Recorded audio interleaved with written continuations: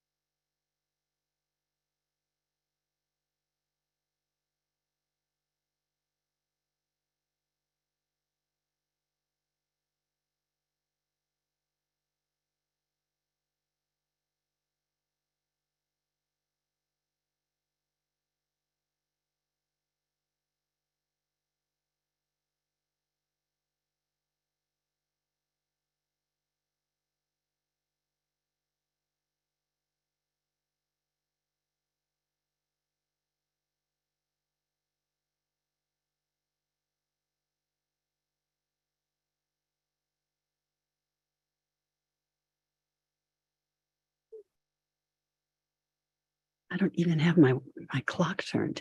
Oh, it's 9:02. Okay, you ready? Good morning, everyone. And welcome to the Tuesday, November 8th, Election Day, Monterey County Board of Supervisors meeting. Could we please have a roll call?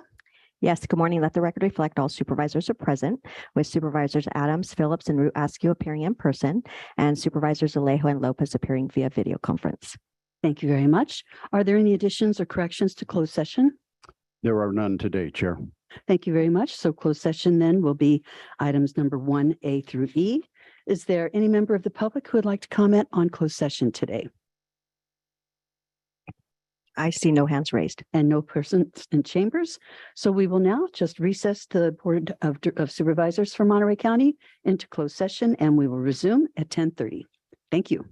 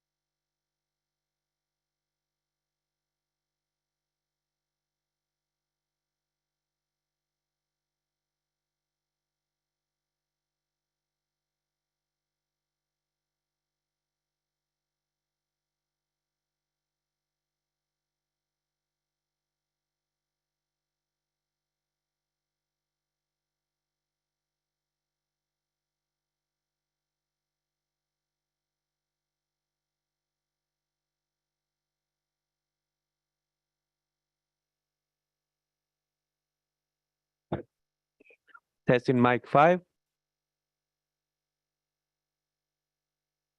Testing mic 6. Testing mic number 7. Clerk's mic. Mic number 8.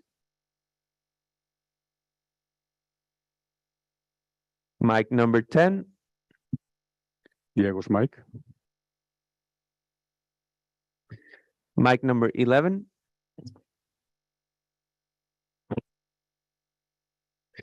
Mic number 14.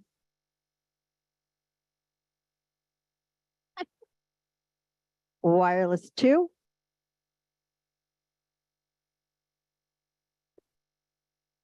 Mic number 12.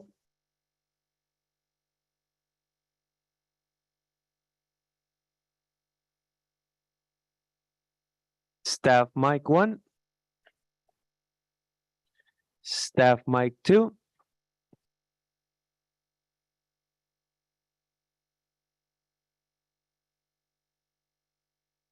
And podium mic.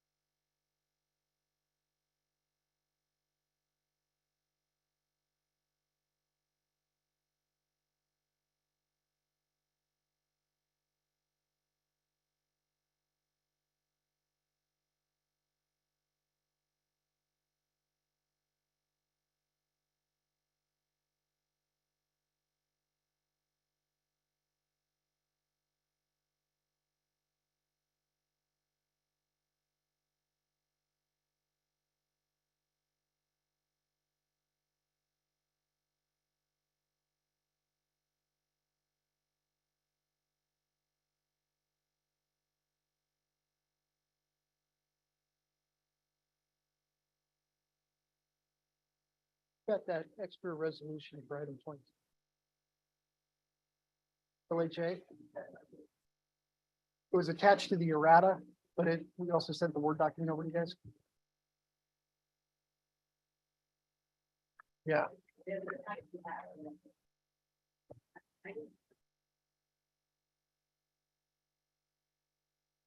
I just want to make sure you have it to process.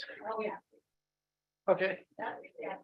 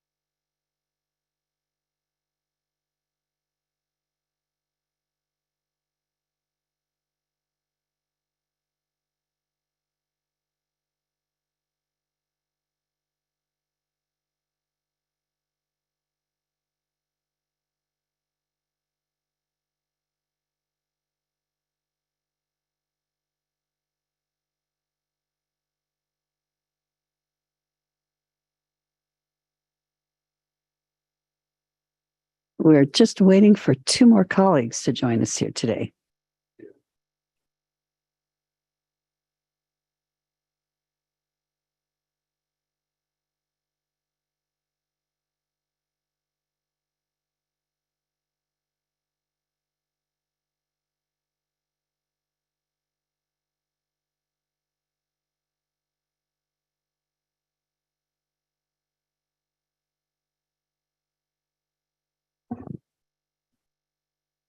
Good morning, everyone.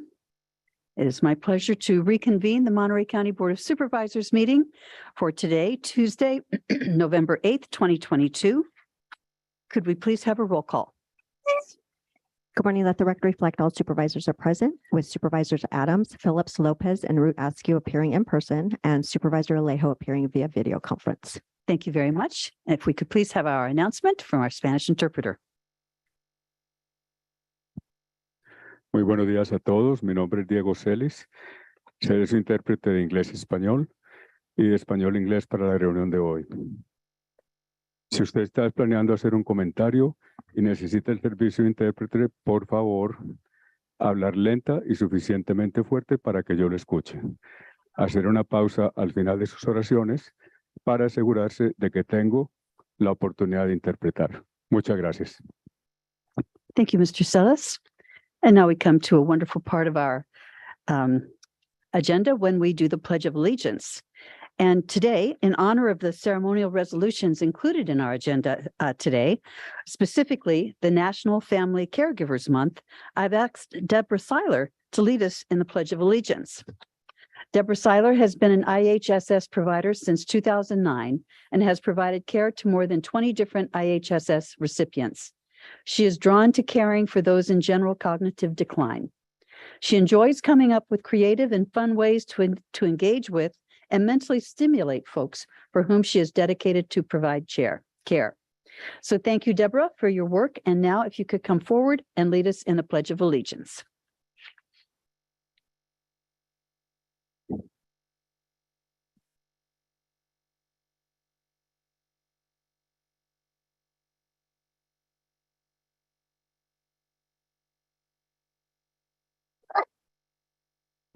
I pledge allegiance to the flag of the United States of America and to the republic for which it stands, one nation, under God, indivisible, with justice for all. Thank you. Thank you. Thank you very much. And now I'll see if there are any additions and corrections to the agenda today. It looks like a packet full. There are, thank you. There's a revision to item number 9 under ceremonial resolutions. Revised resolution was received. There's a revision to item number 25 under the scheduled matters for Public Works and Facilities and Parks. A revised attachment C was received. There's an addition to item number 26 under the scheduled matters for Housing and Community Development. An errata memo was received. And there's a revision to item number 30 under the scheduled matters for the cannabis program. Attachments, a revised attachment C was received. Excuse me, let me correct myself. A new attachment C was received. And then lastly, there's an addition to item number 60 under the consent calendar for Housing, Community, and Development. There's attachment C location map received. Madam Chair, under referrals as well, I'd like to strike number 25, 2022-25, and put it over to a future meeting. That's a new one that I'm introducing on wildlife trappers. So just like that as part of the changes here, and would make that as a motion, the entire package.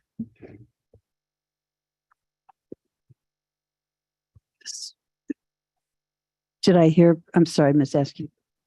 Right, that was a second to the Thank you very motion. much. Okay, so we've had a motion to remove that referral and a second. If we could please. And Madam Chair, I think there's a motion to include all the revisions, additions and corrections. As well. Thank you the, so much. referral. Thank you. Very comprehensive. Okay, so could we please have a roll call vote? Supervisor Alejo. Aye. Supervisor Phillips. Aye. Supervisor Lopez. Aye. Supervisor Askew. Aye. And Chair Supervisor Adams. Aye. Thank you very much. And now we will go to our ceremonial resolutions, and there are 13 of them. So we've got quite a house full today, and we'll move through this as beautifully as we can. And the first one is to adopt a resolution recognizing Deborah Seiler as Monterey County's 2022 In-Home Supportive Care Provider of the Year, and also recognizing a resolution recognizing Maria Rodriguez as Monterey County's 2022 In-Home Support Services Provider of the Year. So Supervisor Root Askew, would you join me and we will present these resolutions together? And Chair, we haven't voted to Can we approve move them all? resolutions yet. you know, that's a really good idea. Thank you. I'm getting so excited about my ceremonial resolutions, I'm forgetting the ceremony part. Let me first ask if there's any member of the board that wishes to make any comments on today's ceremonial resolutions. I'll move And is there any member of the public that wishes to make any comments on today's ceremonial resolutions? Okay, seeing none, then please, if we could have a roll call vote of approval for the ceremonial resolutions. Move approval. Thank you. I'll second that. Thank you. Thank you. I'm just zooming through ahead, just clipping it over. Okay, now we'll have a roll call vote. Supervisor, Get back on track. Supervisor Alejo, Aye. Supervisor Phillips. Aye. Supervisor Lopez. Aye. Supervisor Askew, Aye. and Chair Supervisor Adams. Aye. Thank you very much.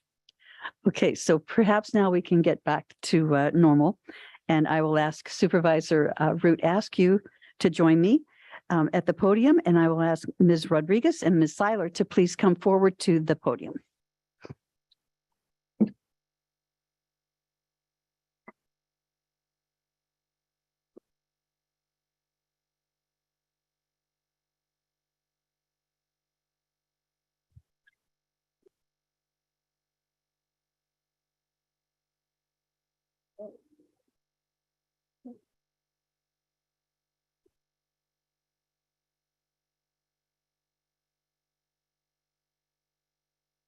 All right. Thank you so much for, are we on? Yeah, okay, perfect. Okay, so we are proclaiming November 2022 as National Family Caregivers Month. And thank you for being here to accept our resolution. I'm just going to read a couple of these because they are important. So more than 90 million family caregivers are in the United States, including over 5,000 IHSS workers right here in Monterey County. These are folks who day in and day out care for those who are most vulnerable in our community and give so much of yourself personally to do so.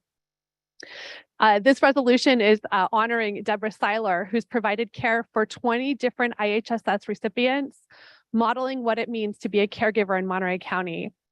Ms. Seiler consistently goes above and beyond by providing extraordinary attention to her responsibilities, often for multiple IHSS care recipients at a time, ensuring that they stay living safely in their own homes. I just want to personally say thank you. Caregiving is so often unrecognized, the work that you do. And today we get to recognize and appreciate you and all 5,000 IHSS caregivers here in Monterey County. So on behalf of the Board of Supervisors, Supervisor Adams and I will present you with this resolution, recognizing you for the significance of the work that you do on behalf of all IHSS workers here in Monterey County.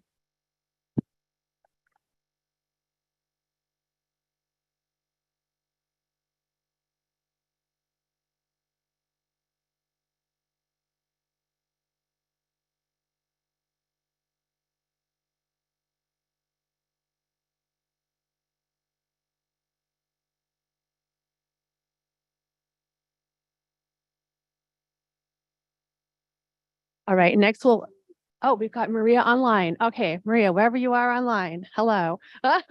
We'll read a couple of our proclamations for today as well, recognizing Maria Rodriguez as another one of Monterey County's 2022 In-Home Supportive Services Providers of the Year. Maria Rodriguez has been providing extraordinary IHSS care since 2011.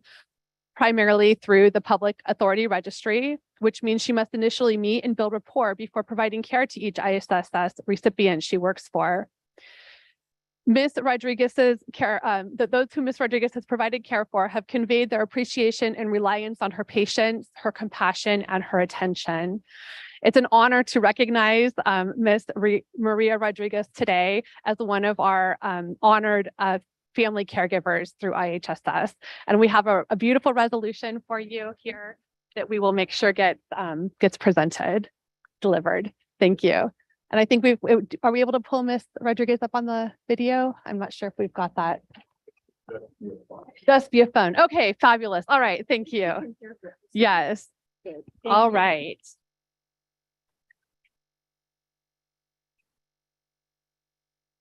Okay, so next up, we have a resolution in honor of November 2022 as National Family Caregivers Month in Monterey County. And I think we actually have two resolutions here. So we're going to be inviting up to the stage Nick Lato and Dr. Lisa Stewart to receive these resolutions. And if Dr. Lisa Stewart, who's here with her family, if you want to bring your family up as well. Yeah, we know how important family is as we talk about caregiving. So let's see here. Do we have the right ones, Mary? Are we separated here? I'm not sure. Swap and swap. Yep. Okay. Very good. All right. So in honor of National Caregiving Month, there are a couple different themes this year, but caregiving around the clock is one of them. Over 5 million Californians provide informal care for a family member or friend with a long-term illness or disability. Whereas informal family caregivers experience considerable stress, physical and emotional burdens, and financial strain from their caregiving responsibilities, it's women, particularly Black, Indigenous, Latino, and Asian American women, who are providing a disproportionately large share of this care, while often simultaneously caring for children. Family caregivers need support, education, a respite, flexibility, reduced or alternative work schedules to better manage their caregiving responsibilities. And the services and support provided by community organizations and county governments in Monterey County to those caregivers is vital to maintaining and strengthening families, preserving their dignity of all Monterey County residents who are elderly, blind, disabled, or ill. And I know we could probably do a raise of hands of those in this community who are caregivers, who've cared for a loved one in illness, during surgery. We often think about paid family leave as a time when you can take care of a family caregiver, but so often we're taking care of our loved ones day in and day out because someone's got to be there and be present to provide that care. So, yep, we've got hands up in the audience. So on behalf of the Monterey County Board of Supervisors, we're so grateful. Oh, we'll swap back and forth. We will, we're proud to present, and I'll present this to Dr. Lisa Stewart. And Dr. Stewart, would you like to make a couple comments? Well, I would just say that, my work really focuses on family members who care for children with mental health disabilities. It's a group that's often under-recognized, particularly in the workplace. And so I am pleased to receive this award, and also would like to put a plug in for the National Caregiving Strategy, which does have ideas for states and local government on how to support families who have exceptional care needs. Thank you so much. And then that's all right. And we have another resolution for Nick Lato. Did I say that right? Lato. And I will present this to you and see if you'd like to make any comments for us as well about your work. Thank you. I just want to say that I accept this on behalf of all of the IHSS recipients, providers, staff, support staff, everyone involved in the program. Through IHSS, we're able to ensure that 6,000 Monterey County residents are able to stay in their own homes safely as long as possible. And it's a great program that I believe in, and I'm happy to accept this on behalf of the program. Well, we believe in it as well. So thank you, Nick, for being here to receive this resolution today. Thank you. Oh, Nick. Thank you so much. And now if you would allow us to have a picture, why don't you all get together as your family there? Okay, I'll scooch over here at the end.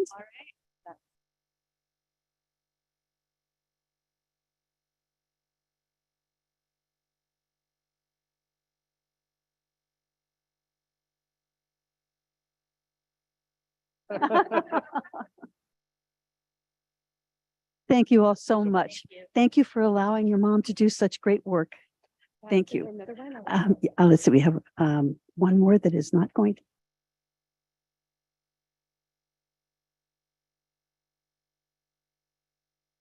Right. Our next resolution, we have Lauren Cohen is here today to receive the Universal Children's Day resolution. Thank you for joining us. Lauren Cohen is the executive director, longtime executive director of our beloved Monterey Youth Children's Museum in Monterey. Anyone who has a child or a grandchild in this community has likely seen Lauren either out at community events with the Wheelie Mobile or been to the My Museum. And today we're going to honor Universal Children's Day, which is to invest in our future means investing in our children.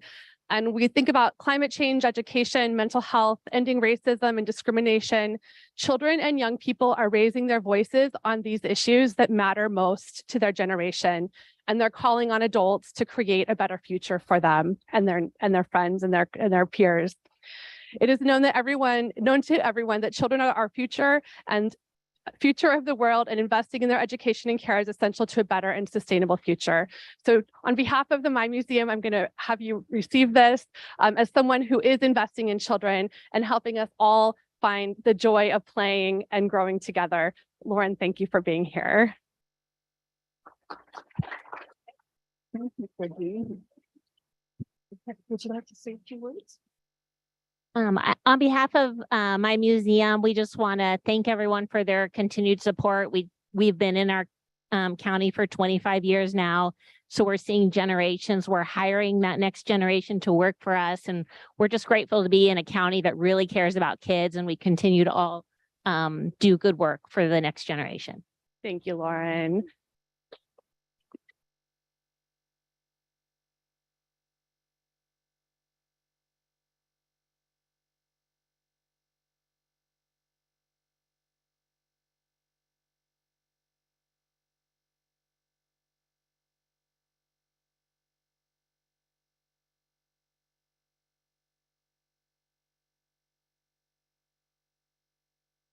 Okay, and now if I could please ask Supervisor Phillips and District Attorney Janine Paccioni to come forward.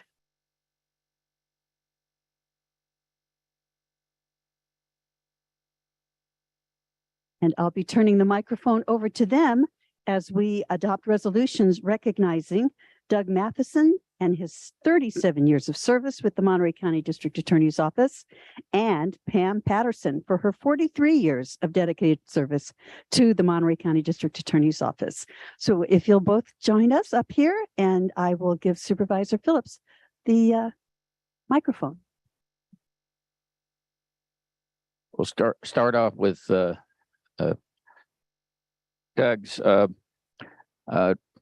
Doug received his doctorate from King Hall School of Law up in Davis. And then after that, he taught business law and undergraduate at the UC Davis and taught legal research and writing and law students there.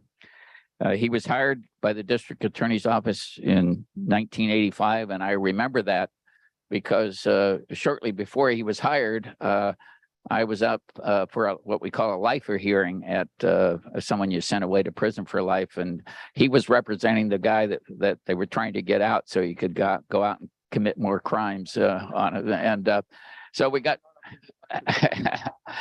and he mentioned that his wife at the time had been hired in the DA's office in Santa Cruz County, and he was looking to relocate down here. And I said, well, I'd already been up talking to the governor's office. I said, there may be an opening coming here. And so sure enough, he applied for it. I mentioned to Bill Curtis that he would be a good applicant. And shortly after I was appointed to the bench, he took the job.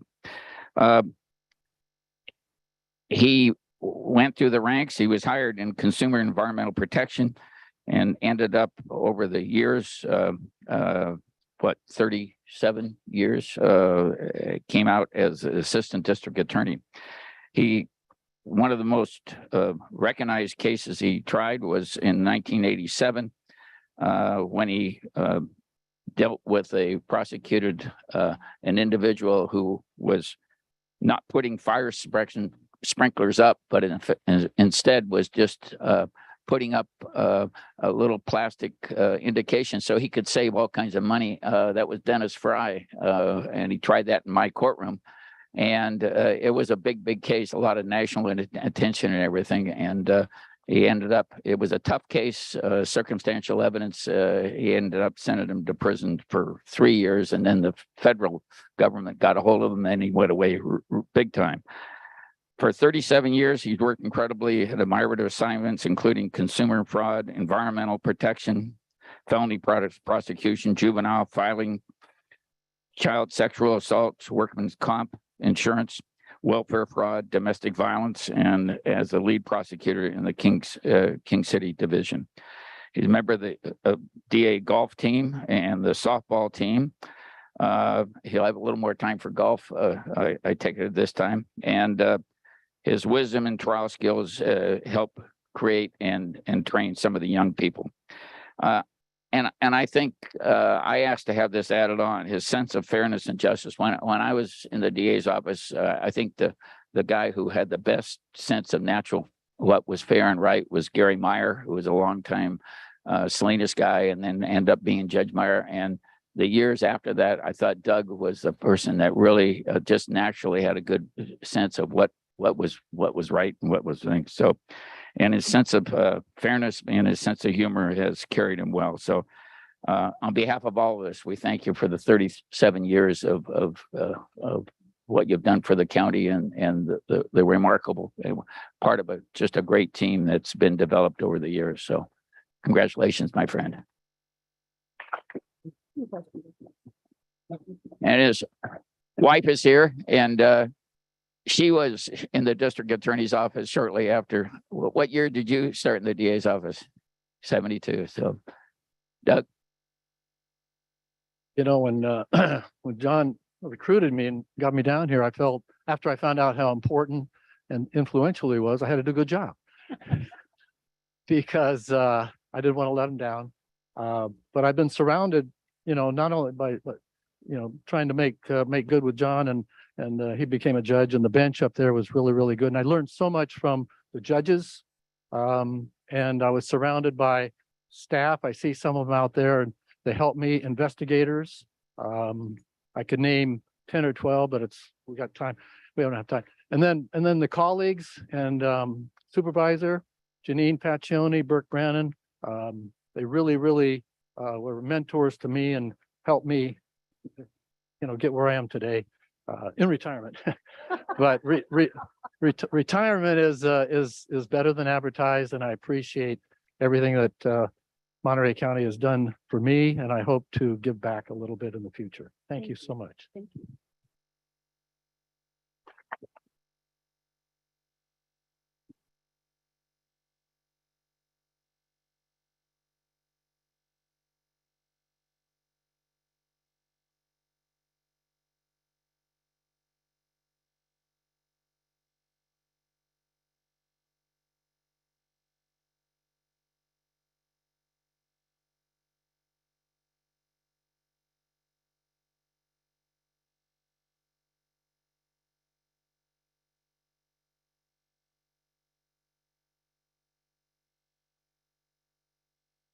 Well, we're here to recognize Pamela Patterson. Everyone knows her as Pam. I refer to her as Pamela, and it's been a very long journey for us. I started in the DA's office in 1992, and Pam was the only advocate we had in the Salinas office. She then went on to create our entire program in the DA's office, running it for 43 years. And we have a very robust victims program, which is not supported by the Board of Supervisors financially. And that's because Pam has been so good about finding outside resources to bring these services to our citizens in Monterey County. Pam and I were assigned to the sexual assault unit together in 1995. And literally, she became the best investigator I've ever worked with. She could get victims to communicate their story in ways that there's just no other person I've worked with that had that ability. And we were able to bring many cases to justice in this community as a result of her dedication. Pam she's a go-getter. You give her a task and she will not fail. And it has been just a joy to work with her and be her friend over all these years. And so we've lost a lot of institutional knowledge with Doug and Pam going out. And, we will carry on, but they are definitely going to be missed on every day of the week, all day long. And we might be calling some back to service. So Pam, on behalf of the Board of Supervisors, so let's come over here and get your picture. I want to say a few words to, shortly before Pam was hired, I remember when she was hired as a kind of receptionist and office person, she was a little shy thing, came in very timid. She's obviously grown over the years. But it wasn't too many years before that we started the victim witness. I heard about this crazy, we didn't have any victim witness. They were just a part of putting the bad guy away. And I went up and studied what Lowell Jensen was doing up in Alameda County. And someone else went up with me, maybe it was Dean, came back and tried to sell it to Bill Curtis about starting it. And they said, well, yeah, let's try this. And we started it. And Carol, you were one of the witness coordinators. And every time we have a budget cut, they'd take our witness coordinator away, and then we had to put it back.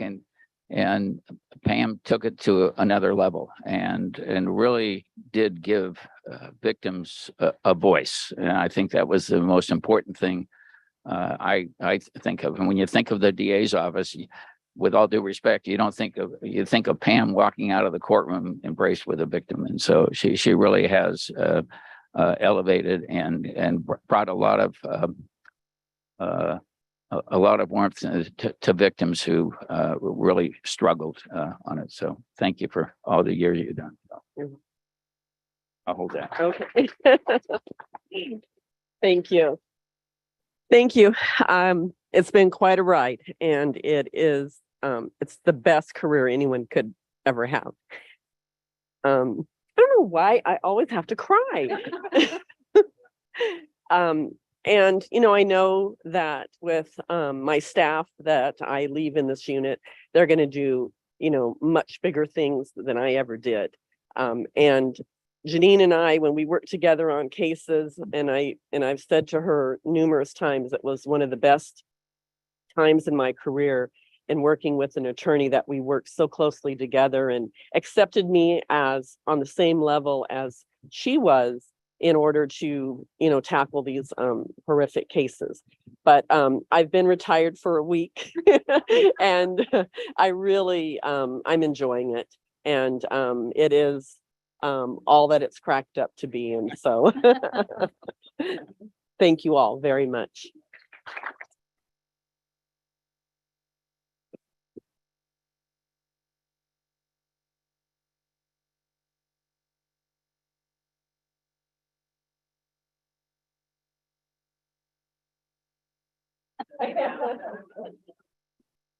Thank you so much.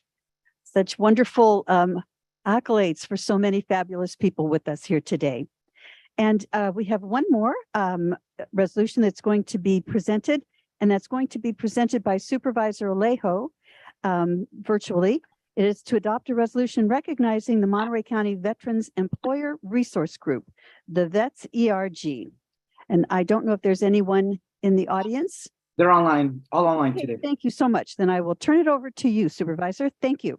Thank you, Madam Chair. As a son of a Vietnam era veteran of the United States Army, it is my honor to bring this resolution forward because this Friday, November 11th, is Veterans Day, a federal holiday that is meant to honor all our veterans of the uniformed services who served or are still serving during times of peace as well as war.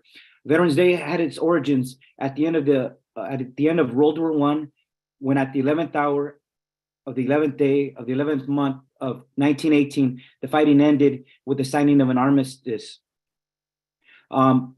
President Woodrow Wilson in 1990, the following year, proclaimed the first Armistice Day on November 11th, but it became a federal holiday in 1938, and it later changed its name to Veterans Day in 1954. So today, in honor of all our veterans and Veterans Day, we are proud to honor this new this resolution recognizing our new Monterey County Veterans Employee Resource Group. This was formed as a vital part of our communities and workforce, and to bring diverse set of skills and experiences. The Employee Resource Group, which is called VETS ERG, was formed last April and became fully recognized by the board on June 3rd, 2022. The Monterey County Veterans Employee Resource Group supports the implementation of the Monterey County Equal Opportunity Plan. It has 16 members and it's growing. And it also provides advocacy assistance and services designed to enhance the lives of Monterey County veterans and active military personnel, their survivors, and their families. The group also works on recruiting and retaining veterans to Monterey, the County of Monterey, and it's focused on strengthening the veterans community and promoting veteran-focused events, activities, and holidays. So with this resolution, the Monterey County Board of Supervisors, on behalf of our residents, honors the Monterey County Veterans Employee Resource Group and commends them for their selfless hard work and dedication to all veterans and active duty service members and the families in Monterey County. And today we are very honored to have two of our veteran leaders. First of all, from our Military and Veterans Affairs Office, we have Jack Murphy, who previously served at the Veterans Transition Center, but he also served in the U.S. Army for 21 years and retired in 2016 as a lieutenant colonel. He had multiple combat deployments that included both Afghanistan and Iraq. And along with him, we have Art Perez with our Veterans Employee Resource Group. He is a management analyst 3 with the Monterey County Treasurer Tax Collectors Department, and he served as a United States Navy Chief Petty Officer for 20 years and 2 days in the U.S. Navy, and served with distinction, receiving 10 Navy and Marine Corps Achievement Medals. So we'd like to give him a few minutes here to speak about the Employee Resource Group, but also on the importance of Veterans Day. And I'll pass it to you. Go ahead, Jack. Well, thank you, Supervisor Alejo, and also our gratitude to the board members, the Civil Rights Office, and the Human Rights Division who underwrote or undergirded us to start a Veterans Resource Group. You know, as the veterans of the county, as our employees here, you know, we want to promote and help each other as much as possible. We want to start initiatives that will help us recruit veterans with all of our service members that are departing from our installations here in the Naval Postgraduate School area, Fort Hunter Liggett, and also the Presidio. You know, our office sees a very talented pool of potential employees for the county. So we want to reach out to them and bring them before the various county entities that might provide them employment opportunities to keep them not only in Monterey County, but also in California, keep them and their families. So we see the Employee Resource Group as step one towards that recruitment and also retaining them here. But you know, we're in our first couple of months of building up our organization. Art Perez, who's joining us today, he's our president right now. I serve as a vice president as well. And you know, it's shaping up to be a great organization. Every time we meet, it gets a little bit bigger. So we're up to over a dozen members, and I'll say about a third of them are non-veterans. They're individuals who work for the county, who support veteran and military causes, the different points of view, the diversity we bring, the skills we bring. So we're very grateful for all the organizations and people who helped get us here. And before I hand it over to Art Perez, on an aside, I do want to congratulate Doug Matheson for his retirement and highlight that amongst all the things that he has contributed to the county, he gave a lot of his time to the Veterans Treatment Court program to get it up and running as our first district attorney. He's come back multiple times. Doug has helped hundreds of veterans and service members from our county. So thank you. And Art, go ahead. Thank you, Jack. So thank you, Supervisor Alejo, Chair, Supervisors, Jack, everyone here. We do appreciate this honor. As the ERG president, I humbly accept and appreciate this recognition. I just want to point out that veterans are not only ex-military, but they're also a vital part of our community. They participate in the community, all different, programs, assistance, coaching, nonprofits, you name it. Veterans understand the sacrifice, the service, the strength, courage, the honor necessary to serve others, not just our country. So that is something we promote within the ERG. Of course, we want to continue that message. I also want to thank all the family members, everybody who, and the advocates of veterans. Like Jack said, not everybody in our group is a veteran, but the advocates are essential family members. We have a lot of staff in the county that is a sibling of a veteran, just like Supervisor Alejo. We have parents that have children in the military. So on this upcoming Veterans Day, I think it's important to appreciate everyone, take a moment to reflect that there's people out there still serving. So we thank them. We will continue to promote veteran awareness, and we wish you all a happy Veterans Day. Thank you. Thank you, Mr. Perez, and for your leadership. And last thing I would mention, Madam Chair, is just I want to encourage all our residents to support events throughout Monterey County this Friday, including at the Veteran Cemetery. I know the Salinas Veterans Day Parade is at 2:00, but tomorrow we have a rally with numerous veteran leaders, including former U.S. Secretary of Defense Leon Panetta and our Congressmember Jimmy Panetta, in pushing to bring a veterans home for our aging, disabled, and homeless veterans and their spouses. So that is tomorrow at 11:00 at the VTC in Marina.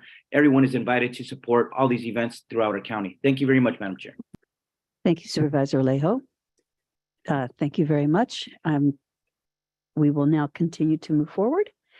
We have a number of other resolutions that will not be presented. One is a resolution recognizing the Monterey Peninsula Regional Park District on its 50th anniversary. That will be presented at another time. And then we have four retirements from the Sheriff's Department. We have Deputy David Burnside, Deputy David Ramon, Deputy Gregory Borg, and Deputy Sonia Lopez Wingo. Congratulations on your retirements. With that, now we will close our ceremonial resolutions and go to our appointments. We have 8 appointments today, and I will go to the board to see if anyone wants to make a comment on the appointments.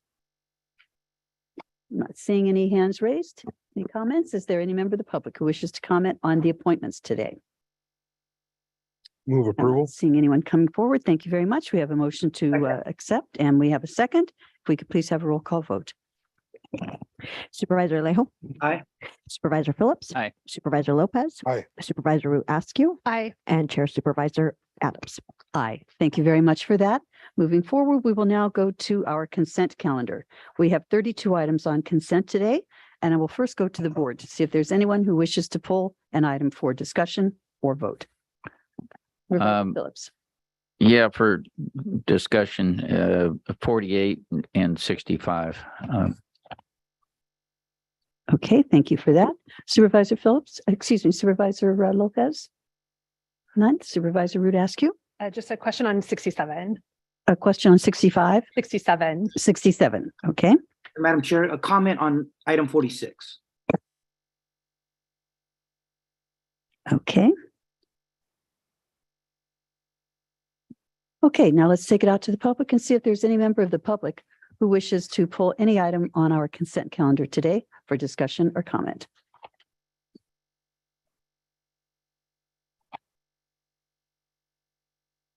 I'm not seeing anyone coming forward, and I'm not seeing any hands raised. So let's go back, and in order, we will look at the different questions that we have. So we'll start with item number 46, Supervisor Alejo.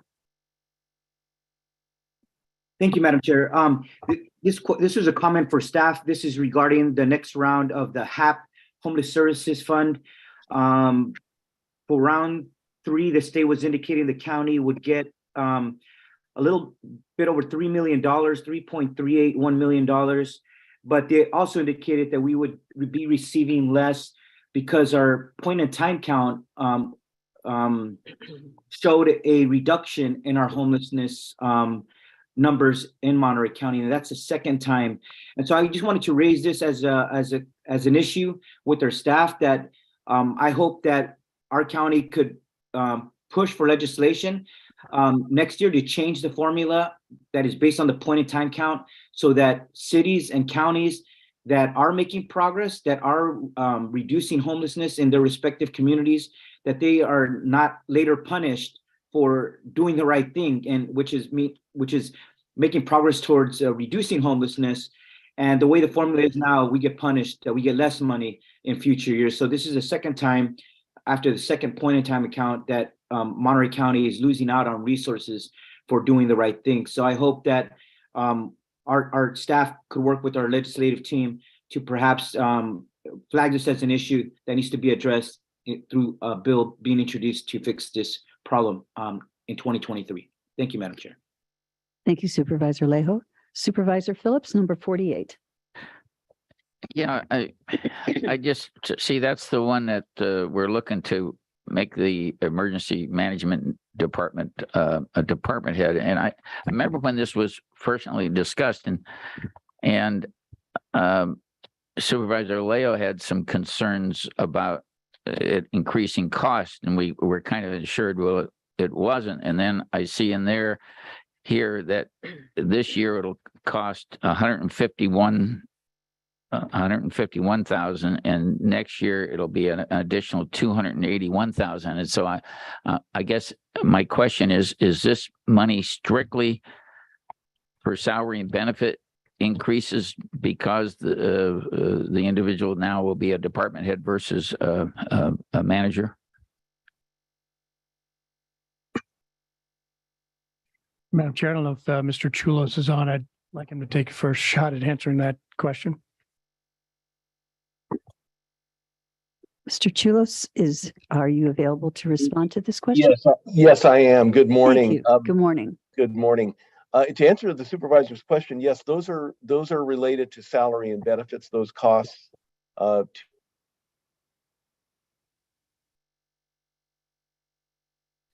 Your mic muted. I think we've lost you, Nick. Can you hear me now, Supervisor? Yes, thank you. Yeah, sorry about that.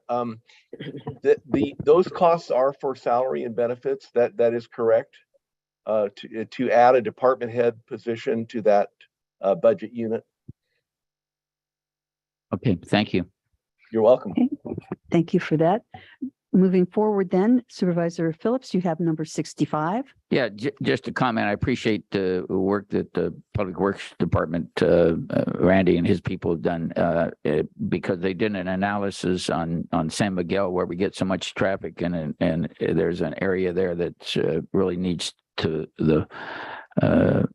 for safety to diminish the speed limit down to 45 miles an hour. They did that, and the San Juan grade no parking is critical. I've been getting a lot of calls from the sheriff who works out there, and it's mostly people stopping there and they can't do anything about it, but they're stopping there simply to dispose of their trash, which this will help. So I appreciate the Public Works Department work on this for us. Thank you.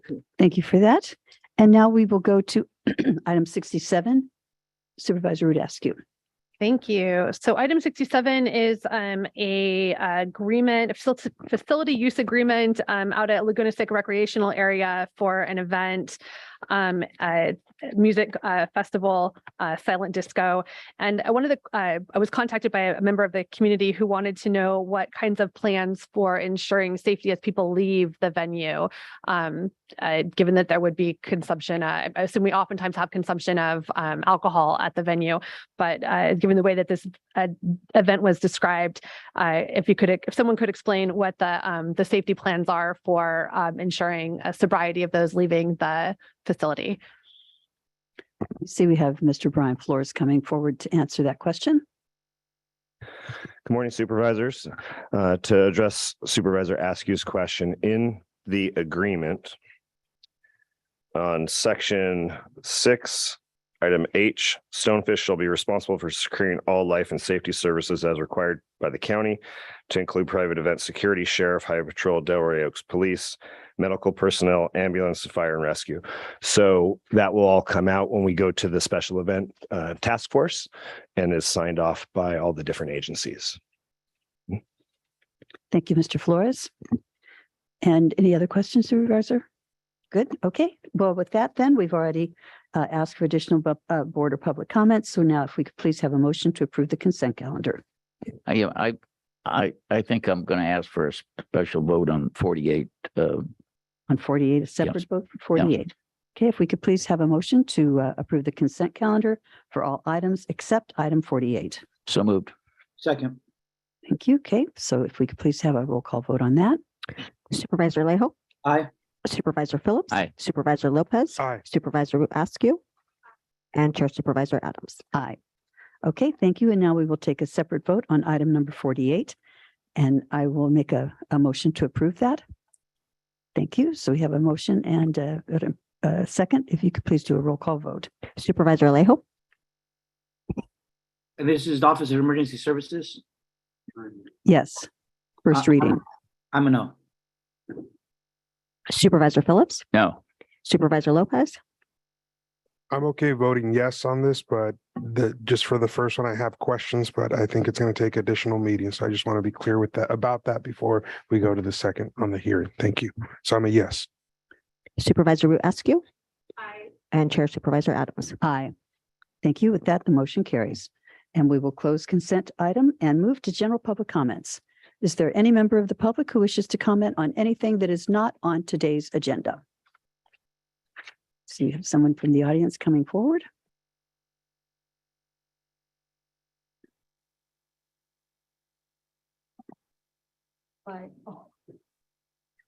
Well, talk to inanimate objects. So I feel like I do that often. good morning. My name is Levon Stone. I am an evangelist. I'm the executive director of the Fort Ord Environmental Justice Network.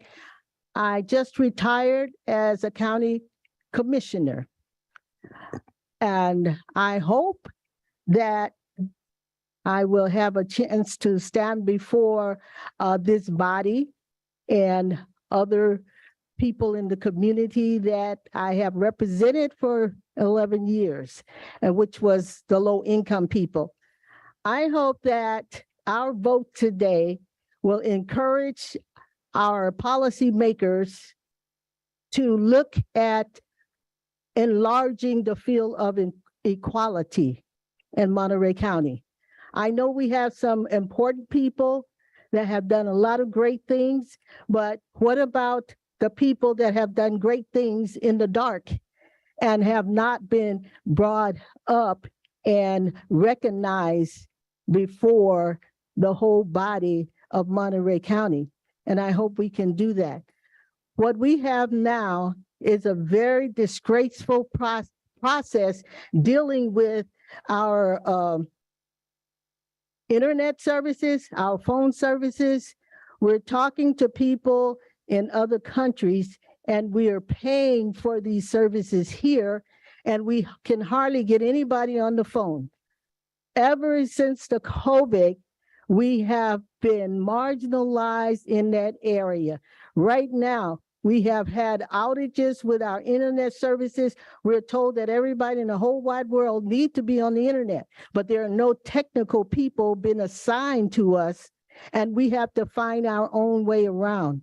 Right now, we're dealing with triple net properties and trying to have offices. We're back on the backside of the Monterey Airport and have been since 2010.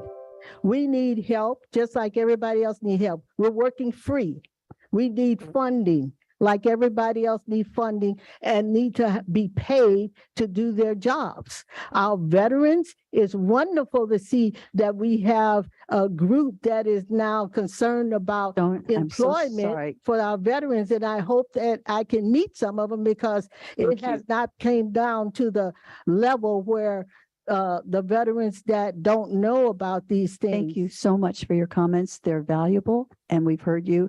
And I'm afraid I have to abide by the timer. Oh, it's fine. I'll stop for now, but I'll be back with more. We'll look forward to seeing you when you do, Ms. Stone. Thank you. Thank you so much. I see we have another person coming from the audience for public comment.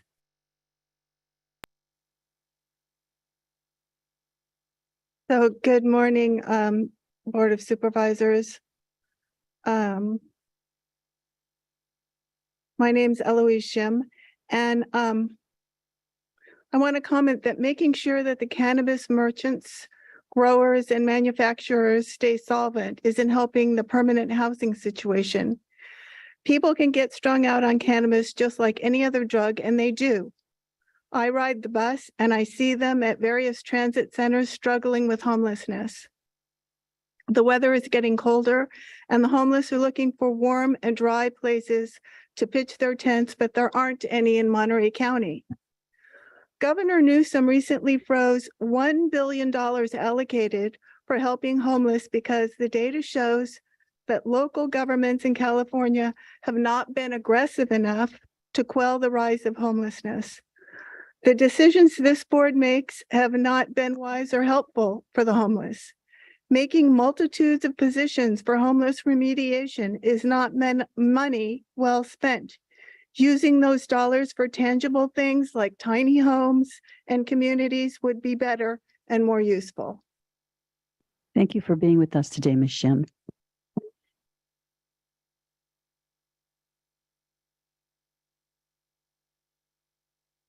Good morning. My name is Patrice Gartley, and I'm just a concerned citizen that lives here in Monterey County. And I was listening to Evangelist Stone and her concerns, and I would just like to hear a little bit more. So I would like to yield the rest of my time to her.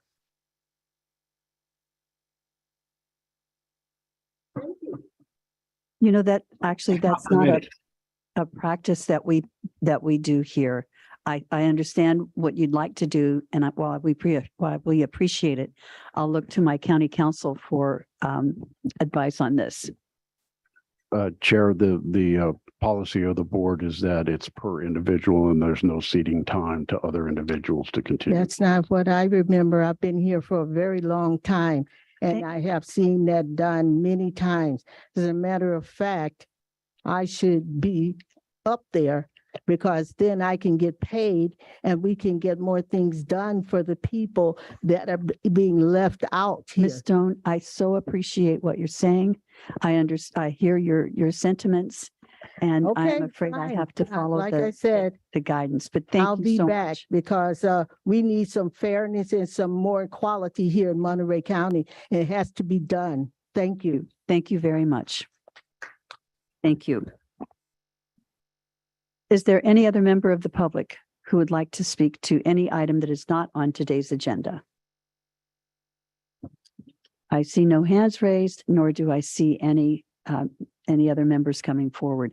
Thank you all for coming over today to make your comments heard. I am so sorry that we weren't able to accommodate what you were asking for. And now with that, I'm going to recess the Board of Supervisors and go to our smaller agendas, which need to be taken care of. And the first thing I will do is call to order the joint meeting of the Board of Supervisors and Boards of Directors. Could we have a roll call? Good morning. Let the record reflect all supervisors are present, with Supervisors Adams, Phillips, Lopez, and Askew appearing in person, and Supervisor Alejo appearing via video conference. Thank you. There are any additions or corrections? There are none. Are there any members of the public who wish to comment on any item not on this agenda? Seeing no one coming forward and no hands raised, we have one scheduled matter, and I will turn to my county council. It is our AB 361 requirement. Thank you, Honorable Chair, members of the board. Again, if the board is pleased to make the required findings under AB 361 that the governor's proclamation of emergency continues in effect, the board has reconsidered the circumstances of the emergency, and the county health officer continues to recommend social distancing measures for legislative body meetings. Then we can continue to meet for the next 30 days remotely as we have. Lopez, so moves. Thank you very much. Second. Few seconds or go ahead. Thank you. So we've got Lopez and Phillips, and I think I've already taken it out to the public for comments. So if we could please have a roll call vote. Supervisor Alejo. Aye.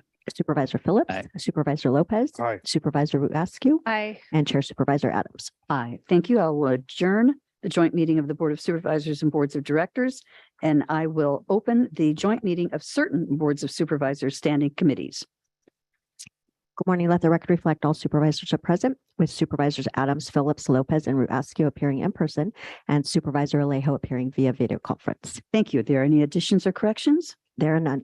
Any member of the public wish to comment on anything that is not on this agenda? With that, I will, thank you very much. There are none. Then I will move to our first item, which is an AB 361. And if we could please have our county council make his comments. Thank you, Honorable Chair. Members of the board request that the board make similar findings as you just did so that the board and the standing committees can continue to meet remotely for the next 30 days. Before you vote, I just want to point out that it is my opinion, as well as the consensus of my colleagues around the state, that if the governor terminates his proclamation of emergency at the end of February, as he has said, we can no longer meet remotely or hybridly under AB 361. There is a different statute, AB 2449, that will take effect January 1st, that has extremely limited ability to meet remotely or hybridly. But my office will be putting out a memo that will describe that. But I just want the board to be aware that come March 1st, we may be back to mostly in-person meetings. So you're telling us that we're going to have to stop meeting like this? That's right, Chair. Thank you very Lopez much. moves staff approval, Let's staff see recommendation. if there's any member of the public who wishes to comment on this before we go for a motion. Nope, not at all. Okay, please go forward then. That was Philip. That was Motion Lopez, stands. And Phillips is Second. second. Could we please have a roll call vote? Supervisor Alejo, Aye. Supervisor Phillips. Aye. Supervisor Lopez. Aye. Supervisor Askew. And Chair Supervisor Adams. Aye. Thank you very much. And with that, we'll adjourn the joint meeting of certain boards of supervisors standing committees, and I will reconvene the Monterey County Board of Supervisors. Good morning. Let the record reflect all supervisors are present, with Supervisors Adams, Phillips, Lopez, and Askew appearing in person, and Supervisor Alejo appearing via video conference. Thank you. And before we get into the scheduled matters and meat of our morning meeting, I believe our county council would like to suggest that we take item number 27 on the agenda today and continue it to December 13th. I'll speak for county council as a Sorry, CAO. how but about if that's- we do that? Actually been conferring with county council, and the two of us concur that we'd like to ask item 27 be continued to December 13th to address some issues with the purchasing process policy that's part of the agenda item today. Thank you very much. With that, I will entertain a motion to continue item 27 to December 13th. So moved. Thank you. Second. Thank you. And that's Philip and Lopez. Can we have a roll call vote, please? Supervisor Alejo, Aye. Supervisor Phillips. Aye. Supervisor Lopez. Aye. Supervisor Askew. And Chair Supervisor Adams. Aye. Thank you very much. And getting on with our item now, we will go to item number 26, which is to adopt a resolution of necessity related to the Davis Road Bridge and projects. And I see we have Director Ishii coming forward.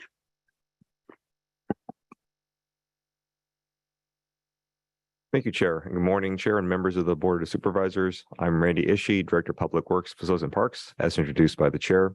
With me today is Enrique Saavedra, Chief of Public Works, as well as representatives from County Council's office, specifically Mary Perry and Shane Strong. And we also have our consultants available for any questions should the board have any or the public have any after our presentation. It is our understanding that we also have the property owner's representative who would like to speak after staff provides its presentation. So with that, I will hand the floor over to Enrique Saavedra, who will be providing the PowerPoint presentation via remotely through Zoom. And so if you please share the screen with him, he'll be able to provide the board with a brief presentation. And thank you very much.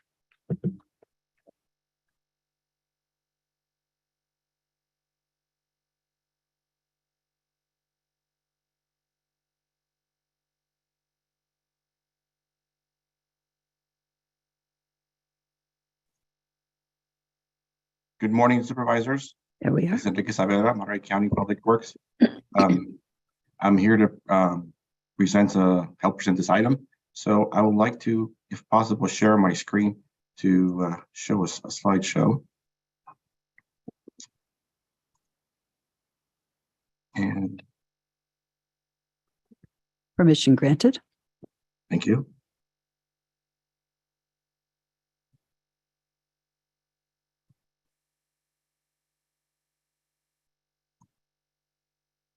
There we go.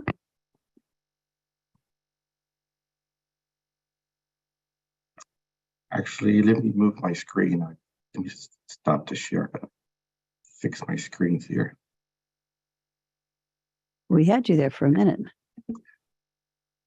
were you able to see this, the slideshow? Yes, it wasn't in presentation mode, but we could see the first slide. Okay.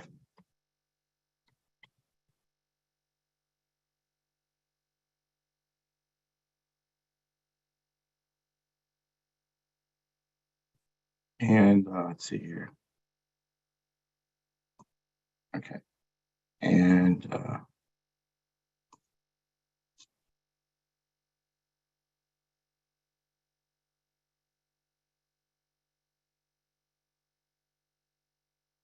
okay.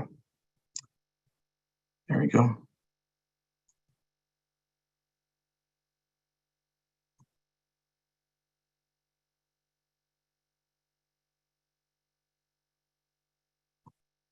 Not yet. Mhm.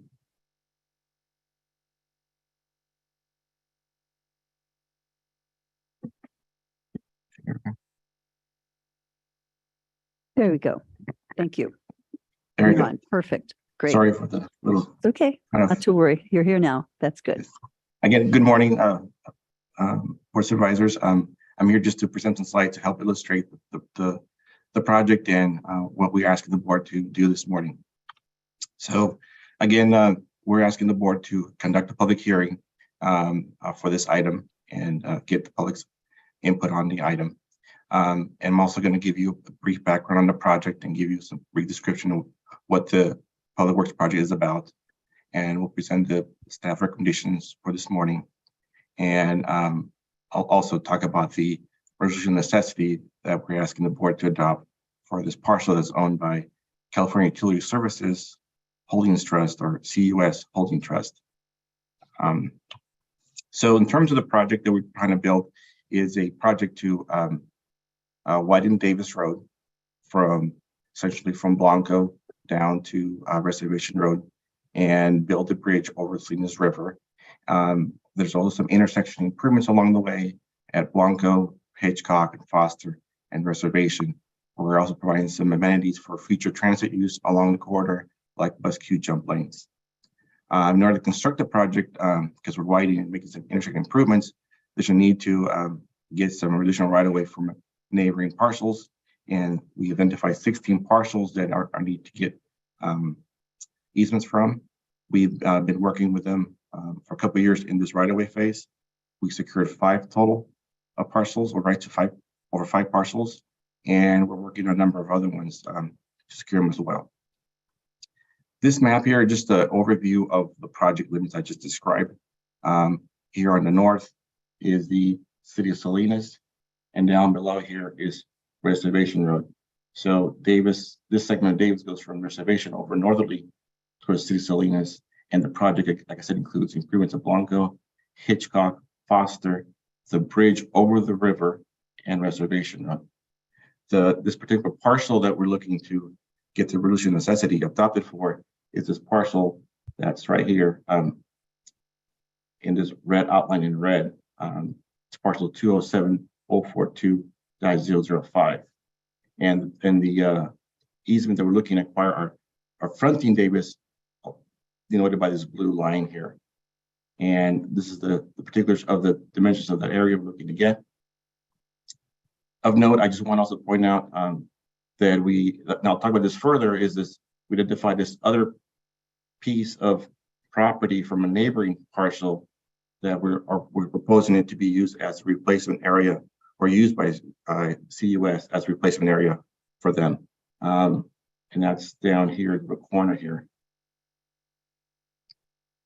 And just to kind of drill down a little bit further into the parcel itself that we're looking to get this additional easements from CUS, is this area shaded in blue. It's roughly 60 feet across. Again, this is fronting Davis Road. Here's existing Davis Road.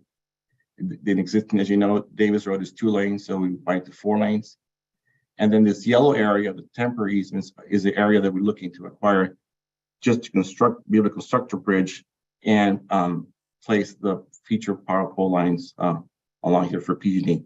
There's existing utilities on both sides of the bridge. There's a gas line on this side, on the opposite side, that makes it really difficult makes it impossible to move the bridge over without having to deal with that gas line. The gas line is a 12-inch high pressure gas main that feeds the Monterey Peninsula. And in talking to PG&E, that is an obstacle for the bridge to be moved to that side. So the widening was done on the opposite side. And then again, we're asking the board is to, again, in summary, to adopt a resolution of necessity for this parcel. Parcel is owned under the name CUS Holding Trust. This area of this parcel is in the Salinas River riparian area. It's not currently farmed, and it's not currently being used as a spray field by CUS.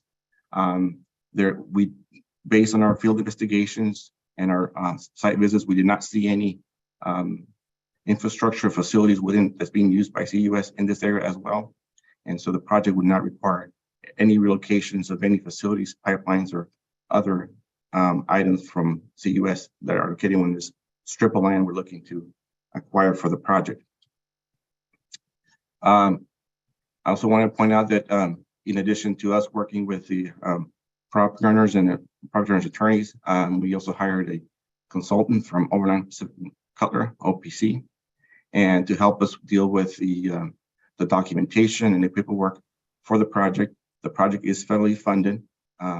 Federal funds require us to follow a certain set of procedures for acquiring easements of this nature. So OPC is helping us with that process and helping us coordinate with the various agencies involved, whether it be Caltrans as the Federal Highways Administrator agent, or the Regional Water Board that deals with the permitting of facilities like CUS.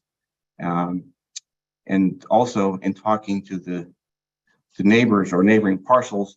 So like I mentioned earlier, we're looking, one of the suggestions in talking to one of the property owners early on was that they're interested in getting a replacement area to spray their treated effluent. Their facility sprays treated sewer water or effluent on areas adjacent to their pond areas. And it was their suggestion that we look for a replacement area to offset the strip of land along Davis are looking to acquire, and to reach out to the neighboring parcel owned by the Merrill family, Merrill Jack's Ranch number 2. And we talked to them, and we were successful in negotiating a utility easement for that purpose. Currently, the CUS does not have a right over this area, and so this would be a new easement for them that's documented for the use for as a spray area. Like I said, we believe that with our project, since in this area the road will be elevated on the bridge, and we're looking to acquire just a road easement, not to purchase the property in fee and title. CUS in theory can still utilize the surface of the land, traverse it, and do other things that not interfere with the bridge, obviously, but they would be still the underlying property owner of this easement.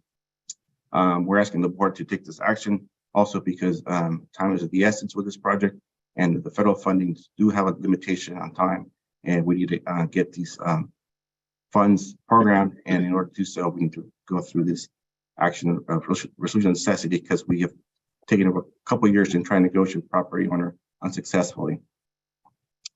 Again, just drilling down a little more detail on the areas, the spray field area. Scott was topic was brought up by the property owner. The property owner is CUS is like I said, sprays some of the treated effluent in areas above the ordinary high water mark along Flins Valley. And in the parcel that we're looking to acquire, or the easement, I just, for the sake of discussion or clarification, I put in the line of the ordinary high water mark. High relates to the parcel. And so within the parcel area, we're looking to acquire about 1 acre of area that potentially could be used as a spray area from CUS. However, like I said, we do acquired rights over an adjacent parcel where they can spray. In fact, as you see, this is a triangular piece here. If you note in this triangle, altogether is about 3 acres, 3.81 acres. And the area that is sprayable is 1.4 acres, which is here. In fact, it's currently being used as a spray area by CUS based on our survey data and our analysis of the property lines. So CUS is currently utilizing this area as a spray field, and from my understanding, they don't have any ownership or rights to this land. So with this transfer of this trade, they would get the rights to continue using the spray area that they currently are doing. And this is just the plat legal description of the triangular piece. It also kind of shows how this triangular piece fits in with their ownership of the two other neighboring parcels. It would help them be more contiguous. And like the photo shows, the previous photo showed, it allows them to better traversing the area for the use of the spray field. There's a question that came up regarding the access, the future access following the bridge. And I just wanted to point out that in the future, once the bridge is built, we do have a frontage road that will go on the downstream side or the west side of the roadway. And then underneath the bridge, there'll be this proposed access road that go under the bridge to access those properties on the opposite side, since the bridge will be elevated and currently, people are able to access right off the roadway. So when the road is elevated on the bridge, they'll be able to access their property via this access road on this frontage road. We're securing the rights for this access for these property owners. This parcel is owned by the city of Salinas, and we are working with them to get this access secured for them. Here, just a picture of the bridge. Like I said, it's going to be about 1,700-foot long bridge, similar to what you see on Highway 68 over Salinas River. And it'll again provide the ability for the neighbors to cross under the bridge. And this is just a roundabout picture, a picture of the roundabout that was proposed for the reservation and Davis intersection. We secure the right of way on all sides for this project, for this part of the project. And here's just a picture to show how it looks when it rains and the water overtops the roadway during high flows of Salinas River. And essentially the bridge will start pretty much where at the beginning of this photo, where this person is standing that took the photo, all the way across all that water across the river. And so in conclusion, we're asking the board to take the following actions so that the public interest and necessity required our Davis Road Bridge Replacement Project and that the project is located in a manner that's the most compatible with greatest public good and least injury. And the property we seek is necessary for our Davis Road Bridge Replacement and Road Widening Project. I do have a slight correction I wanted to make to the resolution. I will provide this to the clerk of the board already, but we in talking to our county council, we need to add an additional, resolution or at the end of the conclusion of the resolution that states basically that our proposed use of this easement with this bridge is compatible with existing uses of the land. In other words, there isn't any spraying area going on the existing easements, or a bridge is compatible with the existing uses of that parcel at the moment. And that concludes my presentation, and we're open to any questions or comments. I guess like Randy Ishii mentioned, we have our consultant team available if any detailed questions are needed, either by our designers or right-of-way consultants. Thank you very much, Mr. Saavedra. Let me go to our board first and see if there are any questions at this point. Supervisor Phillips, Supervisor Lopez, Supervisor Rudascu, Supervisor Lejo. I can't see if you have a head wagging, but I'm not hearing you say that you'd like to say anything, and I don't see your hand raised. So with that, I will go back to Mr. Ishii. And I see we do have one member of the public whose hand is raised. And that is Gary Varga. If you would like to unmute yourself, you'll have 2 minutes for comment. Hello, I am Gary Varga. I am the attorney that has represented California Utility Services, which we refer to as CUS, for approximately the past 30 years. I have been a Monterey County resident for approximately the last 45 years, and I was on the County Planning Commission for approximately 7 years. I was appointed quite a number of years ago now, but I still continue to have a love and a concern for good planning in Monterey County. I intend to give you a very short comment period. I had asked for 10 minutes. I'm going to use substantially less. And the reason is that I have been general counsel for CUS and I handle the day-to-day problems. This problem is significant to CUS. And because of that, they've hired an expert in eminent domain. And he has, as I understand it, submitted a letter. And I understand as well that I think he wants to speak today. So I will be very quick and hopefully you can have the expert tell you some more. But what I would like to point out is that CUS provides sanitary sewer service for approximately 1,000 to 1,100, a total of 1,100 service connections, mainly in the Toro area. And what that service is, of course, is their toilets and their septic systems and their sewers. So it has a very significant effect if you somehow limit our ability to handle that sewage. The concern being, of course, that part of the process of taking care of the sewage is to aerate it and clean up biological concerns by spraying it on fields and allowing it to percolate. And if you cut down the area for that use, you cut down the ability of the sewer treatment plant to handle the flows that come to it. And so it's very vital that the service of the fields is equivalent to the amount of sewage that the plant is producing. And the size of the fields as currently in existence is sized to fit the capacity of the plant. So cutting out some of the area that we can spray seriously affects the ability to provide our public utility services. And because of that, CUS has been very careful, and I have been very consistent for many years in taking the position that we cannot give up the amount of area we need to spray. So what we have asked for is that, and it was shown in the maps a few moments ago, is that we have another area of equivalent size to replace what the road system is proposing to take.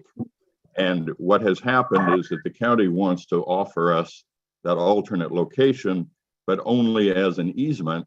And CUS does not want to accept merely an easement.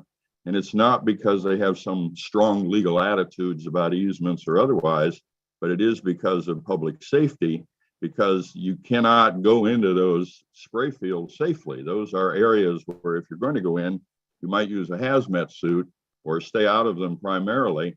And there's no good way that you can have someone else farming or driving or going under the bridge or anything else where we are spraying. It's unsafe as a health matter. Mr. Varga, I need to ask you a question. We have 10 minutes allotted for this item.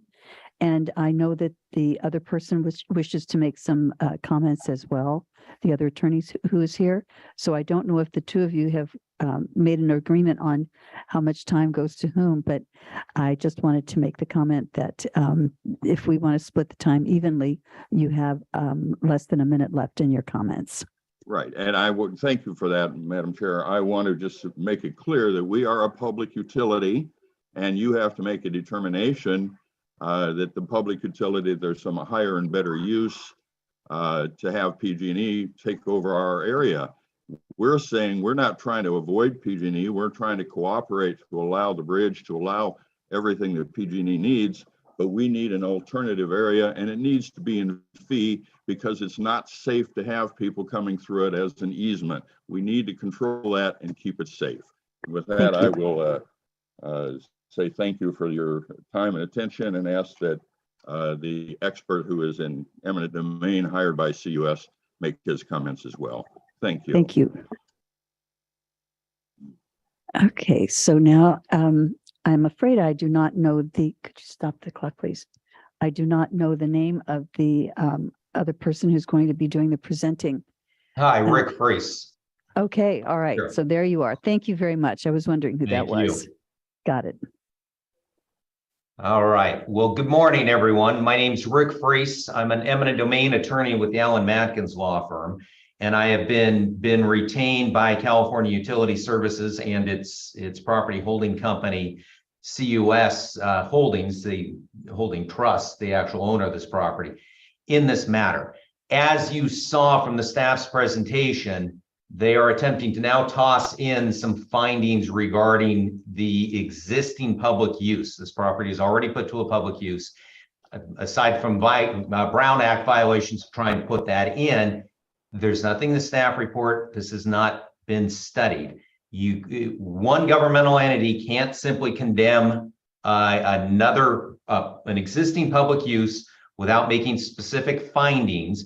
You don't have anything in your record to support those findings because, in fact, this property is appropriated to the public use as a spray field.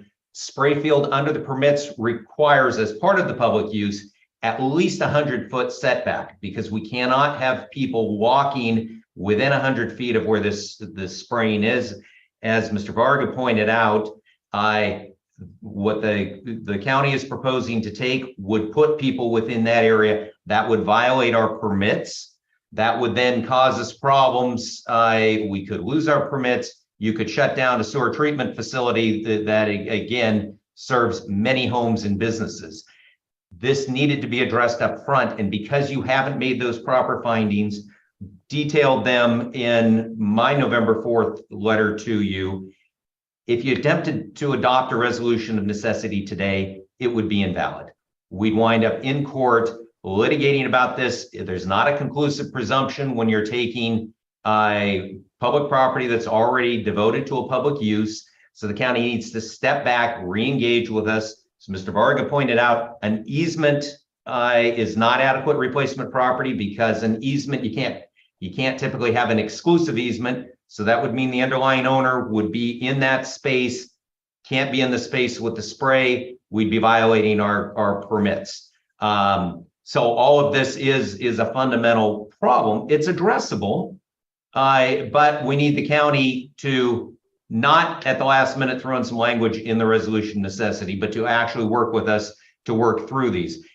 That includes the access. We have to be out on that property daily as part of our permits, and we have to have access daily during the county's construction. So that there will eventually be access, maybe it hasn't been acquired yet, isn't sufficient for today. We need to know every day that we'll be able to get access. So all these things, they can be worked out, but they haven't been worked out. And fundamentally, you can see throughout the county's work, its appraisal never acknowledges that this is put to a public use. So the appraisal doesn't account for the public use and what it will cost to replace the public use. The appraisal doesn't account for the fact that it's actually one of two larger parcels and that it will have severance damages. All that I've laid out in my letter, but fundamentally, the county has a whole series of fatal defects in attempting to adopt a resolution of necessity today, which will only result in our having to go back and forth in court, which isn't in anybody's best interest. So we'd request that the county not adopt this resolution of necessity, work with us closely, understand us. A California Utilities Service has been trying to get these points across going back to 2014. We haven't been heard. These are important issues. These are public issues. So again, would request that the county not do this. The county's got California Environmental Quality Act issues by going forward without having acknowledged the public use. It's getting federal funds. It's got NEPA issues. All of this is violative. These are all problems that shouldn't exist. The county should work with us, not adopt this resolution necessity, not go forward into court, and let's find a program that works. So again, all of our more detailed objections are in my November 4 letter. We requested those be part of the record, and we do object to the adoption of this resolution necessity and request that the county not go forward today with adopting that resolution. So with 20 seconds left, I will stop at this point. Well timed. Thank you very much for your comments and your report today. Okay, so I'm going to come back and look to Mr. Ishii and see if first, let me see if there's anyone else who wishes to make any comment from the public. I'm not seeing any hands raised or anyone moving forward. And I can come back to the board before we go to Mr. Ishii, I think might work. Supervisor Phillips? Well, I share the concern raised. My preference would be that we put the matter over to keep negotiating with the. I understand the problem that they have, and I know the company that's dealing with the sewer disposal and the area they need there. So I think this is a little different problem than we normally see. My thought was rather than setting us up for litigation, we go back and keep working on this a little bit, but that's just my thought. 22nd. So I feel like I need to allow comment for the rest of the board members, but I did have a suggestion that was brought forward from Director Ishii, and that is that we take 2 weeks to go back and try to see if we can work out some of these issues, which would mean bringing it back to the board on the morning of November 22nd. If the board agrees with this, we would have to make a motion to be able to make that change, but it would allow time to work forward. Yes, Chair, thank you. Honorable Chair, members of the board. There is a timing issue, as Mr. Ishii pointed out earlier. There's the risk of losing the federal funds for the entire project. However, Mr. Ishii has confirmed that this can be put over for a period of 2 weeks. Attempt to negotiate with the representatives from CUS to see if we can work out these problems. So that would take a motion to continue the adoption of the resolution of necessity to November 22nd. Again, happy to, I'm sure Mr. Ishii and Mr. Saavedra would be happy to answer any questions or respond to any of the comments from the representatives of CUS. Thank you, County Council. Let me go back. Supervisor Lopez, any questions on this? Supervisor Rudascu? Yeah, I do just have, I know we've been in discussion about this issue for years, for a very, very long extended period of time. And I'm just wondering if these are issues that are being brought to light today at this hearing, or are these issues that have been in discussion going back for that extended period of time that we've been working on this? Thank you, Supervisor Rudascu. It is staff's understanding that this has been in process for years. I'll look to Chief of Public Works, Enrique Saavedra, to confirm the dates, but by way of example, with regards to the appraisal being stale, the appraisal was done when we engaged in firm discussions with them at that point in time, which was in 2020, and that's when the appraisal had been performed. So it's just an example of how long we've been talking with CUS or trying to get in touch with CUS and have that discussion. But I'll open the floor to Enrique, if you could please address any further timelines for the board. Sure. Regarding this issue, yeah, we've been working with Mr. Varga and Mr. Tom Adcock, one of the owners of the CUS, for a number of years. Although I do got to say it's been difficult to communicate. I'm not sure if it's been COVID or what, but it's been difficult to get emails and phone calls answered from CUS. But it's our goal, obviously, to make this a win-win situation for everybody. We want this project to be successful. Like we're talking about the trade easement, or the easement, train of easement. Like I mentioned in my presentation, the easement currently they're proposing to use as a trade is currently today being used as a spray area by CUS. So they would get the entitlement to use an area they currently use already from their neighbors. As far as the spray area closest, or the use of the parcel for sprayer near Davis Road, like Mr. Price mentioned, the spray area has to be 100 feet from a road for existing public use, which is Davis Road is a public use facility. So they couldn't spray within 100 feet of the roadway anyway. So it's our opinion that this alternate or traded location for the spray field makes sense for everybody, CUS and us, the county as a project proponent.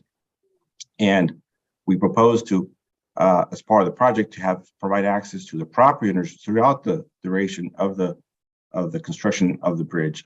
That's always been our intention from day one. We don't want to landlock parcels. We understand not just them, but the farmers on the other side need access to their lands during construction. So as part of a construction phasing, we have plans to accommodate that use or diverted or detours during construction, but still maintain access for all the parcels, not just CUSs.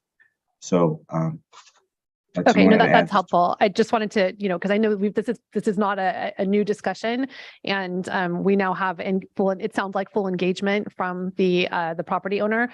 So I would be supportive of the recommendation to continue this for 2 weeks, to continue those conversations, to allow staff to continue those conversations. But it does seem to me that there may be issues that were just now brought up in this November 4th letter and brought up today that we could have been working on, or that had we known about them, we could have been working on resolution going back some time. So I'll be happy to allow an additional 2 weeks so that we can have those conversations as necessary and hopefully bring back a solution that is more amicable to all involved. Would you like to make that in the as a form of a motion? Thank you. I'll second that motion. At this point, is there further discussion on this item? Supervisor Alejo, I see your hand is up. Yeah, I just wanted to comment that certainly don't want to lose out on any funding for the project, but because some of the legal issues were raised, I just wanted to make sure our county council has proper findings when we do bring this back in 2 weeks, because time is of the essence in terms of keeping this on a tight schedule. Thank you. Thank you. Thank you, Supervisor. Yes, we'll work closely with staff to make sure we have the appropriate findings in the resolution of necessity. Thank you. And I hope as well with Mr. Varga and Mr. Fries now having heard the conversations that they too will be agreeable and accessible to us so that we will be able to move forward within the 2 week time frame. Mr. I see you shaking your head. I'm hoping that that's a good sign. Agreed. Yes, I was muted. I'm sorry. Yes, we're very interested in talking. Perhaps COVID was a part of this, but it's important that those discussions be handled now and that we get them addressed. We appreciate very much your willingness to move forward on this. It's an important project. And again, the funding is always difficult to get, and we would not want to risk not being able to move forward with it. That wouldn't be in anybody's best interest. Okay, so with that, could we please have a roll call vote? Supervisor Alejo? Aye. Supervisor Phillips? Aye. Supervisor Lopez? Aye. Supervisor Askew? Aye. And Chair Supervisor Adams? Aye. Thank you very much. Mr. Ishii, have you any other comments you wish to make now? No, thank you very much, board. We appreciate the direction, and staff will be working diligently with the property owner's representative. Great. Thank you so much. Okay, that will now close item number 25, and we will move forward with item 26, which is to conduct a public hearing and adopt a resolution regarding the Permanent Local Housing Allocation Program Standard Agreement. Mr. Marshall. Good morning, Chair Adams, members of the board, Darby Marshall, Housing and Community Development. We're here to conduct a public hearing on the county's permanent local housing allocation application. I want to thank members of the board who reached out to your elected compatriots at the various cities, making them aware of this funding opportunity and that the 2019 funding would be going away if it was not applied for. I do want to let you know that we have firm commitments from the cities of Carmel and Soledad to partner with the county on this. The city of Greenfield will be considering it on November 15th, and that's the reason for the errata memo today. All told, that will bring about $5.9 million of PLHA funding into the county. On top of, we also have been told that the cities of Sand City and Soledad have submitted their applications independent of the county. So it doesn't add to the pot that we're directing, but it does at least make sure that the funds come into Monterey County. In June, the board considered an amendment to the county's 5-year plan. we are amending that. It had not been submitted to the state yet. So we are amending it because of an emerging need to fund street outreach and case management through the Community Health Engagement Program at CSUMB. We are doing that at the expense of continuing to fund the construction of permanent supportive housing. So that is the trade-off that we have to make. The state is also communicated that they are expecting to start putting more emphasis on jurisdictions, making sure that they are allocating 20% of the funds to affordable owner workforce housing programs. That is in the legislation, and I guess statewide, we're falling short of that. So we're making that amendment as well to step up and make sure that we're doing our part. And that will probably come in the form of first-time homebuyer programs or working with cities to subsidize development for affordable housing that is geared for owners. Again, I'm available if you have any questions. Otherwise, the recommendation is that you authorize us to move forward with submitting the revised amendment number 1 to the HCD, that you adopt resolutions and agreements with the cities of Carmel, Soledad, and contingent on the city of Greenfield actually adopting the required resolution and approving the agreement, an agreement with them as well. Thank you. Thank you very much, Mr. Marshall. I will go to my colleagues now. I see Supervisor Alejo has his hand up. Thank you, Madam Chair. First of all, I want to thank our staff for their work on this, but I also want to acknowledge Jane Barrow with Eden Housing, who raised this issue for us, that there was several cities that qualified for this PLHA funding, but had not yet applied. And we were lucky to kind of catch this because the original deadline was at the end of October. The state gave us another 30 days. I think, well, all local governments another 30 days. So it gave us till the end of this month to get things in order. And so I want to thank the staff for following through, because otherwise this would have been money that is given, I think, for the next 3 to 5 years that would have not been applied for, and we wouldn't have been able to draw it down for the benefit of addressing homelessness in our county. And I want to really thank Mayor Dave Potter and Mayor of Soledad for bringing these forward, and hopefully the council will do the same in Greenfield. I think Mayor Oglesby, the Seaside, wasn't aware of this funding, but I think they're pursuing it. They're applying on their own now. So just flagging this for them got them to apply to make sure that they're getting their allocation. And even though they didn't join in with us on this effort, at least they're drawing that money and being able to put it to addressing homelessness in their community. The only other city I would raise concern with was just Marina, because they also, I think, on a yearly basis qualified for about $157,000. But the state informed us, or we were informed, that they don't qualify to apply for this money because they don't have a certified housing element. So that, for me, that was just an example of not having that housing element is now causing them to not qualify for this particular funding. So I hope that could be addressed, and that maybe next year they can apply and get their fair share for their community, because that's just money that we're not able to now utilize. And the only question I would have for staff, because there is some concerns that I think our homelessness director, Roxanne Wilson, raised, in some of this money that we're applying for, where there's more restrictions and not as much money available, is in the operation and maintenance of some of our shelters. So I don't know if Roxanne or Darby has any, because I saw the permanent supportive housing and some other projects mentioned, but just this issue of not having the ongoing support for some of the basic safety net infrastructure, such as some of our shelters, whether some of this funding could be perhaps used to support the ongoing costs of those programs.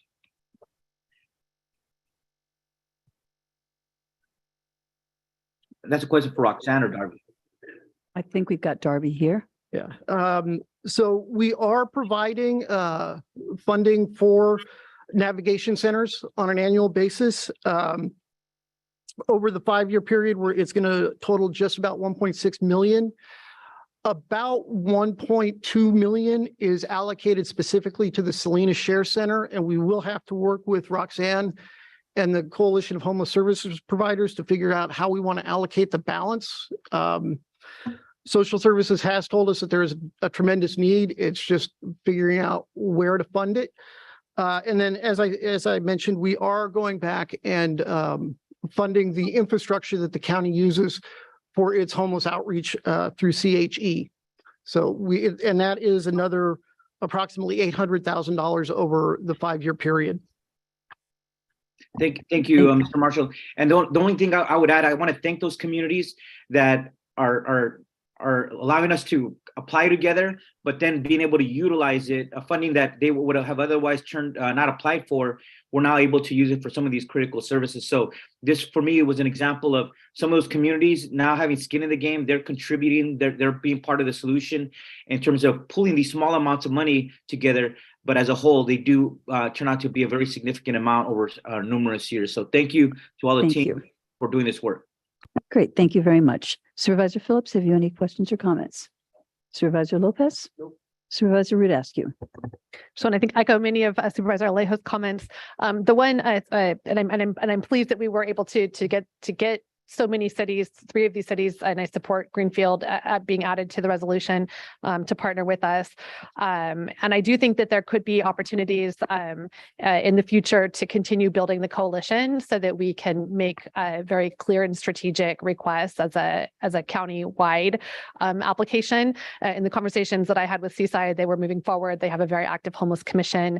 The conversations with Sand City, I don't think they understood exactly what our clear plan for expending these dollars as a regional application would have looked like. We could have maybe been clearer and about that.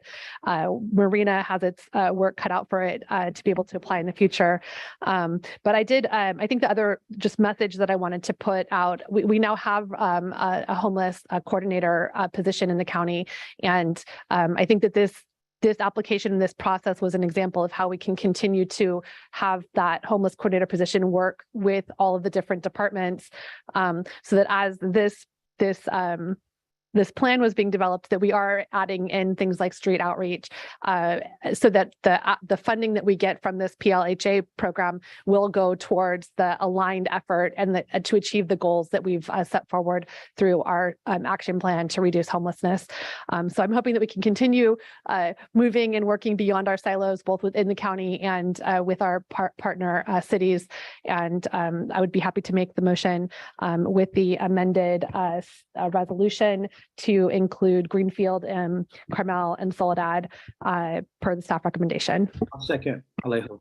Thank you very much. I'll make my comments and then we'll go out to the public and I'll call your motion when it's appropriate. I wanted to say that I thank you very much for all of the work that you and the team have been doing on this. I'm totally supportive of funding for the CSUMB outreach teams that have been working with the homeless population. It's just in my district as well. We've seen such great success with the work that they're able to do. So I was just wondering, since they've been such a great partner, if there is any commitment to the additional funding that might be provided to them through the amendment. So we have not allocated. Right now, they have a critical need just to get through the balance of this fiscal year, and we are meeting that.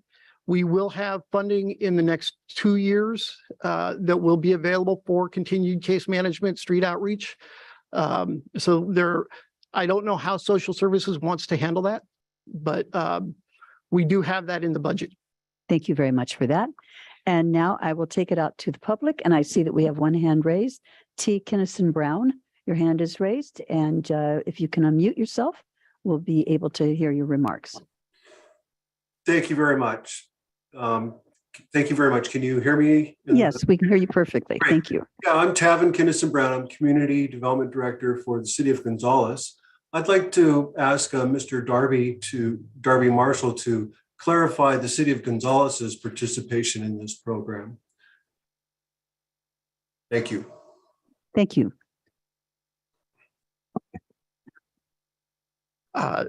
This has been a source of some confusion for particularly Greenfield. The state allocated the funding for the PLHA based on participation in entitlement communities, such as the county's urban county. They set it at 2017. Gonzales is part of that. So there is not a separate allocation for Gonzales. So they are de facto part of the group that we serve, just as Delray Oaks is. for whatever reason, Greenfield was counted separately by the state, even though they had started participating in the urban county in 2016. So we got a bonus round there.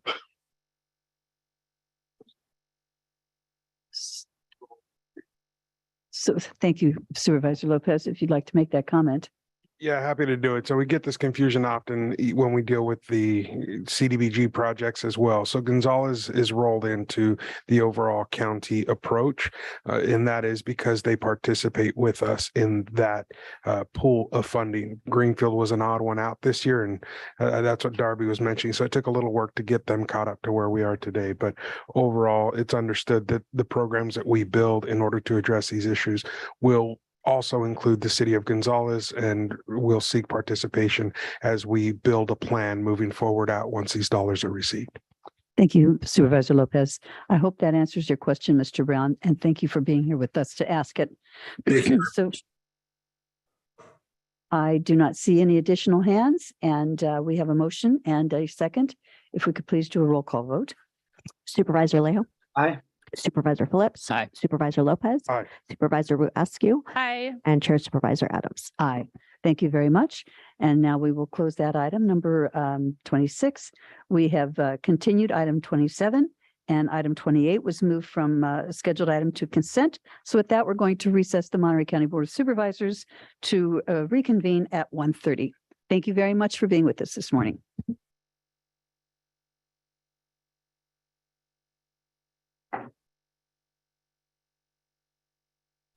Lunch is in the back.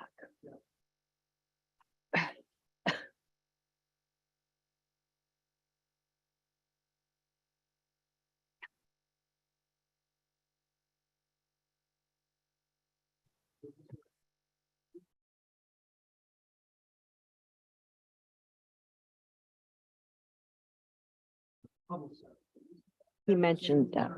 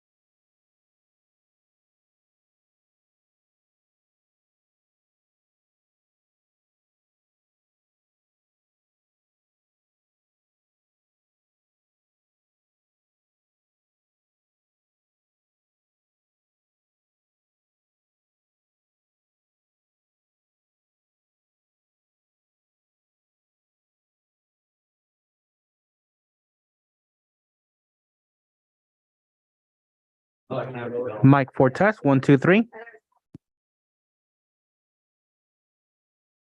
Mic 5 test, 1, 2, 3.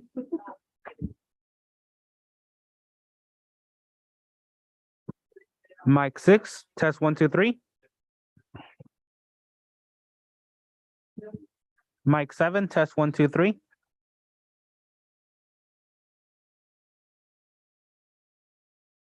Mic 8 test, 1, 2, 3. Mic 10 test, 1, 2, 3.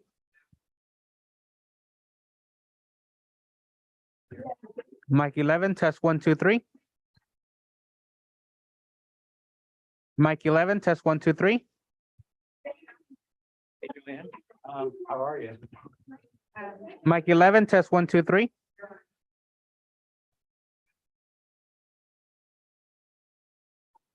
Mic 12 test, 1, 2, 3.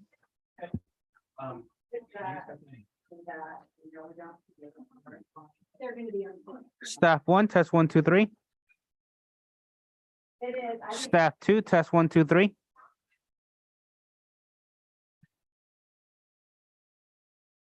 I don't have you on, Diego, yet. Oh, yeah. Podium test, 1, 2, 3. Clerk's mic. I turned my mic on. No, I have your on. This is what it's saying.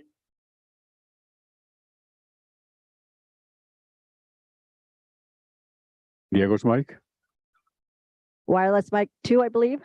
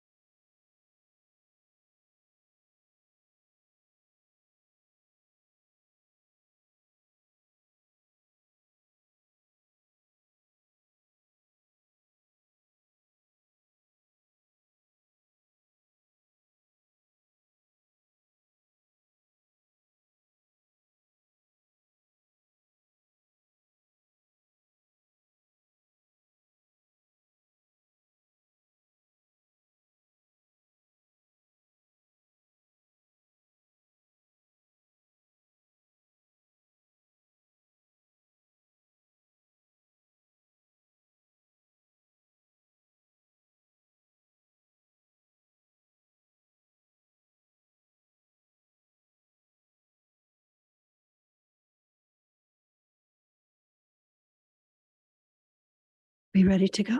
Sure, I'll sit to start with Adam.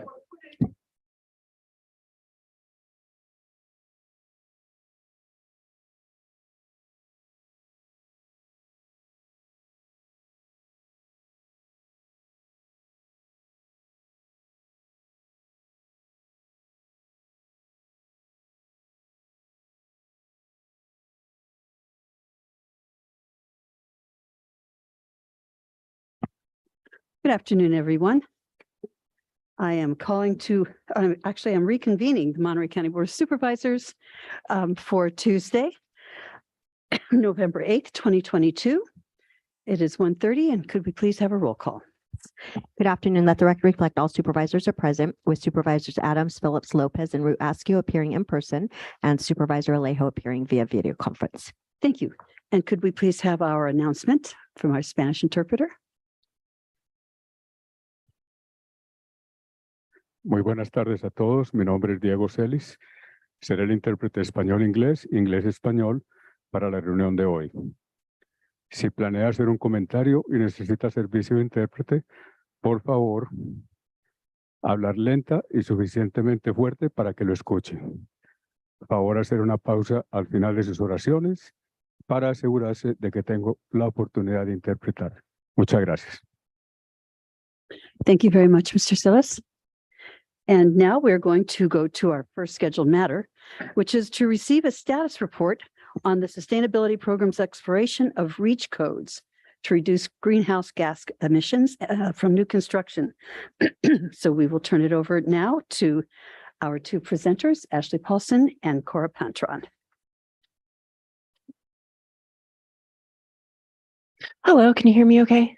Yes. Perfect. Well, my name is Cora Pancharad. I'm the Sustainable Infrastructure Analyst for the Sustainability Program, and I'm excited to talk to you all today about some options for REACH codes.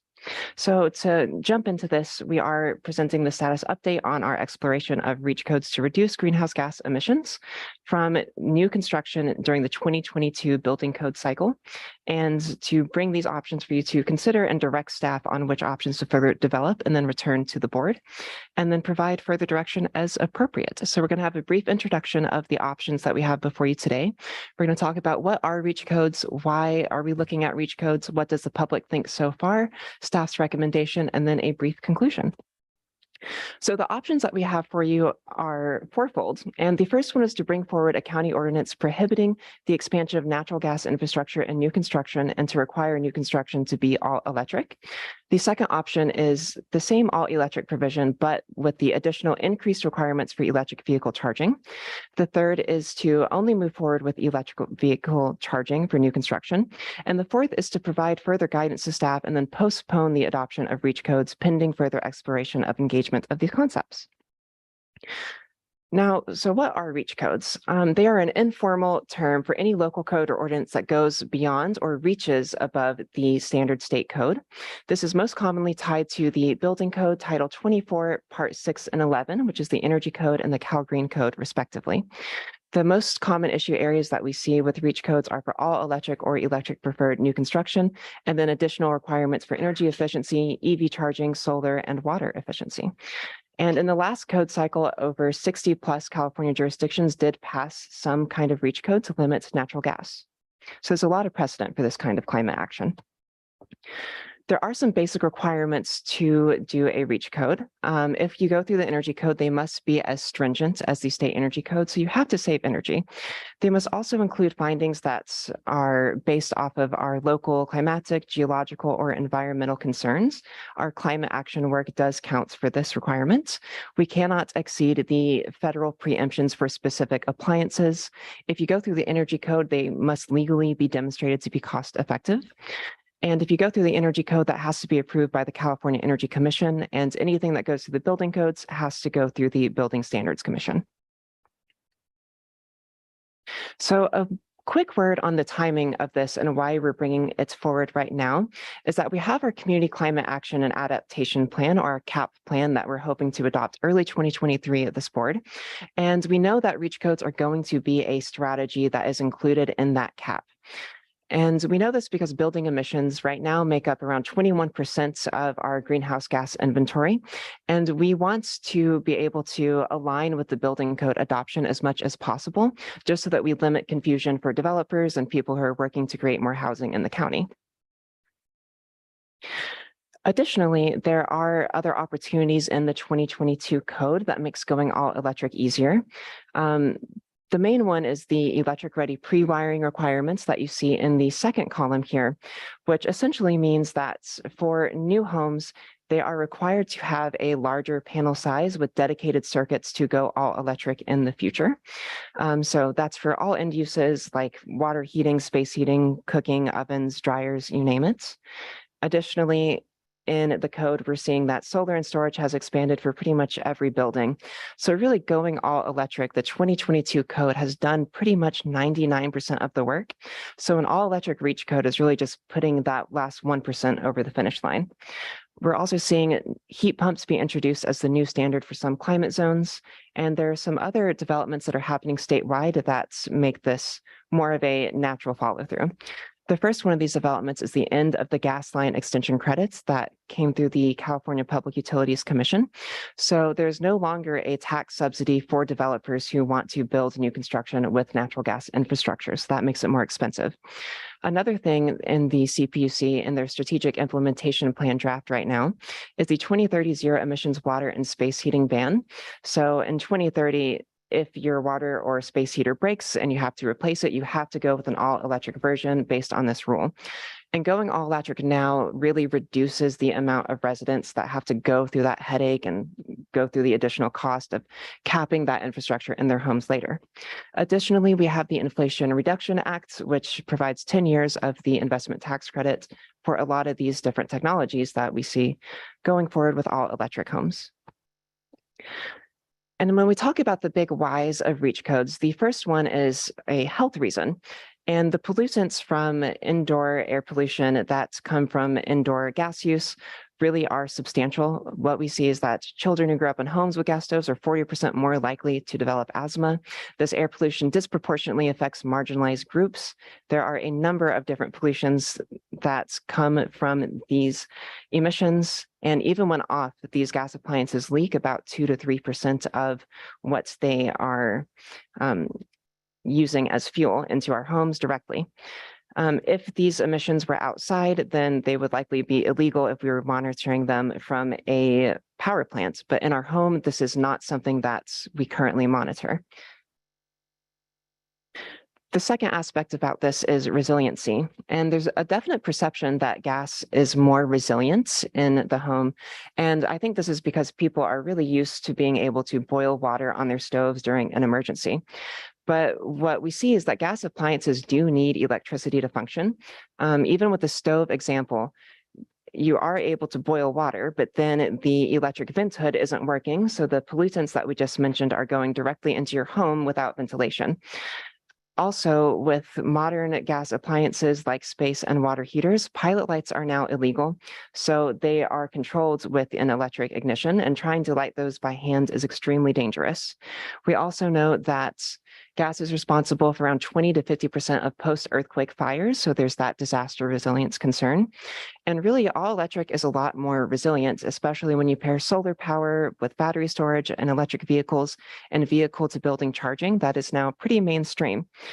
And you can see in the slide, there is an example of the F-150 Lightning that is powering a construction site. So with an all-electric build and this technology combination, you can power every device in your home instead of just having to boil water. The third reason that we're really looking into this are the climate impacts of an all-electric REACH code. And as we are complying with our state goals of our 2030 40% emissions reductions and our 2045 carbon neutrality goals, really this puts in the context the scale of this effort. So I mentioned earlier that 21% of the county's greenhouse gas emissions come from buildings. And when we look at that breakdown, what we see is that 97% of those greenhouse gas emissions do come from the gas combustion in buildings. And that's just because of how green our electricity here is compared to natural gas, which is a fossil fuel and just doesn't become greener over time. So according to the housing elements, we need to make 3,300 new units by 2030. And looking at the 2022 code cycle and those 3 years of application, that equates to about 412 units per year. So once we model that out, what we see is that the emissions reductions associated with an all-electric policy for these homes equal around 13,000 metric tons of CO2 equivalents, because we are condensing the 30-year lifespan of this infrastructure into this one decision. So that is a 17% emissions reduction, or on the inverse, a 17% emissions increase in the opposite direction of our state goals. As you see in the compliance costs column of the bottom right charts on the per units aspect, right now building all electric has a cost savings of a one-time benefit of around $6,000. And this is from the ability for developers to save money and not extend infrastructure to a new development or home. So we've been able to take this to the public a number of times during our building emissions workshops that were part of the CAP process. We were able to really get into the weeds of REACH codes and other strategies for the built environment. And we talked about REACH codes in the context of new construction, existing buildings, and also EV charging requirements. And that was really good to be able to dive deep with the community about these specific topics. After that, we went to the permit streamlining group in August so that we could present an all-electric concept and the EV charging requirements to them. And we had feedback from a group of people who are used to going through the development process with the county. So their feedback was really helpful. We had another CAP workshop in Marina where we were able to discuss this in September. And then I went and spoke with the Monterey Santa Cruz Building and Construction Trades Council last month for a brief introduction. And I'm excited to go back this month to dive deeper into this topic and talk more about the workforce implications of going all electric in our building stock. We also met with representatives from the Monterey County Association of Realtors and the Hospitality Association to talk through some of these proposals. And this is a summary of a lot of the main feedback that we have received from residents, as well as some response. And just for the sake of timing, I will speak about a few of these. They are also summarized in the community FAQ that is part of the attachments for our staff report. So there is a concern about the cost of electric appliances, and what we see is that these appliances are actually cost competitive. And right now there are really great rebates from the Switch is On and also the Inflation Reduction Act to reduce the cost for residents to switch to all electric by thousands of dollars. So we really encourage people to be proactive about that. There is a concern that this may become a barrier to housing affordability, but affordable housing programs based on guidance from the Strategic Growth Council are starting to consider no longer funding affordable housing developments that expands natural gas use. So we see a systemic shift to all electric. And we even have the Soledad Rancho Vicente affordable housing development in the county that is a local example of all electric construction here. We talked about the resiliency aspects already, but basically the F-150 Lightning, which is now mainstream, has around 10 Tesla Powerwalls of battery capacity. So that's a really large landmark for individual resiliency, especially for our rural residents. There is a preference for gas stoves because they are seen as a luxury, but really induction stoves perform better and they're much safer. And there are a growing number of chefs who prefer this technology. And our community would like to see additional workshops to help bridge that gap and be able to be more familiar with the technology in the county.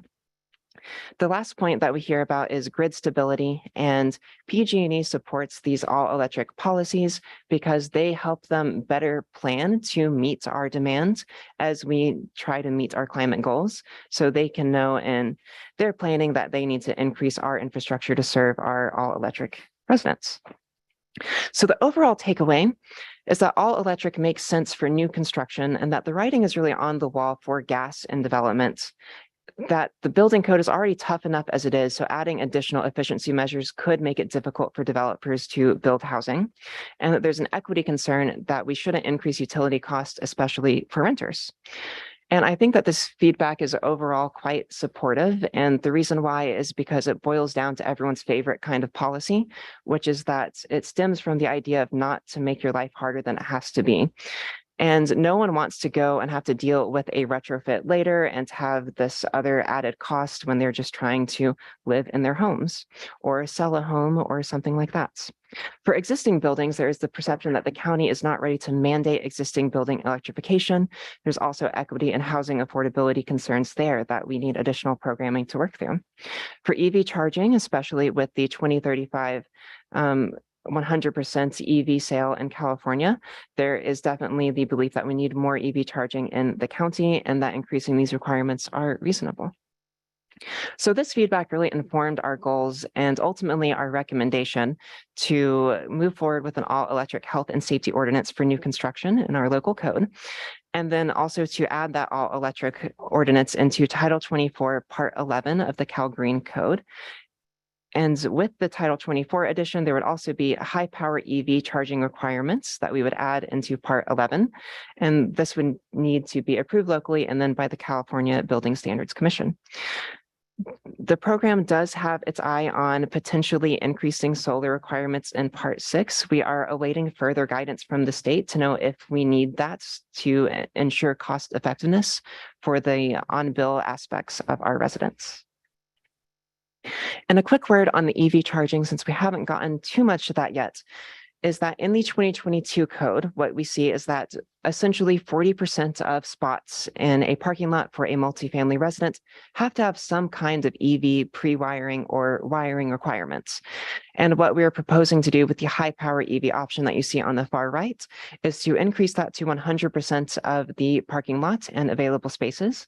15% of those would be level 2 stations that exist, and then 85% would be plug-in ready level 2 EV charging. And the reason that we are recommending that over the low power option is because level 1 charging may become obsolete in the near future, just because of how quickly the technology for electric vehicles is advancing. So in conclusion, the options for the board to consider are to bring forward a county ordinance to go all electric in new construction, to go forward with an all-electric ordinance with increased EV charging requirements, and 3, to go for the electric vehicle charging requirements, and 4, to provide guidance to staff and postpone the adoption of REACH codes pending further exploration. And with that, I'm going to turn it back to the board. I sped through that so we could have additional time for engagements. Thank you so much for your presentation. I'm really happy to see this coming forward. Let's go to the board first and see if there are questions. I'll start with Supervisor Phillips. Questions or comments? Well, I just philosophically, I have a little trouble of when government's telling people more about how they're going to live their lives in their houses from electric to gas. But that's just me philosophically. I think government's involved in our lives a lot. But if but what for someone who's totally on gas, what is it going to cost to put a bigger electrical box in and to convert to electric? So it depends on when that house was built and the size of the panel that they have right now. A panel upgrade costs anywhere from $2,000 to $6,000, depending on the contracting and what that deal looks like with additional incentives that are around. But there are also ways that you can use a 100 amp panel to make all electric happen in a home using a diet watts approach. So we are seeing people do that more cost effectively. So anywhere from $2,000 to $6,000 is what we're expecting for the retrofits. And with additional appliances, then you do have to buy those as well. So that adds to the cost. But then you'd have to run the added power, say to the hot water heater. If you have a gas water heater, you'd have to run 220 to that, and the same with the stove converting over, correct? That is correct. We do see that there are heat pump space and water heaters that do run off of 120 volts, which is really good to see. And one of the techniques to be able to use a smaller panel is to have a circuit that shares power from something like an EV charger with your water heater, since you don't really need to be running those two technologies at the same time. So it automatically switches to accommodate that smaller panel size. What's now the difference in heating a house with gas versus heating it with electric? That's not something I have numbers on immediately. I can tell you the different costs that we see with the state cost effectiveness studies. And right now they are revising that. So I'm hoping to have better analysis of this question when we come back for a first or second reading, depending on your direction today. What if someone's all electric, then what do they do when you lose power? Is everybody going to have a backup generator? Is that the plan? So there are a couple different options, and this is something that we see from community members who have solar panels on their house, and then the power goes out and they still can't use their electricity. But when you want to go all electric and have a resilient home, you need to be able to island your house from the grid. So that is an additional thing that we need additional education on, so that residents know to ask contractors for that. But once you're able to island from the grid, then your options are to either have a battery source for the solar panels to put their energy into. And once you have that, then you can operate your entire house without the power being on. And we can either accommodate the battery source by something like a Tesla Powerwall that is able to power your home, or if you plug in your electric vehicle, there are chargers that allow any EV to become a resilient battery. Okay. So that's something that we would recommend pursuing. I live in a house that's all electric, and we prayed for gas before, but I'll tell you, in 51 years, I've lost power a number of times. And when you're all electric and you got to go borrow a buddy's generator just to survive for the night.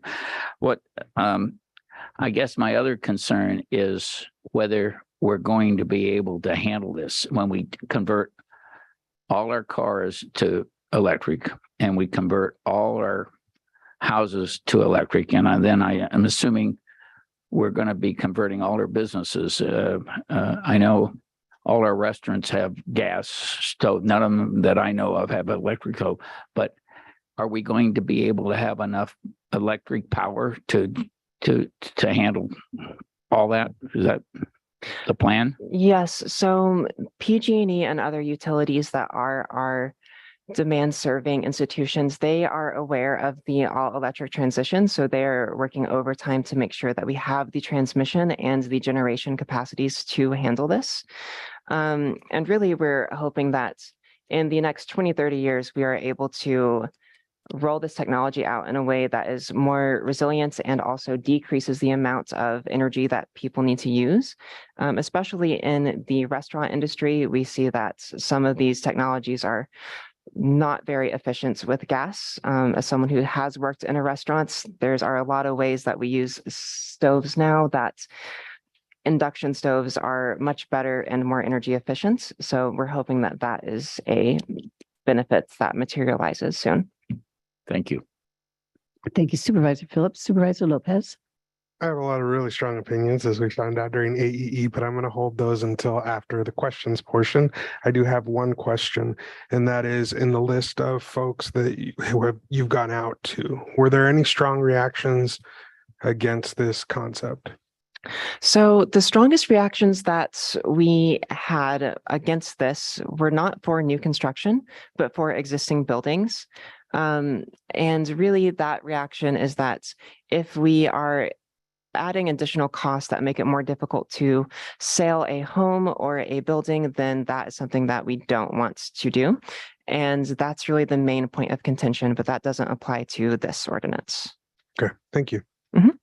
Thank you, Supervisor Rudowski. I have a number of comments, but I think my question would just be in regards to the definition of what new construction would be considered. And I just want to get some clarity based on Supervisor Phillips' comments about retrofitting homes. This this action, a reach code, none of the recommendations that you put forward would require anyone to retrofit a home. It only would apply to new construction. Is that correct? That is correct. The definition that we would be using for new construction is if you tear down 50% of the walls of a building, then that would be considered a new construction, just so that people aren't, calling a retrofit an entirely new home. Okay, so new construction would be 50% of the walls of the home being part of remodel. The exterior walls. Exterior walls. Okay. Thank you for that definition. And so, and then the other question is in regards to the commercial kitchens. Those wouldn't be considered new construction either. So would commercial kitchens still be able to use, can you speak to the exceptions that would be in place for commercial kitchens? Sure. So for existing commercial kitchens, nothing would change for them. This does not apply. For new commercial kitchens that people would want to build, they would have to be all electric unless they want to file an exemption with our planning department for public interest. And a quick word on the technology availability for commercial kitchens too is that, and we have this in our guide as well, but there is no piece of technology that uses gas that is not having an all-electric alternative right now. So we're seeing that the technology is there. It's just people aren't really familiar with working with them yet. And there's a lot of education being done in that space. Those are my questions. I do have comments when the time comes. Thank you. Supervisor Alejo? Yeah, I have comments.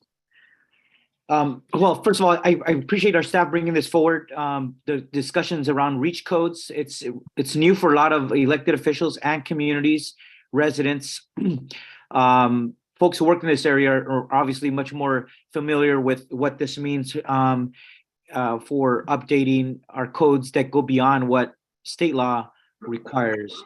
And so I appreciate the initial conversation, but there is a lot to unpack here. There's a lot of ramifications and there's a lot of potential unintended consequences. And I heard some of the numbers being said about what does it cost to upgrade the electrical in a home, and $2,000 to $6,000 seems like a very low number, because construction cost for any type of remodel or new construction is very expensive, as we all know, not only because of inflation, but because of shortage of workers, the shortage of materials. Construction of any type on any scale is very expensive.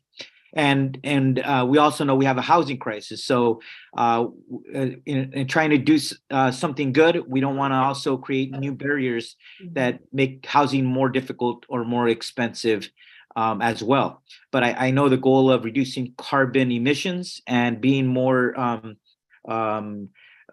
implementing the latest technologies is something very important. But I do have some of the concerns, because I think originally, from my standpoint, I was looking at one layer of these reach codes, and that was more for new developments, that when large apartment complexes are going to be developed, certainly building in the wiring infrastructure, not necessarily the charging stations yet, but just the wiring infrastructure is much cheaper when you're building a new construction rather than trying to build it later. It's much more expensive. So on that particular point, that's where I was really interested, knowing that the California Air Resources Board and Governor Newsom have already put in an executive order and regulations that will ban the sale of new gas-powered vehicles 13 years from now, or 12 years from now, almost, for the sale of the new vehicles in the state of California. So looking at that, I think that's where that made sense. But on these other areas of reach codes, I think it's too much to try to rush at the end of the year for the new updates in our housing code ordinance, housing construction ordinances, when I think we need to really think through some of these things and really look at what are the costs will be. It's easy to throw out numbers, to cite reports, but we know that building housing in Monterey County is very expensive and very difficult to do. And that's why we have a homelessness and a housing crisis here. And that's why it's a lot difficult to just break ground on some projects. For example, here in Salinas, around Baranda Road and the Lowe's store area, it was approved to build housing, 43 units of housing in that new phase, and no groundbreaking has begun, and it's been sitting there for years, obviously because market conditions are not right. So I get that too. That's the flip side of this. So I think when it comes to telling the community there's no more gas-powered stoves in people's homes or gas-powered units, that's going to take some time to, I think, get our communities comfortable with. I certainly have never met a chef who says electric stove is better than a gas-powered one. I've never meet one of my moms or aunts, my mom or my aunts, I should say, my grandmother when she was alive, that preferred electric stove over a gas-powered stove. And certainly when we had the power outages, it was certainly those, even though we didn't have light, at least we had a heating mechanism within our homes. So these are all the everyday concerns that I think our residents, I think we need to be able to do more work in educating before we make any significant change to get our communities comfortable with some of the impacts and changes in lifestyles that these REACH codes will force upon new homeowners. And the other part of these REACH codes it doesn't just apply to new houses or major remodels. Some REACH codes say that if your water heater goes out and you need replacement under a new code, you would have to replace it with an electric water heater, or so there's REACH codes that go beyond just what they could consider a major remodel. It could mean just replacing, when those times come when you just got to replace what's existing already in your home, and that it would require a major upgrade in terms of the infrastructure.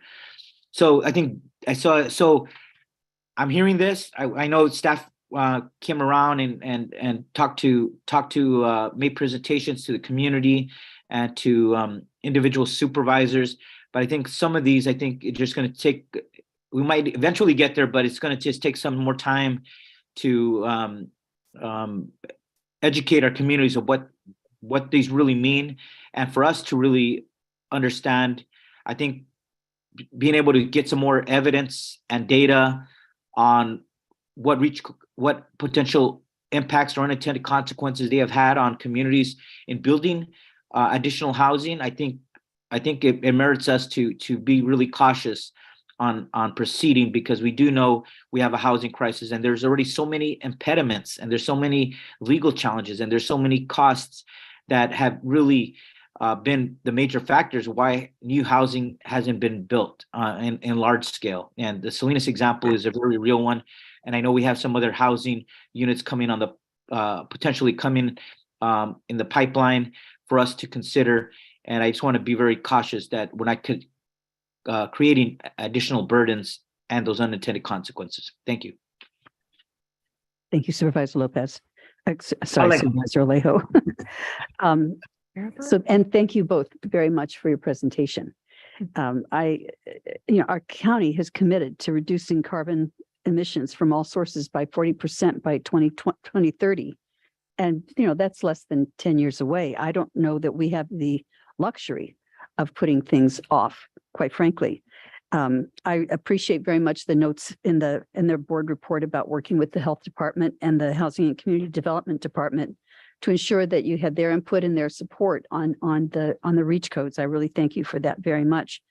I think the community involvement in the planning phase of the sustainability program that's included in your climate action plan has been so helpful. And I look forward to seeing more of the impacts from the community. And I just do have one question for you, though, and that is that if we were to give direction today to adopt an ordinance that would increase all electric homes, how long would it take to actually put it in action? So If we get that direction today, then we can be back on November 16th with the first reading for this. And then from there, we would have to go into any additions that you want to add in or that the public sees necessary to comment on. We could take that for a second reading. There is about a 1 to 2 month waiting process from the California Building Standards Commission. So for them to review that. And then once that happens, we are able to implement the Title 24 changes. If the board wants to also approve the local ordinance, then that would be effective starting January 1st, as soon as we approve it, to go for all electric in our local health and safety ordinance. Okay, thank you for that. And now I'm going to take it out to the public, and I see we have one hand raised, and I think it is Sean Armstrong. If you would like to unmute yourself, your comments will be welcome. Hi, thank you. I'm Sean Armstrong with Redwood Energy. We're a consulting firm that focuses on affordable housing. So we supported all electric developments in Salinas, Greenfield, King City, as well as nearby Atascadero, Paso Robles, and Gilroy. And I just want to communicate that developers who build 95% of the new construction that is being considered for this ordinance, developers know that building with gas raises costs and it slows down construction. So in California, Ronald Reagan was the person who led the all-electric construction movement in the 1950s and 1960s, before he became governor, signed the nation's first Clean Air Act, which is the same law that is being used by the Bay Area Air Quality Management District to ban all gas appliances in 2027, Reagan's law. And he also passed Title 24 into law, that's his law. So right now, only 8% of California is all electric, but 77% of Florida is, 72% of Hawaii. These are places we all go to vacation at. These are places of luxury, ideally happiness, So I just want to emphasize that all electric construction speeds construction, lowers costs for utility bills for tenants. And the CPUC has gotten legal direction to have all electric bills for retrofits be lower than bills with gas electric hybrids. So legislatures directed the CPUC to do that within the next year. So my basic point would be is that this is a developer supported initiative. It is an old movement, well respected because it lowers costs and makes for better housing, safer, more luxurious, arguably better housing. So I encourage you to pass it. Thank you very much. Thank you very much for your remarks. And I think we had another hand raised. Let's just see here. Yes, we have Gabriel Sanders. Hello, thank you for the opportunity to speak. My name is Gabe Sanders. I'm the Deputy Director of Monterey County Land Watch. And as you can imagine, an organization like ours that is concerned with climate change adaptation is very supportive of option 2 that was presented to the board today, which is to adopt the all-electric REACH code as well as the electric vehicle charging requirements. As the previous speaker from the Affordable Housing Organization noted, all-electric building can be cheaper and is in fact a favorable option when it comes to all of the new construction that we're going to have to get through in the RENA cycle between 2023 and 2030. With these parallel goals of adding those 3,300 units in unincorporated Monterey County and doing so in the greenest way possible to help us get to our zero carbon goals, it seems like a great opportunity to get that process as soon as possible. So Land Watch strongly supports option 2 today in making sure that the county begins this process. Well, we needed to begin yesterdecade. So there's really no time to waste as far as getting people comfortable, the discomfort that might occur between now and the adjustments that this REACH code would require, especially if it were adopted as a county ordinance that doesn't need renewal, which is what Land Watch favors. The discomfort would be much less compared to climate change effects that will take place if we don't make the adjustments now. So thank you to the staff for bringing this forward, and we look forward to seeing the board approve this new REACH code as an ordinance that does not need renewal for option 2. All right, thank you. Thank you very much. I see no additional hands raised. Is there anyone in the audience who would like to speak to this item? Please come forward.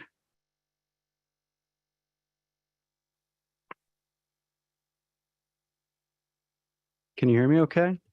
You could speak a little louder. Good afternoon, Chair Adams and members of the board. My name is John Greaser. I am here on behalf of Central Coast Community Energy, and I am the CCCE's Director of Energy Programs. Central Coast Community Energy supports the County of Monterey's climate leadership and encourages the board to direct staff to pursue the development of a REACH code that advances building electrification and or transportation electrification in one manner or another.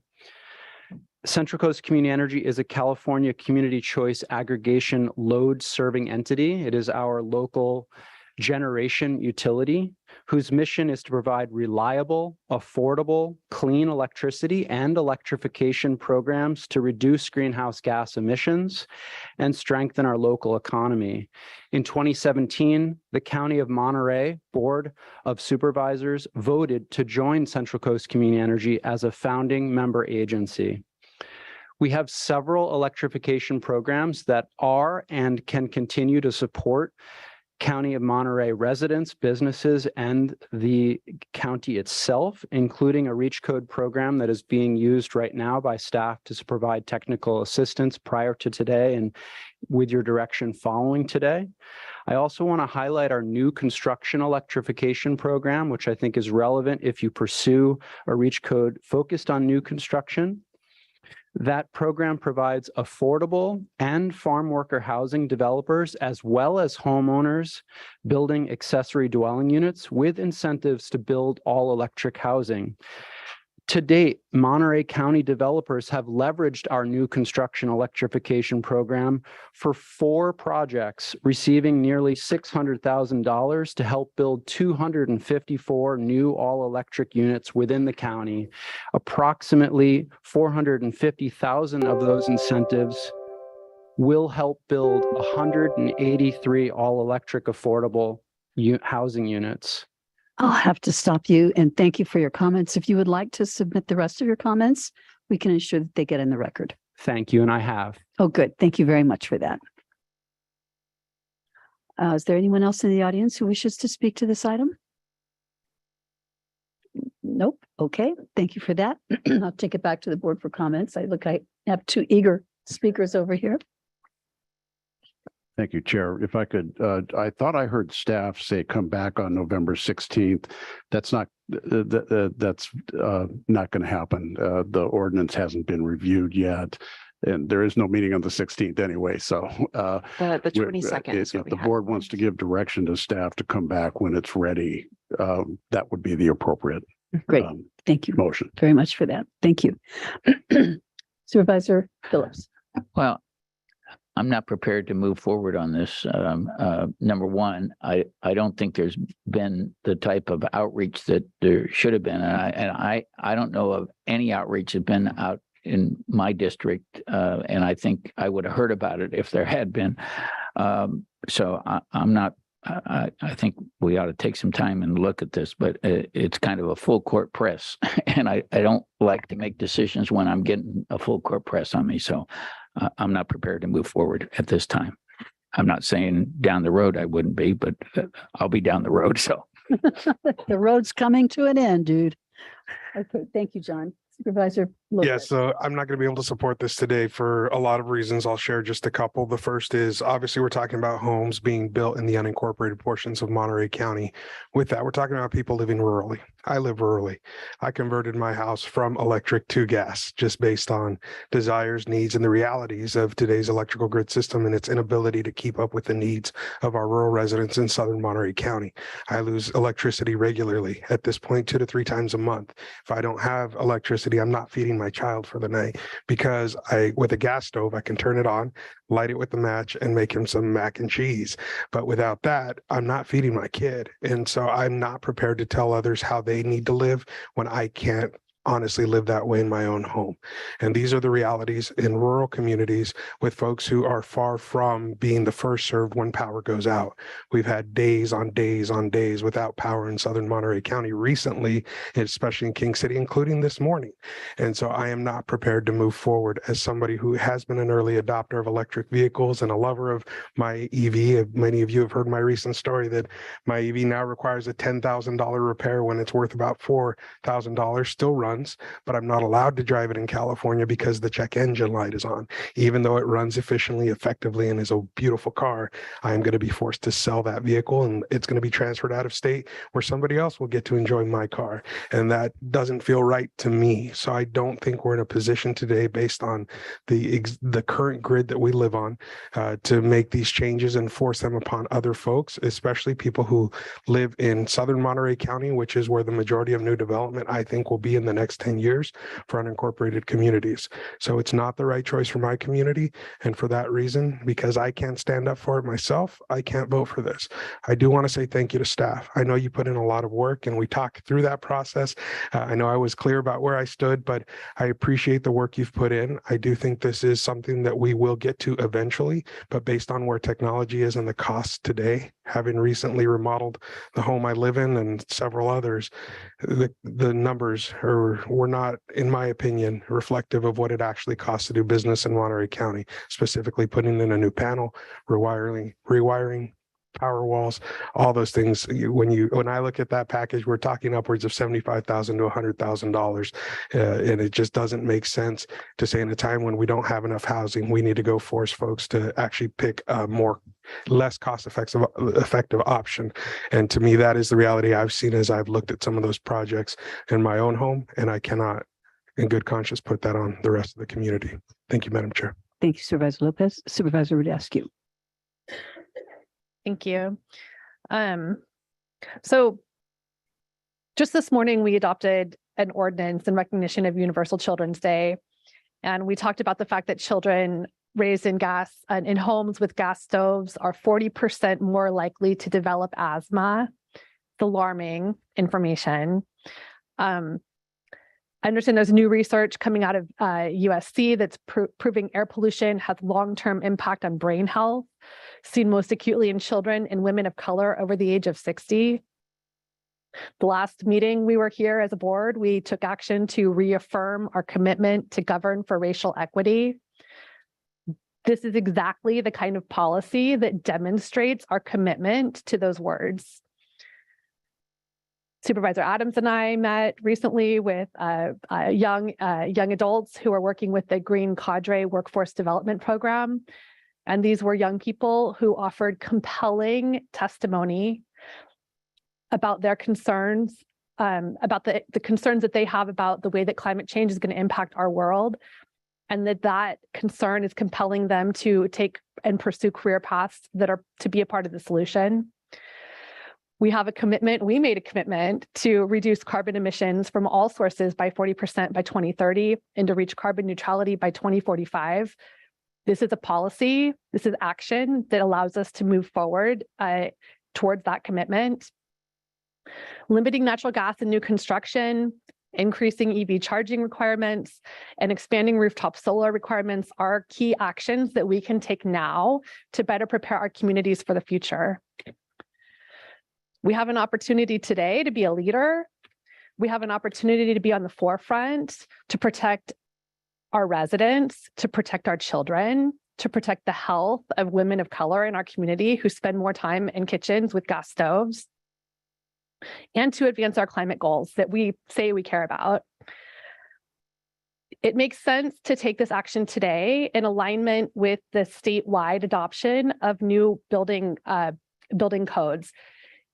This isn't the type of thing that we do as an off year. Like if we're going to make changes to the building codes, we do it as a group. I'm married to an architect. I don't want to go home and hear him say, you're constantly making changes. We make the changes once. This is our chance. This right now is our chance to make this change and to show this leadership and this care for our community. So I hear the concerns. I hear that there are concerns about existing construction, about retrofitting. That's really not what we're talking about here. We're talking about making changes for all new construction. We're talking about EV charging, which we are also putting resources and commitment towards.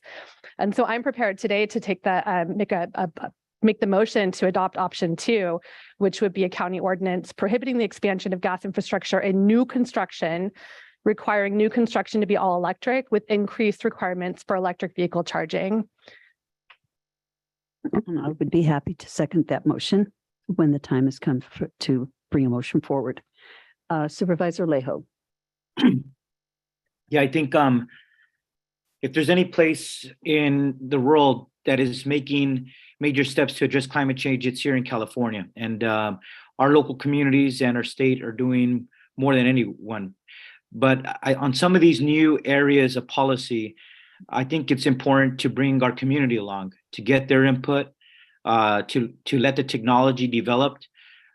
Even on EV programs, we have a lot of programs today that are subsidizing because we know there's real impacts, especially on the lowest income residents. We can't be oblivious, just say, let's keep adding more requirements and not knowing that many requirements that we already have is a barrier to getting housing built in California.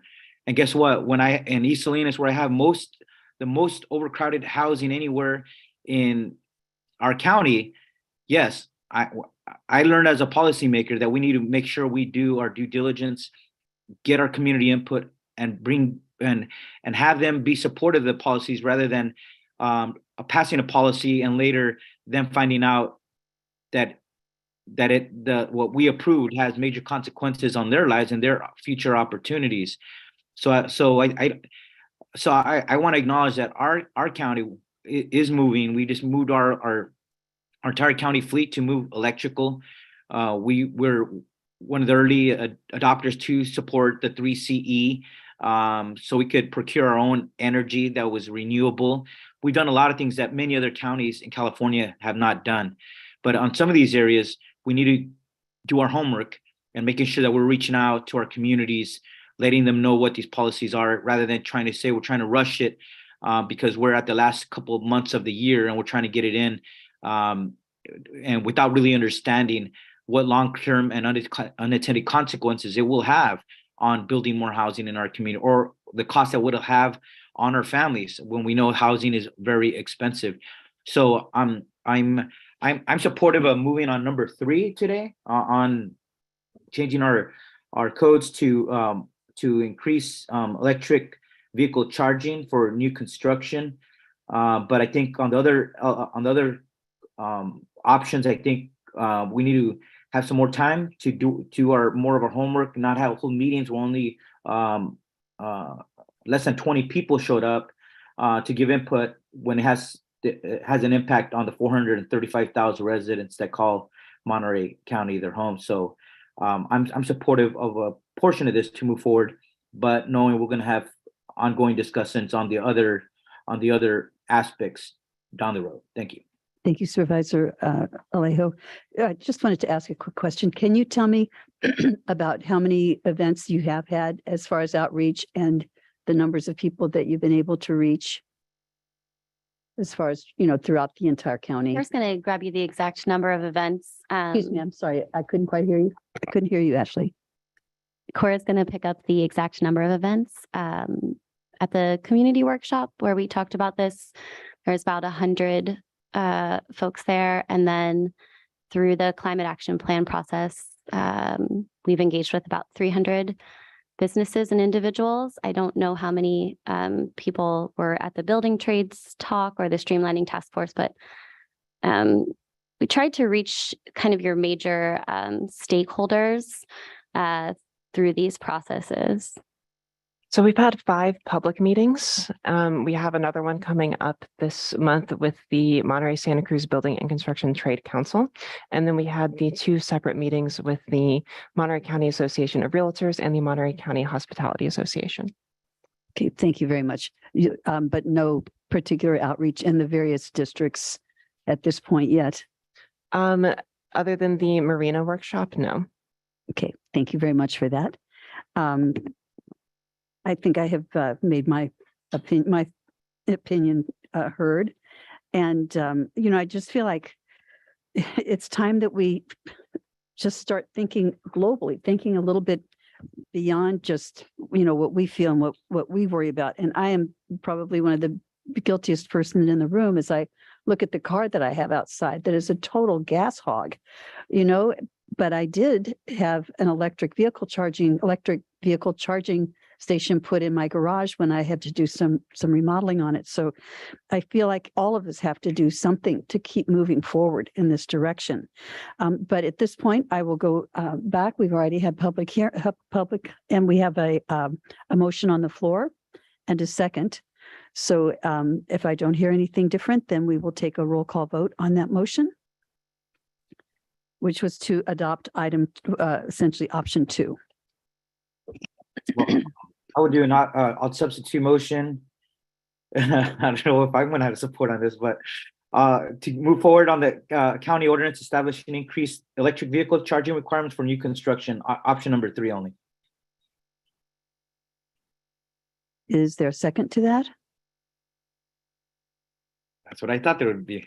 Okay, fine, I'll second that. You'll second that? Okay. All right, so we have a motion and a second that we will vote on first. So which we could please have a roll call vote, and this would be to support option 3. Supervisor Lejo, Aye. Supervisor Phillips, No. Supervisor Lopez, No. Supervisor Askew, Aye. and Chair Supervisor Adams. Aye.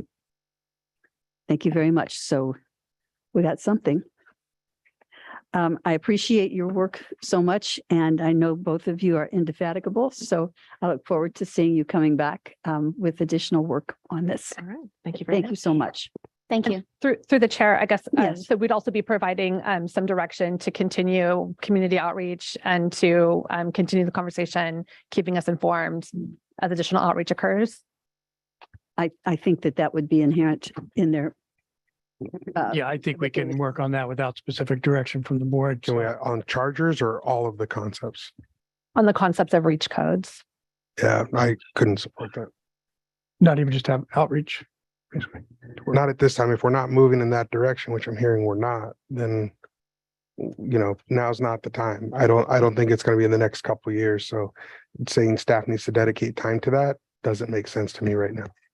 So that we're prepared. Okay, Lynn, can I add a second motion that we direct staff to continue discussions about reach codes so that we're prepared to bring forward something when the next opportunity for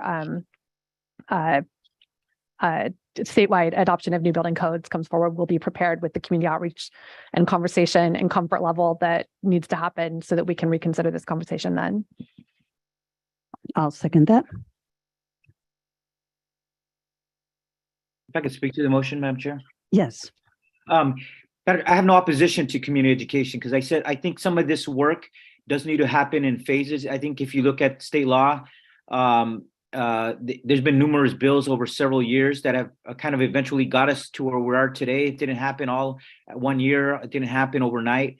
I think we have to work like that at the local level and to get our community more comfortable about what these codes mean. I think that community education is important. And it's going to take time to people hear the concepts, learn about the technologies, do a lot of more outreach, not just a few meetings. But I think so when this does come up down the road, the community's informed and they could weigh in, hopefully. Like we had very little public input from actual community residents and actual builders who are the experts on what construction costs are, who are experts at what technologies or trends they're seeing in the industry. And I think because of that, I think it's going to be important for us to bring our community along as the discussions continue. These discussions will continue locally and statewide. They're not going away. And I'd rather be ahead of the game and making sure we're trying to do as much as possible to inform every corner of our county about what reach codes are and what potential impacts they have or what benefits they may have for our families and businesses. Thank you. Thank you, Supervisor Lejo. So I believe we have a motion on the floor and a second. So if we could please have a roll call vote. Supervisor Lejo, Aye. Supervisor Phillips, Yeah, I don't see a problem with having further outreach. So aye. Supervisor Lopez, I'll vote no, just because I don't think that's where staff time should be focused, knowing that we've talked about the limited staff in that department. Thank you. Supervisor Askew Aye. and Chair Supervisor Adams. Aye. Thank you very much. That motion passes. Thank you for being with us today. And with that, we are going to close item number 29 and go to item 30, which is to introduce, waive reading, and set December 6th as the date and time to consider adoption of an ordinance of the Monterey County Code regarding the taxes imposed on manufacturers of commercial cannabis.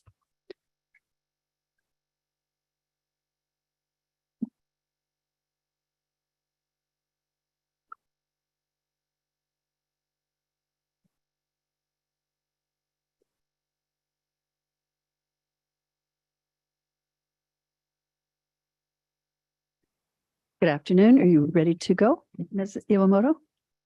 Thank you. Chair Adams, members of the board, Joanne Iwamoto, Cannabis Program. Here with me today is Norma Aceves and Miles Etchnick, my management analysts. I want to state that a correction to this agenda item was announced earlier this morning. Attachment B was incorrectly uploaded. However, the clerk of the board has the corrected version of that document, and we do apologize for this error. Next slide, please. Today, we are bringing forward a report on the commercial cannabis manufacturing tax. We had presented this item to the Cannabis Committee on October 6th.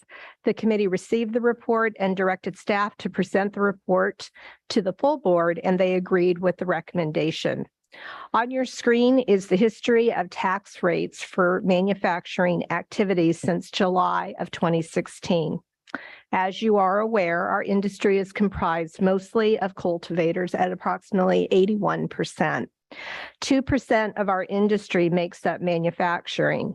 However, even though we hold 11 provisional state licenses for manufacturing, very few are actively operating. Most of these operators have found difficulties in meeting the requirements of building and health to permit the infrastructure in which to manufacture. Next slide, please. The reasons that we brought the item forward to the Cannabis Committee and the reasons for you to consider this proposed amendment is to incentivize those with active state licenses to complete the local requirements and operate. It could and attract new businesses to this jurisdiction. It also would allow us to be competitive in this very challenging marketplace. It could diversify commercial cannabis activities within our area for some of our operators by possibly increasing competitive options for value-added services, meaning that if a manufacturer was currently located in another city and moved to Monterey County in the incorporated area, we might see this. It could also reduce supply chain miles. Lowering the tax rate could result in an increased incremental tax revenue. And just to give you some history, in fiscal year 2021, the cannabis revenue was approximately $46,000. And in 21-22, it was about $12,500. Next slide, please. Here's just some references to our neighboring cities and counties. You can see their gross receipts, their rates. You can also see some notes about each one. What I can tell you is that Santa Cruz County does have a fair share of manufacturing operators. They have about 18 between their city and counties, but the other jurisdictions, they range anywhere from maybe 2 or 3 to maybe a possibility of 10. Here in Monterey County, including the cities, we have approximately around 28 licenses. They're mostly in the cities. Next slide, please.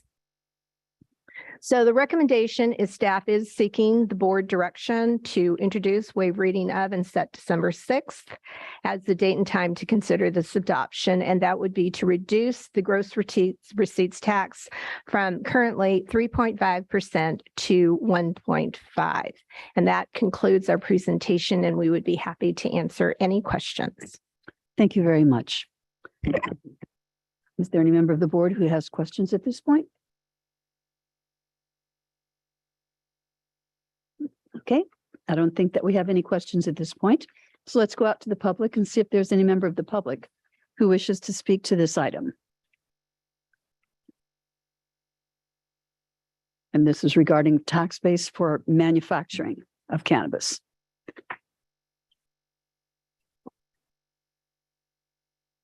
Hi, Mark Ainsworth from Lowell Farms. We currently have a manufacturing license in the city of Salinas, and we have a facility out in unincorporated where we have just recently changed our use permit or land use to be able to do manufacturing there. We're asking that, you know, the 1.5 is great, but for the next 3 years while the industry is in massive triage, obviously cultivation is in jeopardy here in the county.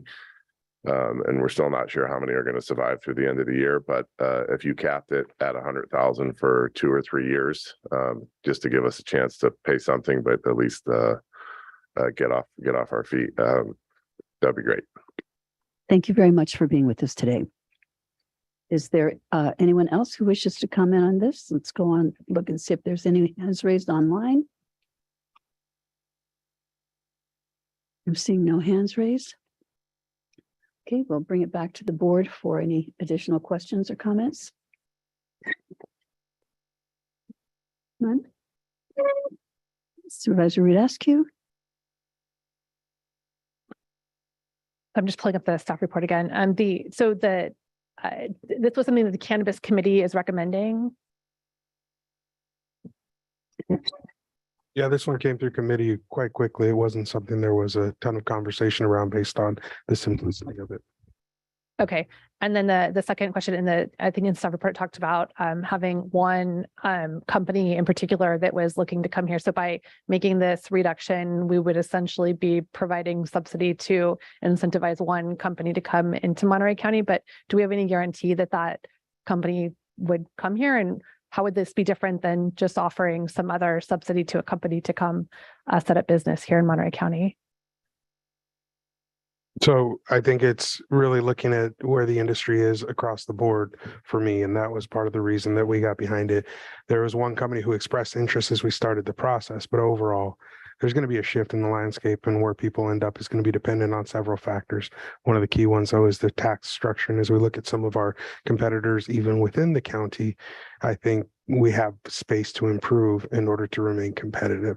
And that's the overall interest. I don't think we're still the best on the list, but it puts us in a more competitive position, in my opinion, to get licenses that end up with several licenses, either in a cluster or near where we're currently producing the majority of the cannabis, near Spence, Potter, and Old Stage. So I do understand that there's one that's been specifically called out as they're the most likely to use it. But for me, overall, it's about remaining competitive and attractive. Okay, thank you for that information. And then I just pulling back up the presentation, and we look at the rates of tax rates for manufacturing of nearby jurisdictions. I mean, the only one that I see under 3% or 3.5% is City of Seaside. And City of King, possibly when you look at their 30,000 cap over 3 years. Okay. Yeah. So my comment then would be that when I read this, it looks like we are competitive even within the nearby jurisdictions. So I'm going to be hard pressed to support an additional reduction. From 3.5 to 1 or 2%, I think is not going to be the thing that saves this industry. And if we need to take a closer look at some of the other codes that are preventing folks from being able to actualize their licenses or their permits that they're working to bring to finalize, that's something I'd be willing to talk about, or at least understand better. But at this point, I'm not able to support an additional reduction to the tax base for the manufacturing. Thank you for your comments, Supervisor Rudescu. First, I want to thank you very much for bringing this from the Cannabis Committee's recommendation relatively quickly. I appreciate it very much. And I think, as you had stated in your remarks, that manufacturing is just a small part of the current cannabis industry here. And I'm hopeful that this action may help diversify our industry locally and therefore may help stabilize it as well. So if there are no further comments, I'll take a motion to approve the recommended staff action, which is to introduce, waive reading, and set December 6th as the date for adoption of the ordinance to reduce cannabis manufacturing tax rate. So moved. I'll second that. And we'll have a roll call vote. I'm a hand raised. Oh, I'm sorry, Supervisor Leahy. Yes.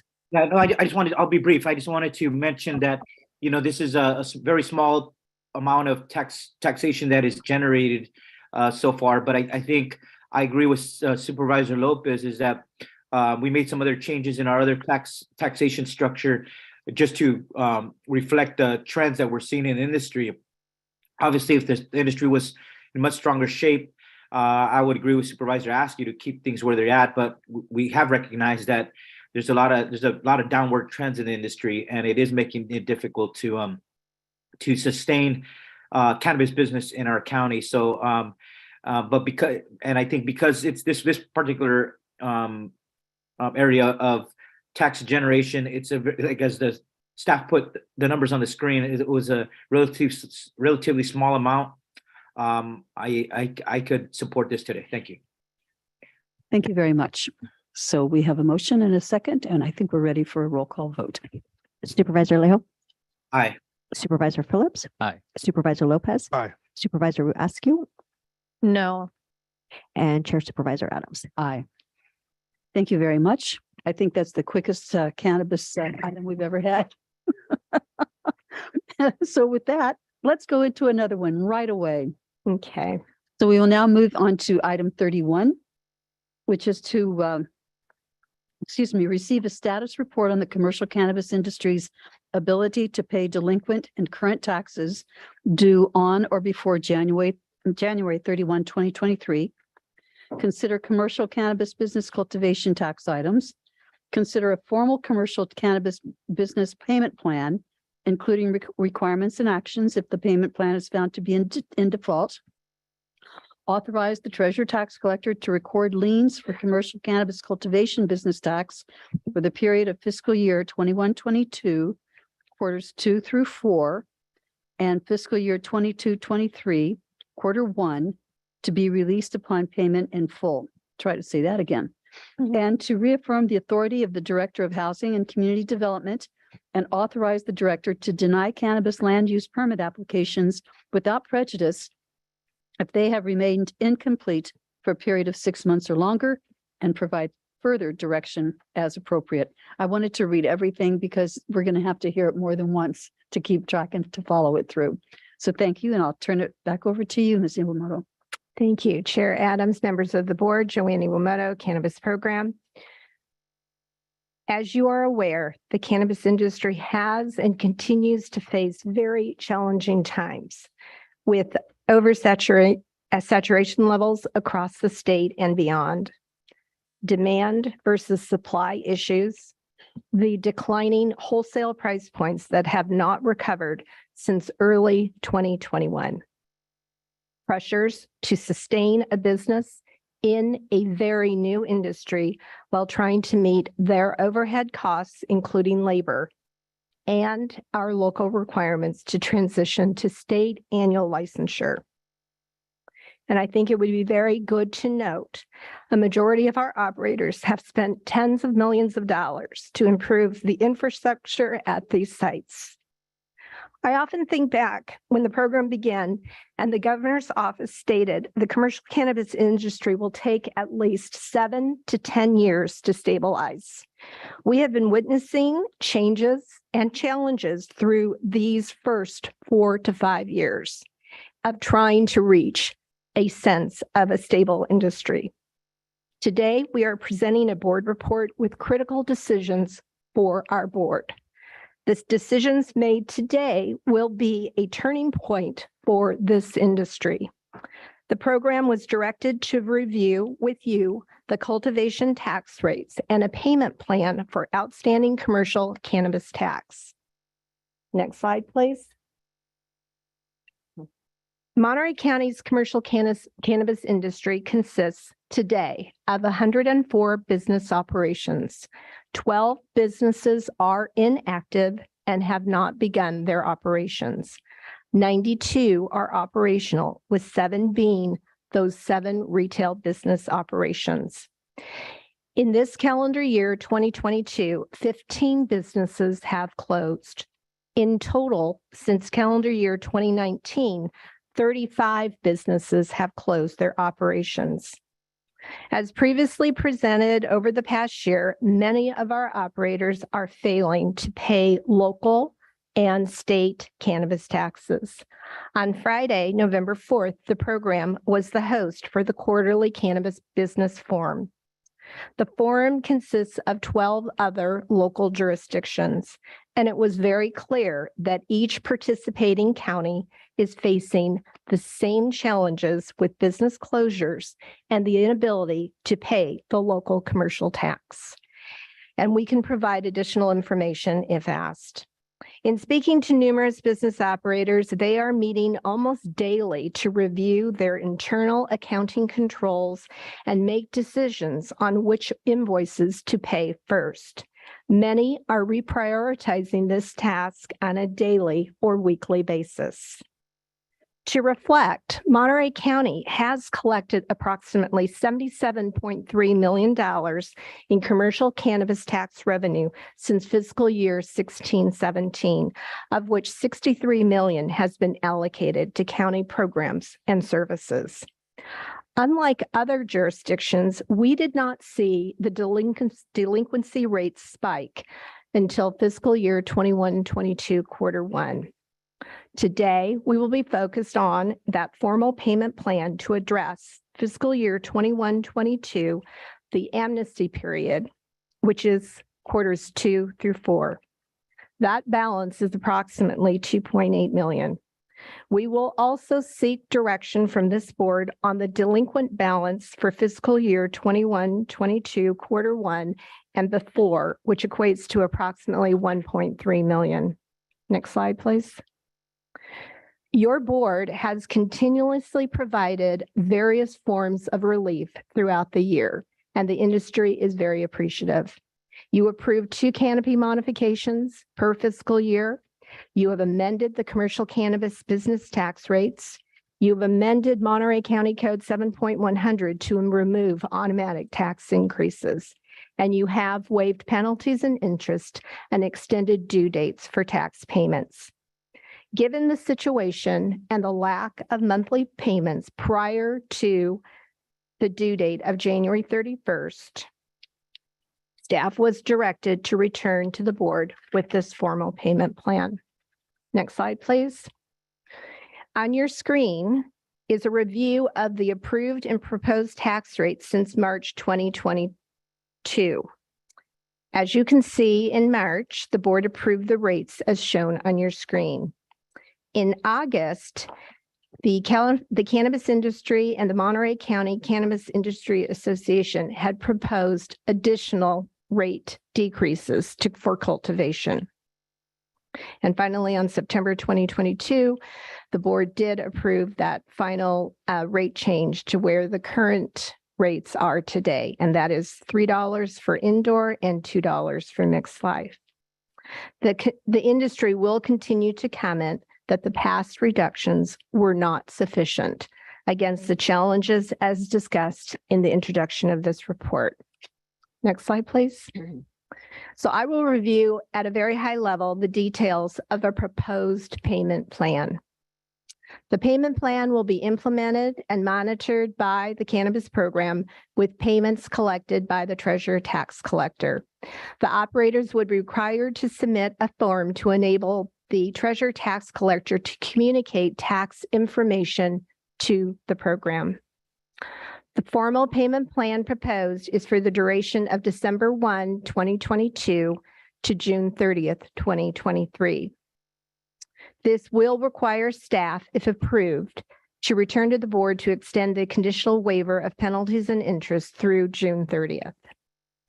The operators would be required to pay 25% of the commercial cannabis business cultivation tax owed no later than November 30th, 2022. And that is estimated at approximately $1.4 million. Next slide, please. The remaining tax payment would be due and collected within the formal payment plan on the 1st of each month.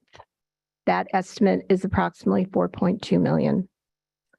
Penalties and interests are applied to unpaid tax balances and are removed upon receiving payment in full.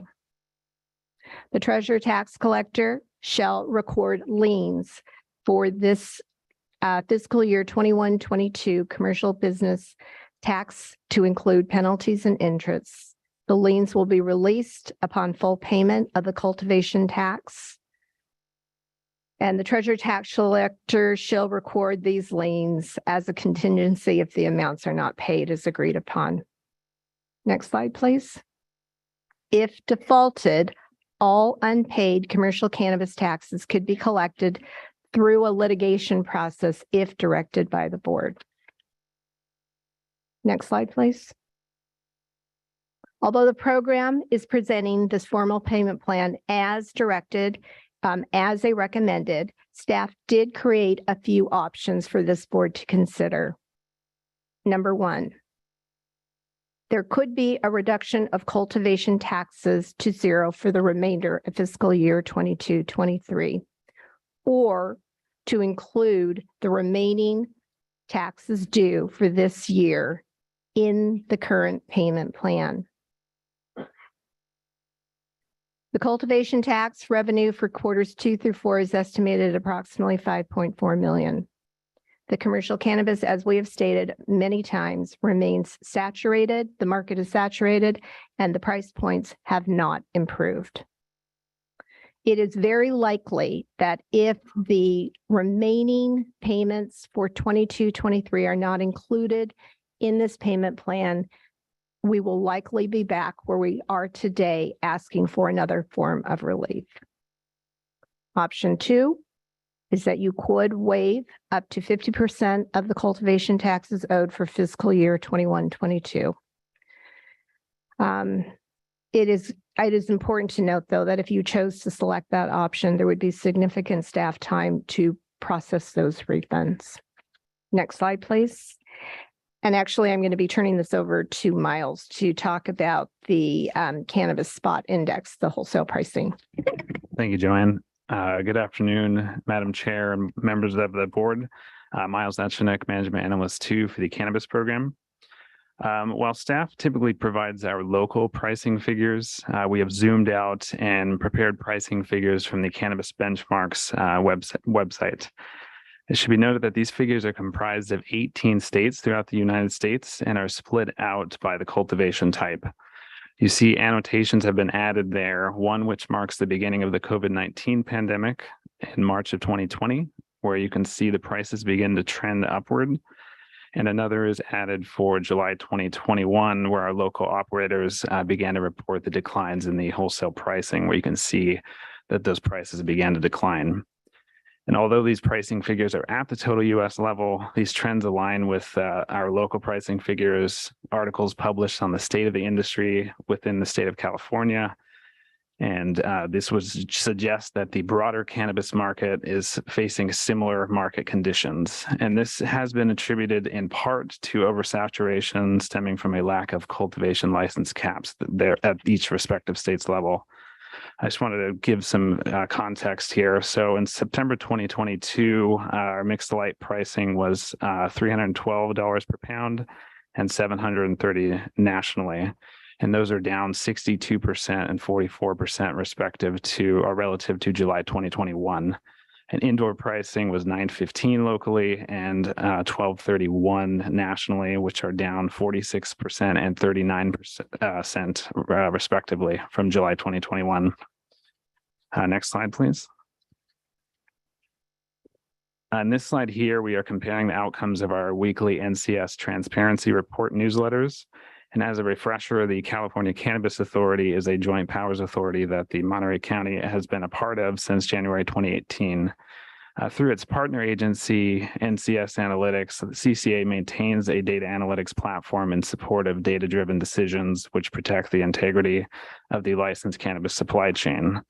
One component of their platform is the Transparency Project, which is a publicly available data portal that is automatically refreshed each month with industry insights and useful information that is geared towards the average citizen. In addition to those monthly updates, there are the weekly newsletters that provide snapshots of key figures that serve as an indicator of the activities of a given week. For additional context into the state of the cannabis industry, we have prepared a comparative analysis of current figures relative to the same period in the prior year. There is a decrease in the number of new data points. However, this aligns with the decrease in the percent of licensees reporting data. The number of plants is down significantly, which we believe is indicative of the market decline. And for additional context here, our local canopy in October 2021 was 4.8 million, and our cultivation canopy now is approximately 4.2 million, which is a decline of 12%.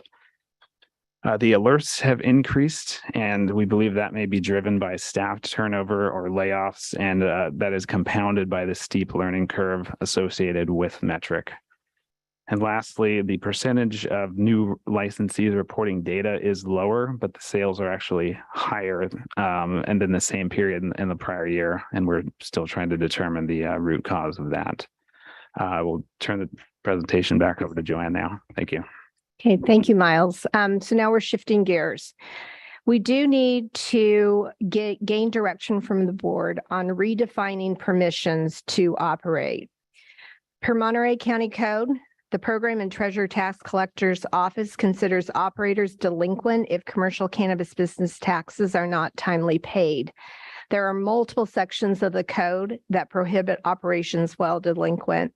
The program has not moved forward with closure actions on commercial cannabis delinquent accounts due to the topics that we have been discussing over the past months. The program does need to understand and take direction from this board on how to address the following. Those operators who have commercial cannabis taxes due for fiscal year 2021 and fiscal year 21-22 quarter one. The board could consider establishing a grace period to become current or direct staff to begin the business closure process. Next slide, please. Ordinance 5376 was adopted in June of 2022. The non-codified ordinance would allow a structure, which is known as the provisional cannabis business permit, that would eliminate the good standing criteria established by the former Resource Management Agency.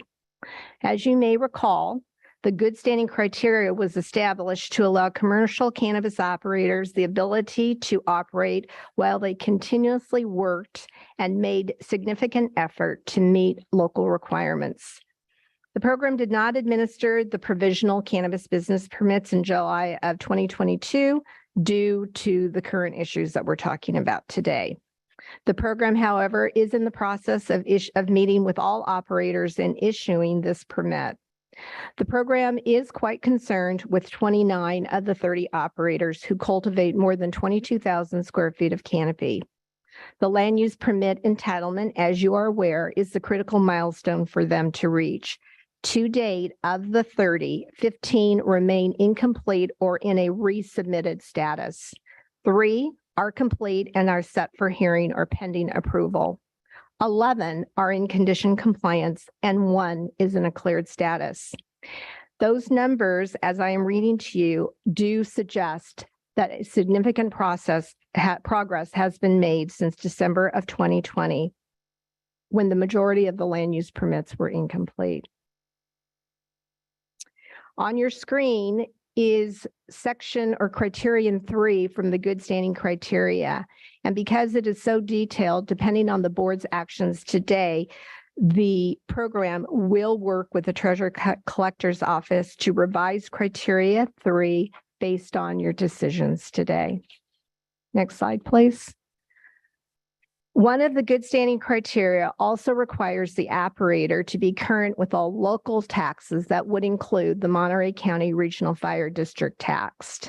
The fire district has created payment plans, and those payment plans have been fairly successful, but it would be good to note that the taxes due are at a much lower level than the county taxes. Monterey County Regional Fire District has 32 active commercial operators into their district. They are reporting that they are at a 50% delinquency rate. They have 3 operators on a payment plan. Monterey County Regional Fire District is not approving building permits for operators who are delinquent and not and or have not made payments to reduce the amount due.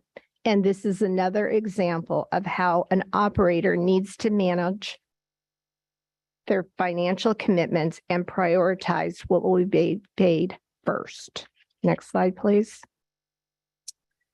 It was noted in the board report that under the provisional cannabis permit, if they are found to be delinquent, they could be subject to immediate shutdown of operations. And again, we are looking for direction from the board. There are also varying interpretations of this ordinance 5376. There were some interpretations that believe that the program should provide local authorization to the Department of Cannabis Control because they hold the provisional cannabis business permit but have not yet met local requirements. The program intends to bring forward the amendments to Ordinance 5376 based on today's direction, and also the confirmation that I did receive at the Cannabis Program Forum last Friday from the other jurisdictions. All jurisdictions are not providing local authorization to the state if they have not met their local requirements, the land use permit being one. Next slide, please. So we're drawing to a close or conclusion on this board report. And so staff is seeking direction on the following items, primarily B through E.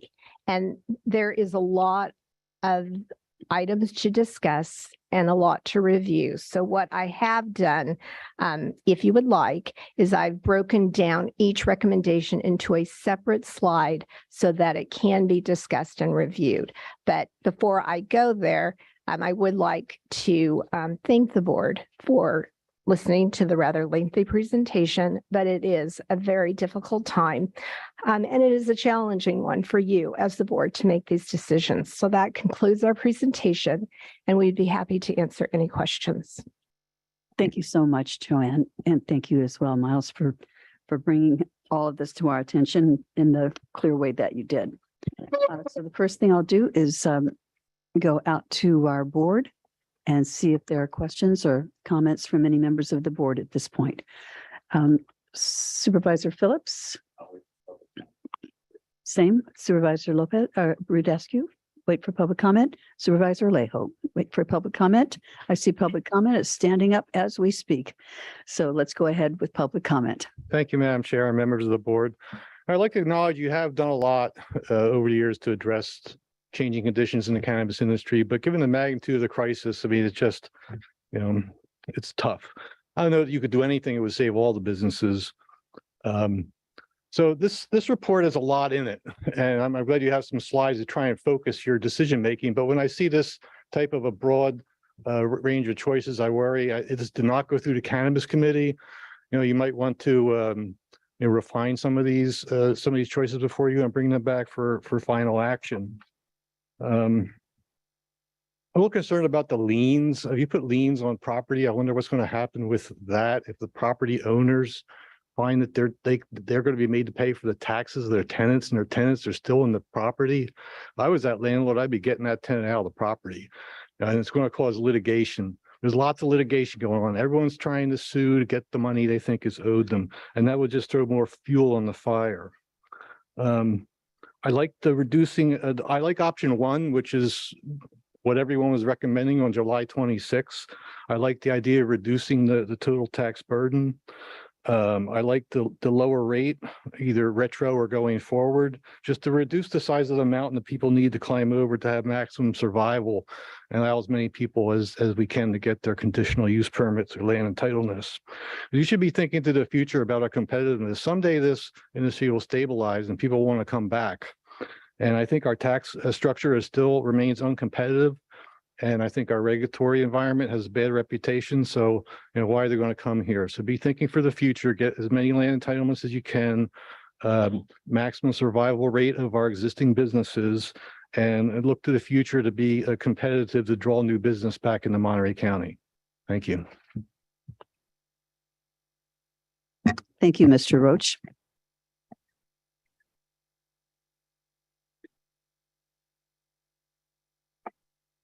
Hello. Michelle Hackett, Riverview Farms. Good afternoon, Board of Supervisors. Please realize that only you five here today in front of us can make positive or negative changes for the few Monterey County cultivators that are left. These are crucial decisions as we close out the year 2022. We've had over 16 months of a bad market, numerous infrastructure improvements that continue to be needed. And I have still a staff of at least 45 people that I have to think about every single day. When we're told that we hear sometimes the same voices over and over, it's because there's not many of us left. And I mean that seriously. We continue to compete when there are drastic changes being made throughout the state, such as Humboldt County going to a zero tax rate for the fiscal year 2022-2023. We need to save the last one standing and work with us as cannabis cultivators because cannabis is not going away. With the current tax structure, if we were to work on a 6-month payment plan, we'd be owing over $130,000 a month, which we do not have. So we ask that you take this serious and we work together to find a solution to save the few of us cultivators still left in business. Thank you. Thank you, Ms. Hackett. Is there anyone else in the audience?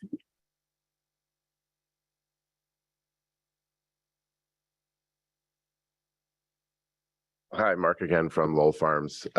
Just wanted to state, as the companies go here in Monterey County, we're #1 in all flower pre-rolls, #2 in volume for pre-rolls in the entire state. So we move the most product through dispensary chain CPG.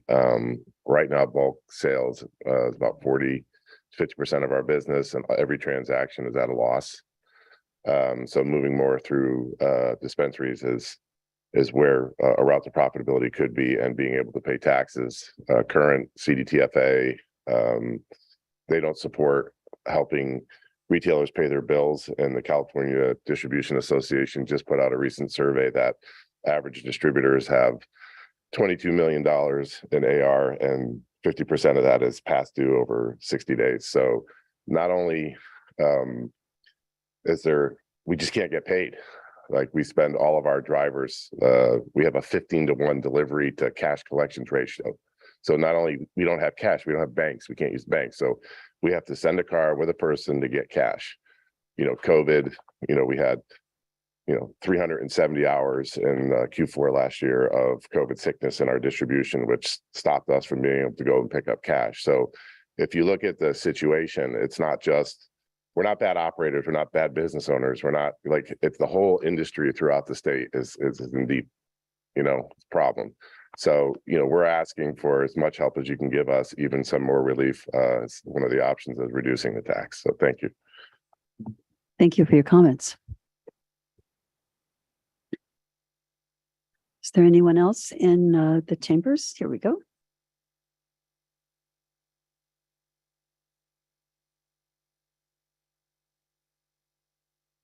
Hi, good afternoon. My name is Sergio. I have my own greenhouse. I'm a self-operator and oversee 2 other properties. I just lost my tenant, which is really sad. And I'm trying to get someone else to rent my property. And I think that, this county, let's remember something very important for us to recognize. We were the best cut flower growers in the country. 80% of the cut flowers were grown in Monterey County. This county, the best county to grow cannabis. We have a big advantage here. We have greenhouses, we have people like yourselves willing to support what we're trying to do. And I think that, we need a break from, and I've been appreciative. You guys might think I'm tired of listening to these people coming every meeting asking for more. We don't know where else to turn. Fire department wants his money. People who build a greenhouse want their money. People are putting liens left and right in our properties. At what point, when do we stop? Every single day, I'm losing $20,000 a day. How long can we stay in business? It's not for a very long time. We laid off 50% of our labor, and we're about to do more cuts because, we are, I come from a farming industry. I've been in the greenhouse business for 35 years. This is the worst I've ever seen. And I think that let's not give up. Other counties are working with operators. Please, help us get through there. I think we will get better. I think the whole country is waiting for California to fall, especially Monterey County. In fact, companies that come in to look at us, they kind of say, I want to wait a little bit more. You guys will be broke. We'll come and get you when you're broke. Let's not allow that. Give us the opportunity to continue to operate and to help us live in this crisis through together, because we don't get no financing from no one. All the cash comes out of our pockets, and we're literally running dry out of money. And I gotta thank, your staff done a great job with us, and I thank you for your support, and I support all of you. Thank you so much. Thank you very much for being with us. Is there anyone else who would like to speak before I go online to the people who are waiting there? Okay, not seeing anyone coming forward. I will go to the first person online, and that would be Kat Mineo from JRG. If you look like you're ready to go.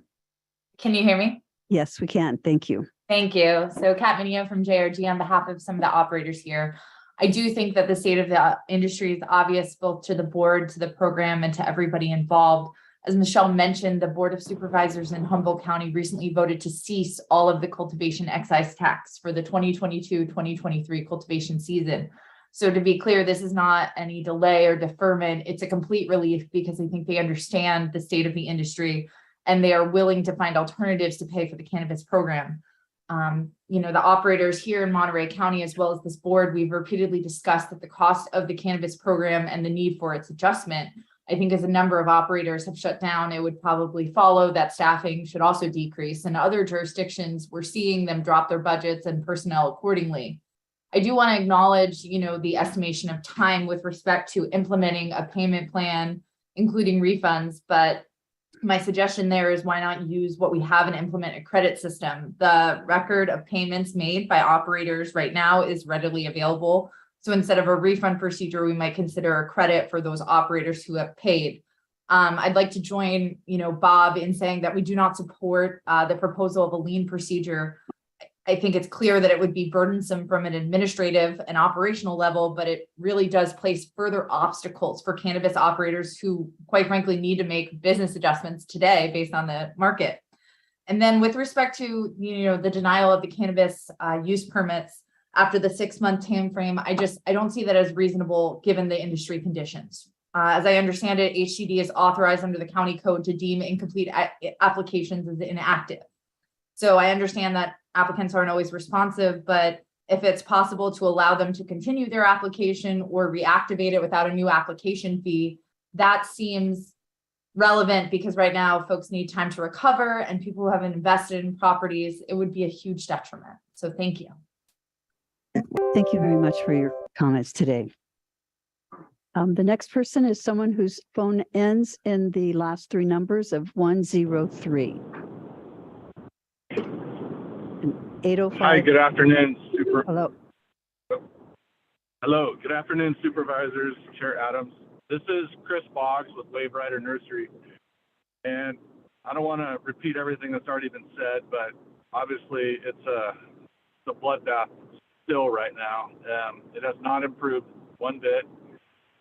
Going into winter is even more challenging as usual. And I would just say one thing that, we were wrong.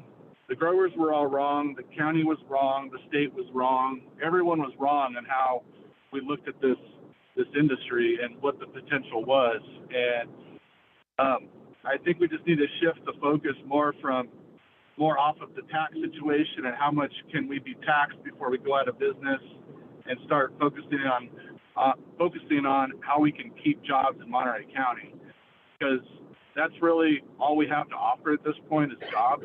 And these are good year-round jobs if we can keep them and stay in business. And I would hate to see the county just go through a whole nother cycle of empty, decrepit, falling down greenhouses all over again because of this. But that does look to be where this thing is heading. And I appreciate the county's help, and especially Missy Iwamoto and her team for putting this all together. There's a lot of good information there, and I would just hope that you guys make the right decision for the county and for the industry.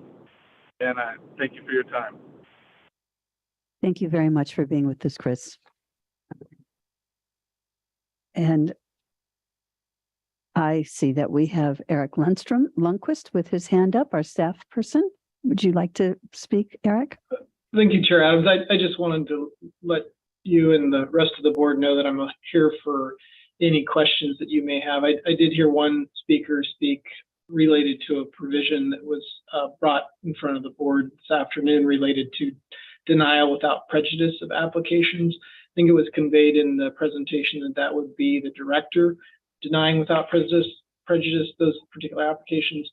But to the contrary, that would actually be those applications that have sat without action for the 6 months. Those items would be scheduled for a public hearing in front of the Planning Commission, and the Planning Commission would be denying those without prejudice, giving those applications the right to come back in without any preconceived notion or decision on them, that they would be held de novo. So I just wanted to make that clear to the board.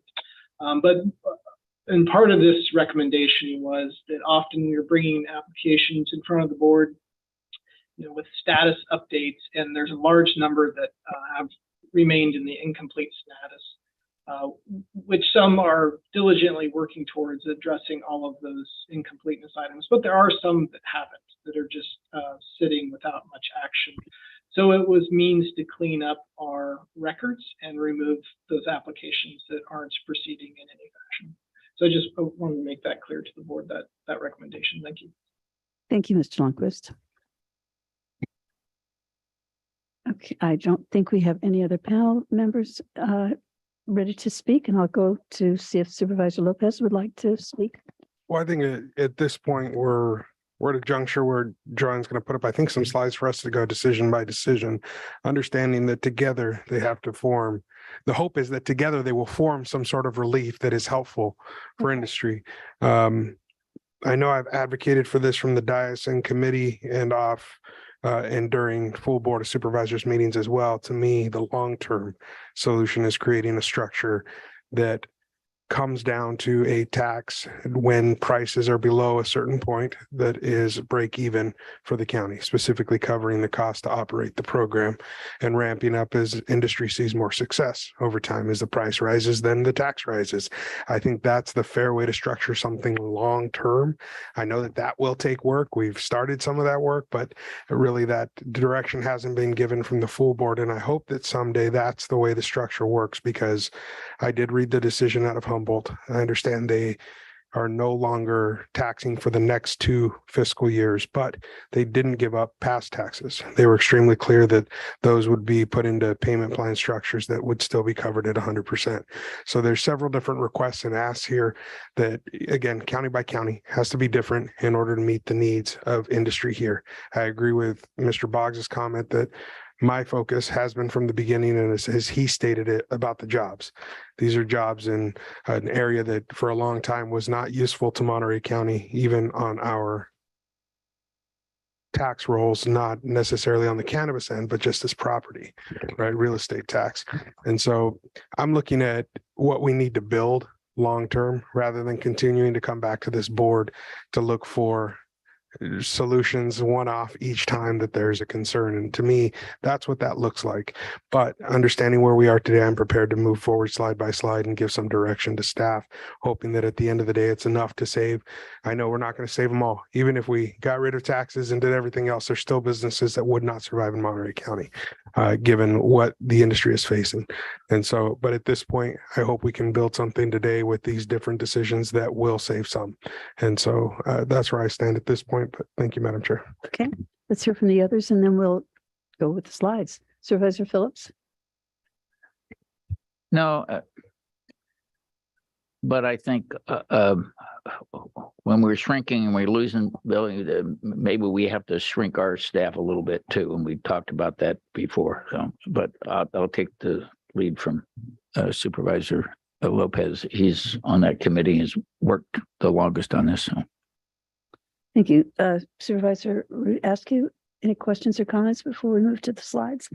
I don't have any questions. So I think as we work through the slides on a item by item, that seems like our best plan. Thank you. Supervisor Lopez, sorry, Alejo, before we move to the slides. I'll wait for that part. Okay, thank you very much. So shall we walk through this? And are we going to be looking at like one of the options? Should we, how would you like to do this, Chris? Do you have a? So I understood Joanne had some slides set up for us to go through the decision points. That's not what we're looking at yet, right? Well, actually, One, oh, sorry. go ahead. Oh, I'm sorry. Okay, so it really is recommendation number B to begin with, because that would be to consider the commercial cannabis business cultivation tax rate options. And so this is what we had presented, but I do take note, and we still have that in our pocket of the proposed kind of estimates that you were looking at as how to make that bump when the wholesale price points improved, but that it did meet the cost recovery of a program that was reduced. So we could bring that back to the board in the future, maybe in January. But this is what was in the report, and it was really the August proposals from the cannabis industry and from MCCIA.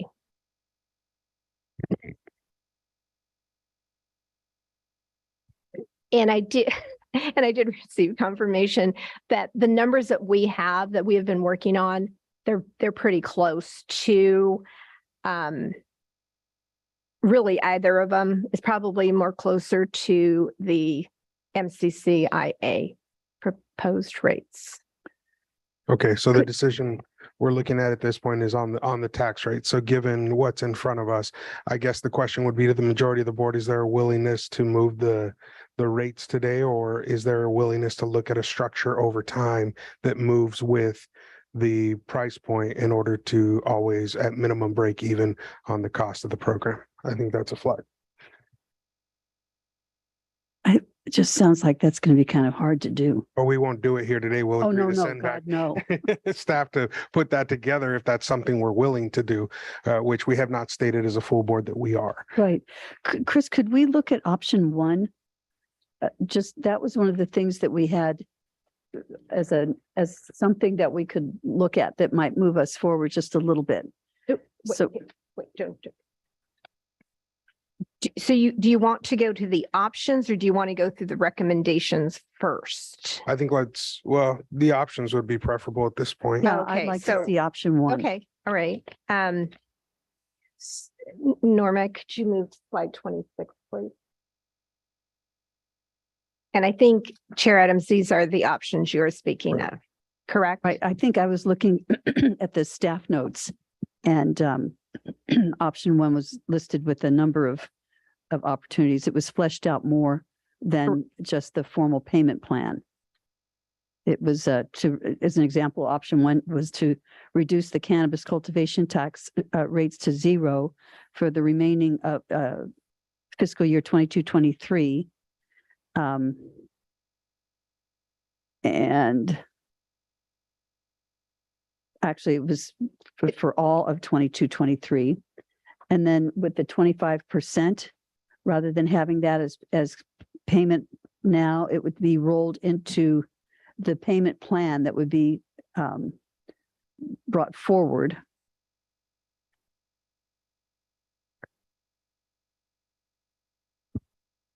And then we would not go backwards.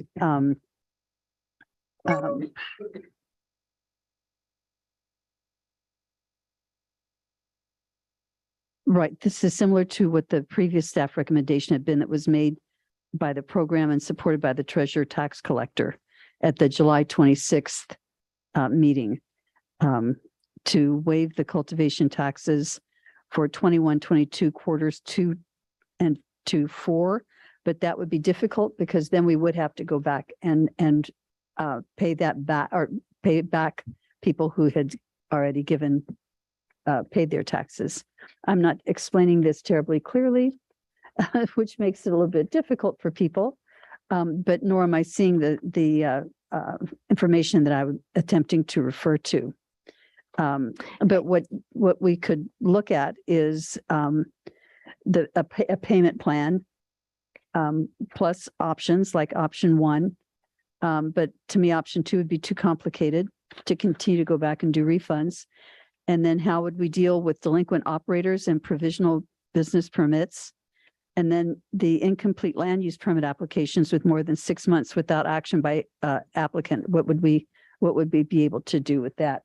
So I feel like I'm throwing a bunch of spaghetti out here. Yeah, it's a lot of different to try pieces. So I was hoping to take those piece by piece. Right. So could I suggest that, so going back to slide 22, and I think what I heard is that you would like the program to return with proposed rates that would be dependent upon the wholesale price points. You would like to see a tiered, more or less approach to that. Yes, tiered or sliding, however you want to refer to Okay. it, but that's the concept. I'm looking to see if there's willingness from the board to set up a plan like that, because we've stated that out of committee before that was something we were supportive at working towards, but we don't have full board support on that. Correct. But would that be feasible? I mean, Yeah. I think it would. It would be more complicated, but what it would stop is being here every month or twice a month, coming back it would to help where that. exactly.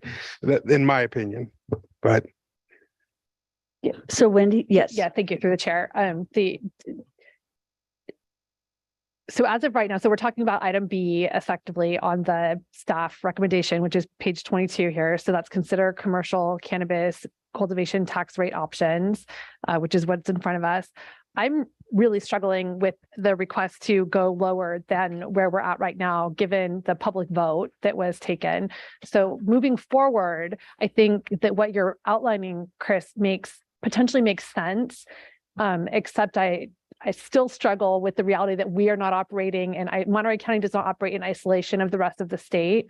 And so we really have been, I think, laying out a path and then adjusting our path to what we see happening across the state.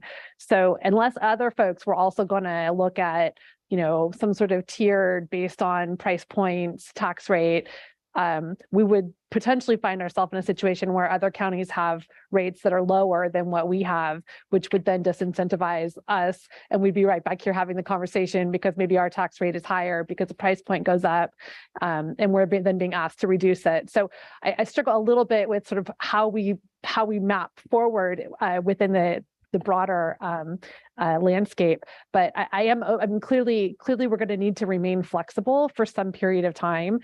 I think I'd be more comfortable just holding at right now we're effectively covering our costs, and we're talking about reducing our costs for the program. So I'm comfortable holding where we're at, with maybe checking back in again next year. If Cannabis Committee wants to pursue, thinking through how a tiered tax rate based on wholesale price points might work, I'm not opposed to that. I would have a lot of questions to try to understand how we fit into the larger picture. So for this item right here, item number B, on our staff recommendation, consider commercial cannabis cultivation tax rate options. I'm not comfortable changing our current tax rate as of right now. So, but I am comfortable with ongoing conversations about what that looks like into the future. Thank you for your comments. I must admit that it really makes me worry though, as we're going into winter and we're telling people they owe this money and they owe it now, and it's just not there. So I don't see how, if we're going to move forward with taking more time to come up with a different plan, I think we've got to do something that's just a line now that just says that we are going to either waive or go to zero for upcoming taxes, something, because they won't be able to continue, period. And I feel like we've not heard that just from the folks who are here, but from many other people throughout the industry and throughout the state as well. So I hear what you're saying, Supervisor Rudasky, but I don't see how we can do that unless we say you're not going to have to pay now. Well, I think that other items, other parts of the staff report, there are ways that we can, as Supervisor Lopez framed the conversation, this is a package of relief. So we may make a decision on one item and make a not to move, but to move on another item. And so this is only, I'm speaking to what's for item number B.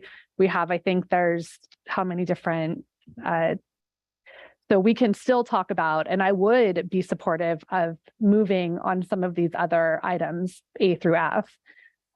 This one though, I don't think that I feel like we would be in violation of the public will and the public vote if we go any lower than where we're at currently. We're already lower than what we said we would do and when the public voted to welcome cannabis and the industry into our county. So if I'd like to hear from Supervisor Lejo, whose hand has been up. I'm not called on him. Supervisor Lejo. Thank you very much. A lot of thoughts on this, obviously, and I really wish we would have implemented a payment requirement last summer, because when we just pushed it off till January, it gave every reason for nobody to pay, because as long as the kid said, I can't pay, let's see if the board provides any more relief. There was no reason for them to make any payment, not even a partial payment. And I get it. I'm not saying everybody has the ability to pay. Some are definitely struggle, but we don't know that from every single cultivator out there. So I just think that had we done that last summer, we would have had some collection of the taxes that are owed, and there would have been a program in place to offer an incentive for those monthly payments. The board decided not to do that. Our treasurer tax collector said it was going to be too difficult, but here we are again talking about doing the same anyways. So several thoughts just on waiving taxes owed. I think that's a difficult message to tell the public, that when a business is owed taxes to the people of Monterey County, it's not to us, it's to the people of Monterey County. It's owed to pay for important services that were part of that measure, that we were going to raise taxes to not only pay for the program costs, but other potential programs. And then to put it at zero, right? I think that's a difficult one for me as well. What I can consider at this point, but I think there needs to be part of it needs to be findings made to justify why we make that decision. We know that there are some unfilled positions that were funded through cannabis that haven't been filled yet. We know that there's not as much activity in the industry because of the slump, the downfall in the industry and the drop in prices. So considering that, I think it's a fair conversation to say, yes, perhaps we should look at downsizing staff, starting with those positions that are unfilled so far. Let's figure out how much that is. And whether in the other positions, I'm more reluctant when we hire staff and then we later say when things start going bad, now we tell those employees they're no longer going to be working in cannabis, unless we could find another placement for them in the county. I'm just concerned about the livelihoods and the ability of those employees to take care of their families and not just shift them from one to the next, or leave them in a bad situation, especially at the end of this year or just after the holidays. So I would say we need to look at where we can make those reductions, where what's the total cost and how many positions are unfilled, so we could perhaps look at putting a freeze and not hiring those positions. And then whatever that amount is, then consider lowering our taxation rate prospectively. I think just like Supervisor Lopez was describing Humboldt, I think they get it. It's one thing when you reduce something prospectively, but you're not telling the public you're waiving obligations that those businesses occurred in the past. Those I think those should still be collected. There should be a payment plan, but at least providing some additional relief by lowering the overall cost of programs funded by the cannabis industry, so that we can at least collect what we're paying. I think that's something that should be. It's an additional step. It's not everything the industry is asking for, but it's some additional relief, at least moving forward. And certainly, if things are able to rebound, which I hope they do, certainly being able to relook at this and adjust it upwards once the industry recovers. But I think we're trying to come with the bare bones budget here of what we really need and really trying to provide as much relief as possible. But as I said earlier, there needs to be some findings to really show the public this is how many businesses have shut down. These are how many potential jobs we have lost. That provides the justification and the explanation to the public why we're continuing to make changes and lowering obligations. Because I think not that unless we paint a clear picture to the public, it's not clear to them why we continue to give more and more. But I think that just as Joanne started her presentation, there is dozens of businesses that have shut down. I'm not ignoring that either. I think we want industries to stay afloat, but there is a reality that so many have closed down. So I know we don't have the numbers today, but there's a certain amount of jobs that have been lost because of those closures. That's not a good thing. But I think when we return, we need to make sure as part of our final decisions, we're also including that as part of our findings for the record, saying this is the why the board at this time made this decision because of the difficulty that exists in the industry in our county. But we know it's a similar reality in other counties across our state. Thank you. Thank you, Supervisor Lopez. That's the third time today. I know, I've had a rough time today. No, I was just talking to him. I'm looking at you. Okay. So I get that we may not. You're talking to me. Talking to you, I'm looking at him. Madam Chair, if I could, I know that we may not have 100% agreement on this point, but what I would like to do is to send this particular question to the Cannabis Committee with direction to create the sliding scale that we've talked about, for lack of a better term, with pairing that with a assessment of potential reductions, as stated by Supervisor Alejo, to come back with what's possible there. And I'm saying we would try to have that done before the end of this month, November, and back to this board. I know. Okay, so if I can just be clear, so to the Cannabis Committee, the program will present a tax rate with sliding scale approach and assessment of the program reductions to the committee in November and back to the board in December. The hope would be back to the board before the end of November, if possible, but if Back to the not, board in yes, November. if not early December. Okay. I'm just saying is that we have tried to schedule a special meeting in November, so I just want to be clear that that is the request, and we will make every effort to do that as long as your schedules allow. As long as we can get 3 votes. Okay. Okay. All right. Okay, but I do understand for the tax item. So that I do that in the form of a motion on item B. Okay. Second. Yep. Okay, we have a motion and a second. Supervisor Rudasky? Correct. With a direction that we're looking for a sliding scale with some reductions to determine what that base figure would be. Right.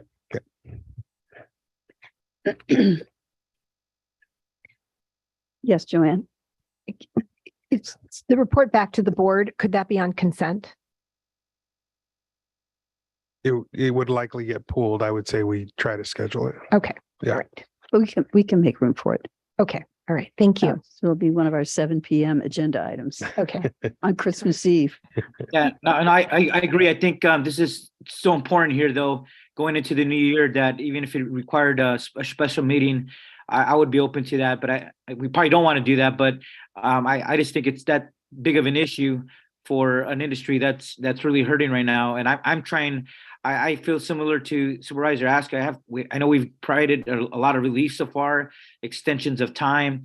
But I think there's probably a little bit more we could do here. But I also want to make sure that in the end, we're going to still collect enough to pay for the programs that do need to continue to move forward. Thank you. Yep. We have a motion. We have a second. We'll do a roll call. Supervisor Alejo? Aye. Supervisor Phillips? Aye. Supervisor Lopez? Aye. Supervisor Askew? Aye. And Chair Supervisor Adams. Aye. So the motion passes. We will be. Sorry, Joanne, did you have another comment? No, I was just going to ask, are we going to continue? Now we're going to on? go to C. Pardon? Now we're going to go to letter C. Okay. Okay, so recommendation C is to consider the formal payment plan And so just very quickly, I will go through this. So we're going to, the program is going to implement and monitor the payment plan, and the collections will be made by the treasurer tax collector.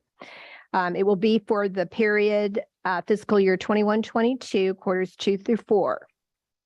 The board could consider adding fiscal year 22-23, quarter 1, and you could consider adding all the rest of the quarters for this fiscal year. The duration of the payments will be from December 1 through June 30th.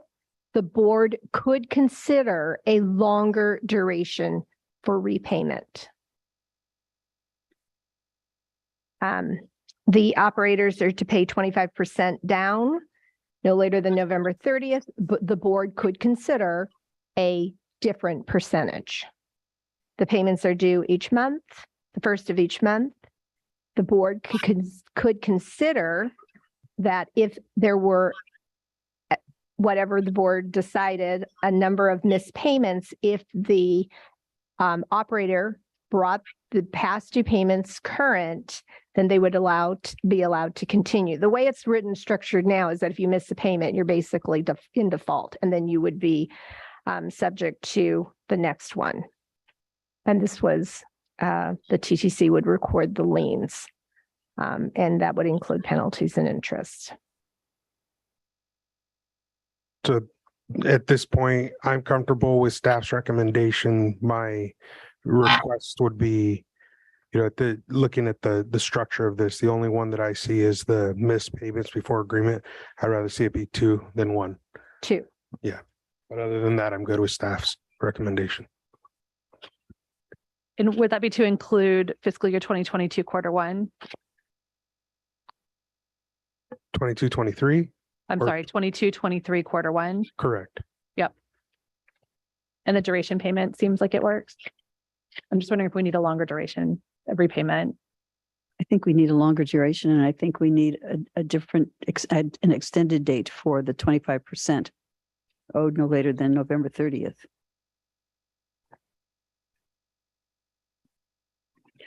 Do you have a request on the date? I'd rather wait until we get the plan worked out. So I would say that we do not ask for the 25% until after we. Well, get the I'm whole talking about plan. the duration, first one. I would go through the Yes. end of the year. I would go through through December of 2023. I would go, I would add a December of quarter, 2023. Yeah. September. September, you say, Alejo? Well, I think we need to, I think we keep pushing it off. I think keeping a shorter timeline, adding a quarter, and then seeing how it goes towards the end of that, maybe in the summertime, then we could consider at that point. But just to kick it off another 6 months, I don't know. I don't know. We're having a problem with collection right now, and we keep extending periods and times without letting it go into effect and see how it's working. That would be my reluctance there, and I would prefer a September date and then see how it goes as we get near the end of that. So how about September 2023? And then on the initial payment, can we make that December 30th rather than November? Yeah, I'm so sorry. I just feel that making decisions like this is not the best way to go. That it's better if we can sit down, work with staff, have it go through the committee, have some really thoughtful time. I mean, we're pulling numbers out of thin air, and I understand your frustration about it totally, but I just don't think this is the best way for us to move forward. I just feel like let's give some considered thought to this, do it in a structured way through a committee, not sitting up here on the dais, making decisions that will have a big impact on everyone. Well, there's only 2 big decisions here. It's extending it by the 3 months or 6 months, and then the date, it's either November 30th or December, or vice versa, is whether we make the initial payment 25% or 20 or 15%. Those are the 3 issues that I think we don't have to delay. They're pretty narrow in my mind. I appreciate your comment, but I feel like we're just looking at little bits instead of at the big picture. And I find that a difficult position to be in, because are we taking the time to honestly think through, okay, if we do this, what impact is it going to have on that? And then how are we going to go from there? And we're not able to do that as we sit here, just pulling numbers and dates up. And So and I understand that frustration. I'll just share my concern is you and I tend to be on the same page, Mary, in agreement. And we sit in committee and we're like, yeah, this is great. And it runs up here and then we're chewing it apart again and saying, send it back down. It's not ready. My concern is you and I can sit because we're on that committee there and have that conversation. Then it comes back here and we're in a different ballgame. So I want to hear from the other colleagues on some of these points, which we can't do unless it's in this forum, to make these decisions and move forward, because we have been kicking these concepts around for a while. well, And I can we get it. accept their comments and then make decision in the cannabis committee after what we're getting what they want? We take that information back and then we put it into the whole project. That will have, the direction for staff, and we'll have what they're thinking, so that we would be able to have a third vote. If I may jump in, we've got staff recommendations. Staff has put thought into this, does work with the committee, does work with industry, has put forward some recommendations. And I think that our opportunity now is to tell the industry that this is the relief that you can expect coming. And we did just take action to send one of the items back to committee to hash it out a little more, but we have item A through F to work through right now. So if we could say send it all back to committee, and you and Supervisor Lopez can come up with whatever you think is best, and then we're right back here again having the same conversation a month from now. But I think we're here to make decisions. We're here to accept our staff information. We're here to hear from industry, and I think that we need to be able to. I'm comfortable giving some direction. Let's just move forward. So given that, I'm happy to make a motion that on duration, we go to September 30th, 2023. And for the start date, we're looking at, rather than November 30th, 2022, we'll be looking at December 30th, 2022. And I'll make that as a motion with the rest of staff's recommendation included. I'll second that. Okay. Okay, we have a motion and a second. Let's move it forward with the roll call vote, please. Supervisor Alejo. Aye. Supervisor Phillips. Supervisor Lopez. Aye. Supervisor Askew. Aye. And Chair Supervisor Adams. I'll say aye. Thank you. Okay, so let's move on now to D. The next recommendation is to authorize the treasurer tax collector to record liens. I don't think we ought to be doing that at all. I think we're going to get a lot of people evicted if we do that personally. Yeah, if let's they're, just scotch that yeah, I'm not in support of that today. one. Nor am I. Want to do E? Mary Zeeb has her hand raised, Madam Chair. Thank you very much. Mary Zeeb. Thank you, Chair Adams. Mary Zeeb, Treasurer Tax Collector. If I might provide some clarification, these are unsecured tax liens. They are not against the real property or the landlord, as was reported to you by someone in public comment. They are unsecured tax liens. They are filed against every single business in Monterey County that does not timely pay their taxes. It in effect securitizes the amount of taxes owed to us. It also gives us a date and time and position should the business be dissolved later on down the road. We have our date and our time and the money owed to us. And if assets are distributed, we could receive our appropriate share of them based on our priority lien. So it's the same thing we would do to any other business. It's already part of the ordinance. I have the authority to do that, but just wanted to double check with you because we are extending the due date. So I just wanted to provide that clarification. Thank you. And Mary, is there any impact on the landowner compared to the business owner? Not unless they're the same person. Okay, thank you.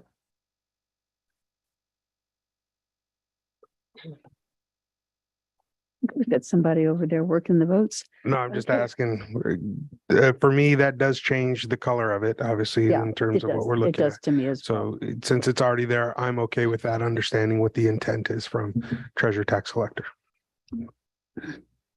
Madam Chair, I would just add, I thank our treasurer tax collector for the clarification, and I think that needs to be just clear to the public that this is not the lien that was originally explained, but the type that Mary Zeeb just explained, I think makes me feel more comfortable with it. But because I think we do need some, at least a couple levels of ways to make sure this program works effectively by having some incentives for the payments to be made. So I'll move staff recommendation. Second that.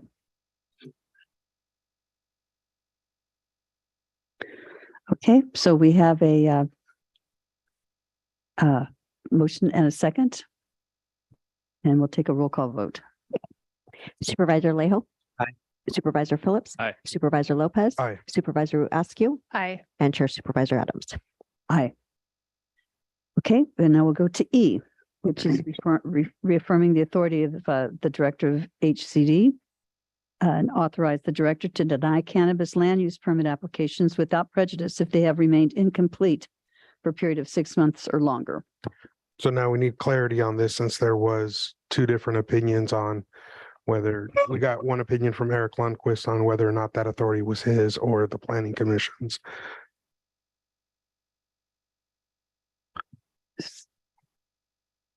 And do we need to hear from Mr. Lundquist again? I don't know if it's him or Les. Les is pondering there. Is If it helps less, I would not want the authority to deny those applications. I think the authority should rest with a hearing body, be it the zoning administrator, planning commission, or board. But I'll leave that to his opinion. I think that's your legal response, Supervisor. So at this point, we should not take action on this reaffirmation, instead come back as part of the next action to clarify that authority lies with the planning commission. As supervisor and chair, members of the board, what I'm hoping today is really to get at least acknowledgement that is something that we should do. As I mentioned earlier, we are often reporting out to the cannabis committee and to the full board on pending applications. And some of them have been sitting there for a long time, and it could be the perception that county staff is not doing its work in processing these applications. But it's really that the applications and the applicants aren't addressing the needs, be it in planning or environmental health bureau or the fire department. So if they're sitting there idle and for more than 6 months, I guess I would just again hope that there would be some acknowledgement that we're able to carry those forward for denial without prejudice, giving them future opportunity to submit a new application when they're prepared. Understood. So we'll clarify that out of cannabis committee and come back with that clarity as part of a future motion. That would be to send that issue back to the cannabis committee for clarity to come back to the full board. I could support that if we need to. Otherwise, we could just make a motion to reaffirm the authority of the Director of Housing and Community Development to proceed with the appropriate bodies necessary to deny cannabis land use permit applications without prejudice if they have remained incomplete for a period of 6 months or longer. So we just give Eric the authority to pursue that as an action and with whatever body needs to be the one that makes that decision. Legal. I think that Mr. Lundquist has indicated that the authority generally is the planning commission, but there could be a different decision maker. Is that correct, Mr. Lundquist? That is correct, depending on the nature of the application.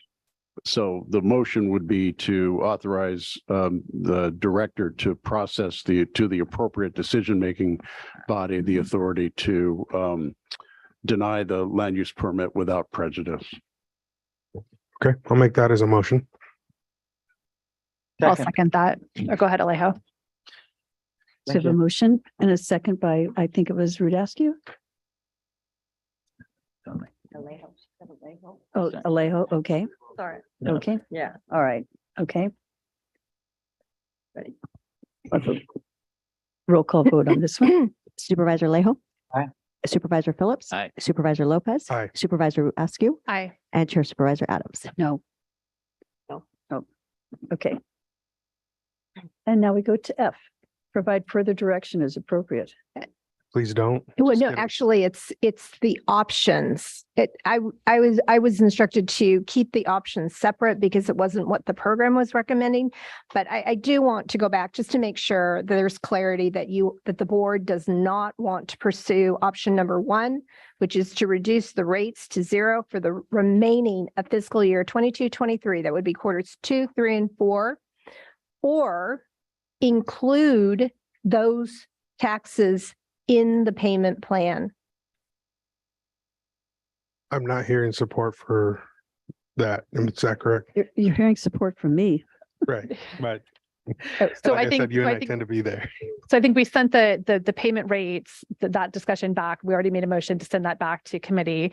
And we did take action to include in the payment plan, the quarters 1, was it all of? I had written down all of 22-23 in the payment plan, but was it just quarter 1? But I would like to see all of 22-23. All of them were included in the. Okay. Yeah. So we already gave that direction then.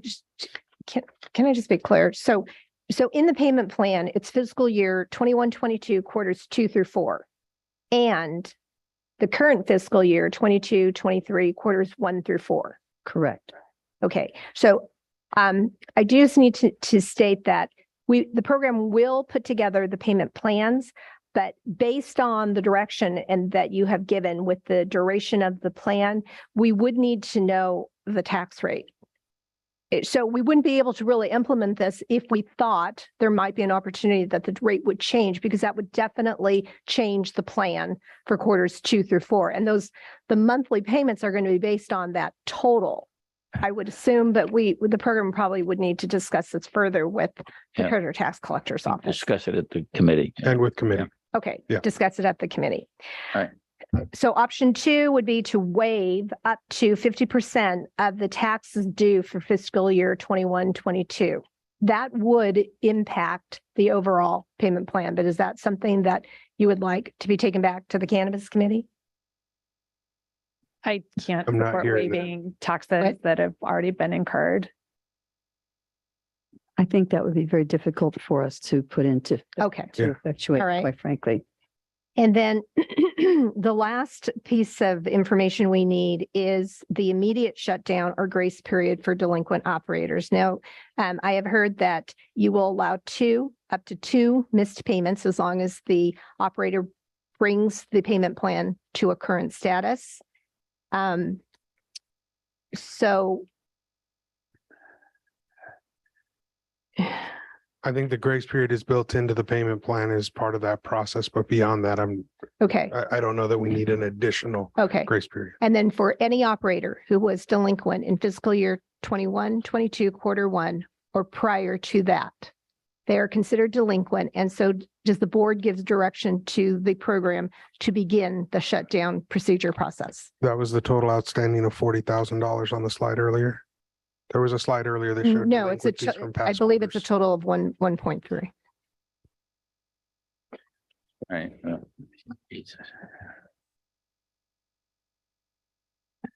What's that? How many operators were included in that? Do we know? I would have to defer that to the Treasurer Tax Collector's office. I'm not feeling good about this one. Yeah. No.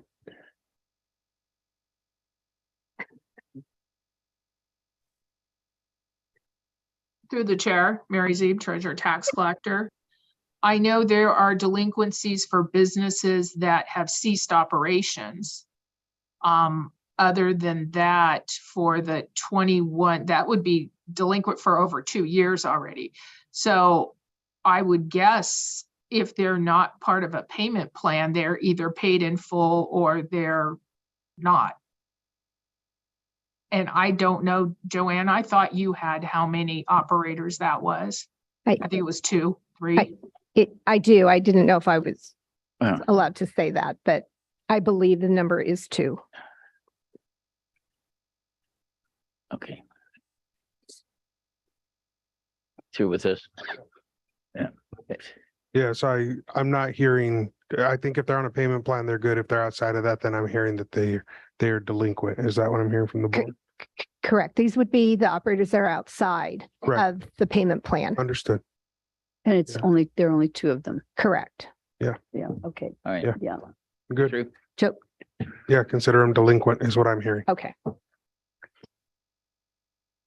Eh, I think we're giving direct, so Yeah. I don't think we need to have. I a would motion. recommend a motion just so the record's clear what the Okay. direction is. All righty. Okay, so we need to have a motion to conclude this. Yeah, so it's an emotion on that last piece, which is to authorize the immediate shutdown of delinquent operators. Correct. That are not participants in And the the payment plan from, for, was it more than 6 months or it's fiscal year It's more than 21, it's 22? from over 2 years ago, but So moved. second. Can we have a roll call, please? Supervisor Alejo. Aye. Supervisor Phillips. Aye. Supervisor Lopez. Aye. Supervisor Askew Hi. and Chair Supervisor Adams. Aye. Okay, thank you very much for this once again, rather drawn out presentation on our favorite subject, cannabis.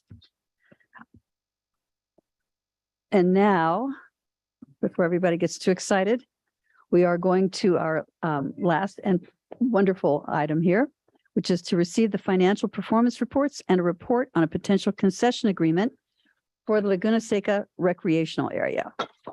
This is going to be a presentation by Randy Ishii, the Director of Public Works, Facilities and Parks, and Brian Flores, the Chief of Parks.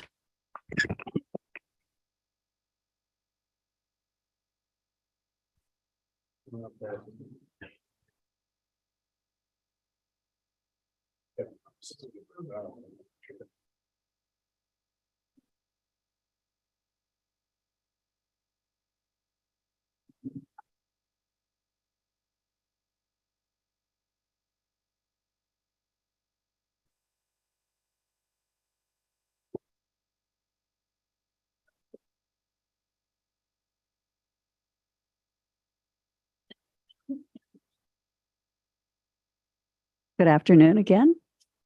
Good afternoon, Chair and members of the Board of Supervisors. I am Randy Ishii, Director of Public Works, Facilities and Parks, as introduced by the Chair. With me today, I'm flanked by Chief of Parks, Brian Flores, and via Zoom, we have Jessica Cordero Martinez, Finance Manager 3 for the Public Works, Facilities and Parks Department. Also joining us today are John Narigi, General Manager and President of A&D Narigi Consulting, our operator of the Laguna Seca recreational area, as well as representatives of the Friends of Laguna Seca, specifically Ross Merrill and as well as Bruce Canepa. The format for today is that staff has a short presentation for you, and then there's a presentation that is to be given by John Narigi. There is a video at the end of the presentation that has audio, but the audio may or may not work because of some technical challenges we were experiencing. It may work today. We will find out. And then it will open up to the Friends of Laguna Seca, and then back to your board for questions or comments. And so with that, I will start us off with the staff presentation. And with the next slide that we go to, it will provide the overview of our presentation as I briefly discussed. We're going to just briefly go over what's in the report in terms of the historical operation arrangements for the Laguna Seca recreational area, as well as the finances for those recent years. We'll also then talk about the concession agreement, and then for purposes of our presentation, it will then go to the presentations given by Mr. John Narigi, as well as the Friends of Laguna Seca, and then overall we'll globally open it for questions and comments in the interest of time. So as we go to the next slide, this breaks down the history of Laguna Seca recreational operations in terms of how the facility was managed. According to the record, the Sports Car Racing Association of Monterey Peninsula, or SCRAMP, operated the facility under, at this point in time, a concessionaire agreement from roughly 1974 through 2014, and then into a month-to-month concessionaire agreement from 2014 to 2017. As an important note, as placed in, as referenced in the board report, in terms of nomenclature, a concessionaire agreement is a management arrangement whereby the concessionaire manages the facility and brings in capital means to address the long-term liabilities, which obviates the burden off of the county's general fund, i.e. they bring capital to the table and capital improvements are funded through that arrangement. There's another difference that we'll get to in just a moment. The difference with the management agreement is that the management agreement specifically is for a contract with a management company to manage the facility. Oftentimes, the owner pays the management company for that service, and there's some other arrangements made financially within that management arrangement. And all capital improvements are funded by the owner of the facility. So moving on in history, we have the Scramp Management Agreement from years 2017 through 2019. Ending on December 31st, 2019. And then it takes us today whereby there is a management agreement with A&D Norwegia Consulting, again from 2020 to the present time. So after briefly talking about the historical operation arrangements that the track has had, this slide then goes into some of the finances of the facility over the more recent time period, from as far back as staff could go, from fiscal year 07 through today. And the graph that you see before you is simply a graphical representation of the entire matrix of data that was in the attachment B associated with this board report. The attachment B was compiled together through staff time and efforts, going through both electronic records and many different boxes of paper records for the audited financials. So this bar graph represents those audited financial statements going through those past paper documents. And there's two lines represented on here. The first line graph representing the operating revenues represented in the blue line, and then the operating expenses shown in the orange line. And again, this is for that same time period for the Laguna Seca recreational areas, operating revenues and operating expenses. And from these audit financials, these reflect the Laguna Seca recreational areas track and park accounts. And what we see is that in fiscal year 06-07, that was the time period when Scramp operated under a concession agreement. And as you move further to the right going to the right represents progress in time. And as we get to fiscal year 17-18, that's when we move to a Scramp management agreement. And then fiscal year 2021, that is when the county moves into a management agreement with A&D. Under concession agreements, generally speaking, the concessionaire collects all revenues and pays all expenses, again, through that capitalized means. Whereas with the management agreement, all revenues and expenses flow through the county. Important note about this graph is that it does not include the other non-operating costs, such as the transfers in from general fund, and a few other financial things that are also shown in the matrix. This is here again, just showing you the operating revenues and operating expenses. Also of note is that it is staff's understanding that in the time frame where Scramp was under a management agreement from fiscal year 17 through fiscal year 20, while the report states that there is a $6.9 million loss, truly that $6.9 million over that time, as you see in this graph, was spent on deferred capital maintenance on the facility and major improvements back into the facility itself, such as the track shoulders and the Newman restroom building. Moving on to the next slide that better shows those capital asset expenditures, which these capital asset expenses are paid through the general fund. So the investment in capital assets directly impact the bottom line. But what we want to show on this and highlight from this graph, which here again shows those capital asset expenditures paid by general fund, is that in fiscal year 06-07 to 07-08, that spike in capital asset expenditures represents the investment back into that track resurfacing that occurred in 2007. And then as time progressed, there was a small nominal amount placed from the general fund back into the facility. And then you see that ramp up again back into the facility from fiscal year 17-18 through 19-20. Again, that's much of that $6.9 million that was reinvested back into that facility during that time period. Not much was placed in fiscal year 21. And then projected for fiscal year 23, we have the approximately $14.9 million investment as supported and approved by the board for the start finish bridge replacement and the track resurfacing. Moving on to the next slide, I will hand it over to our Chief of Parks. Thank you, Randy. So up next, we have the discussion about the proposed concession by the Friends of Laguna Seca. And this would be a public-private partnership, which would not be uncommon these days for many professional sporting industries. Many of our stadiums and such, AT&T Park, Qualcomm Park, a lot of different venues have this public-private partnership because they're faced with a lot of the same issues that Laguna Seca is, with deferred maintenance, large capital expenditures that the team can't support itself.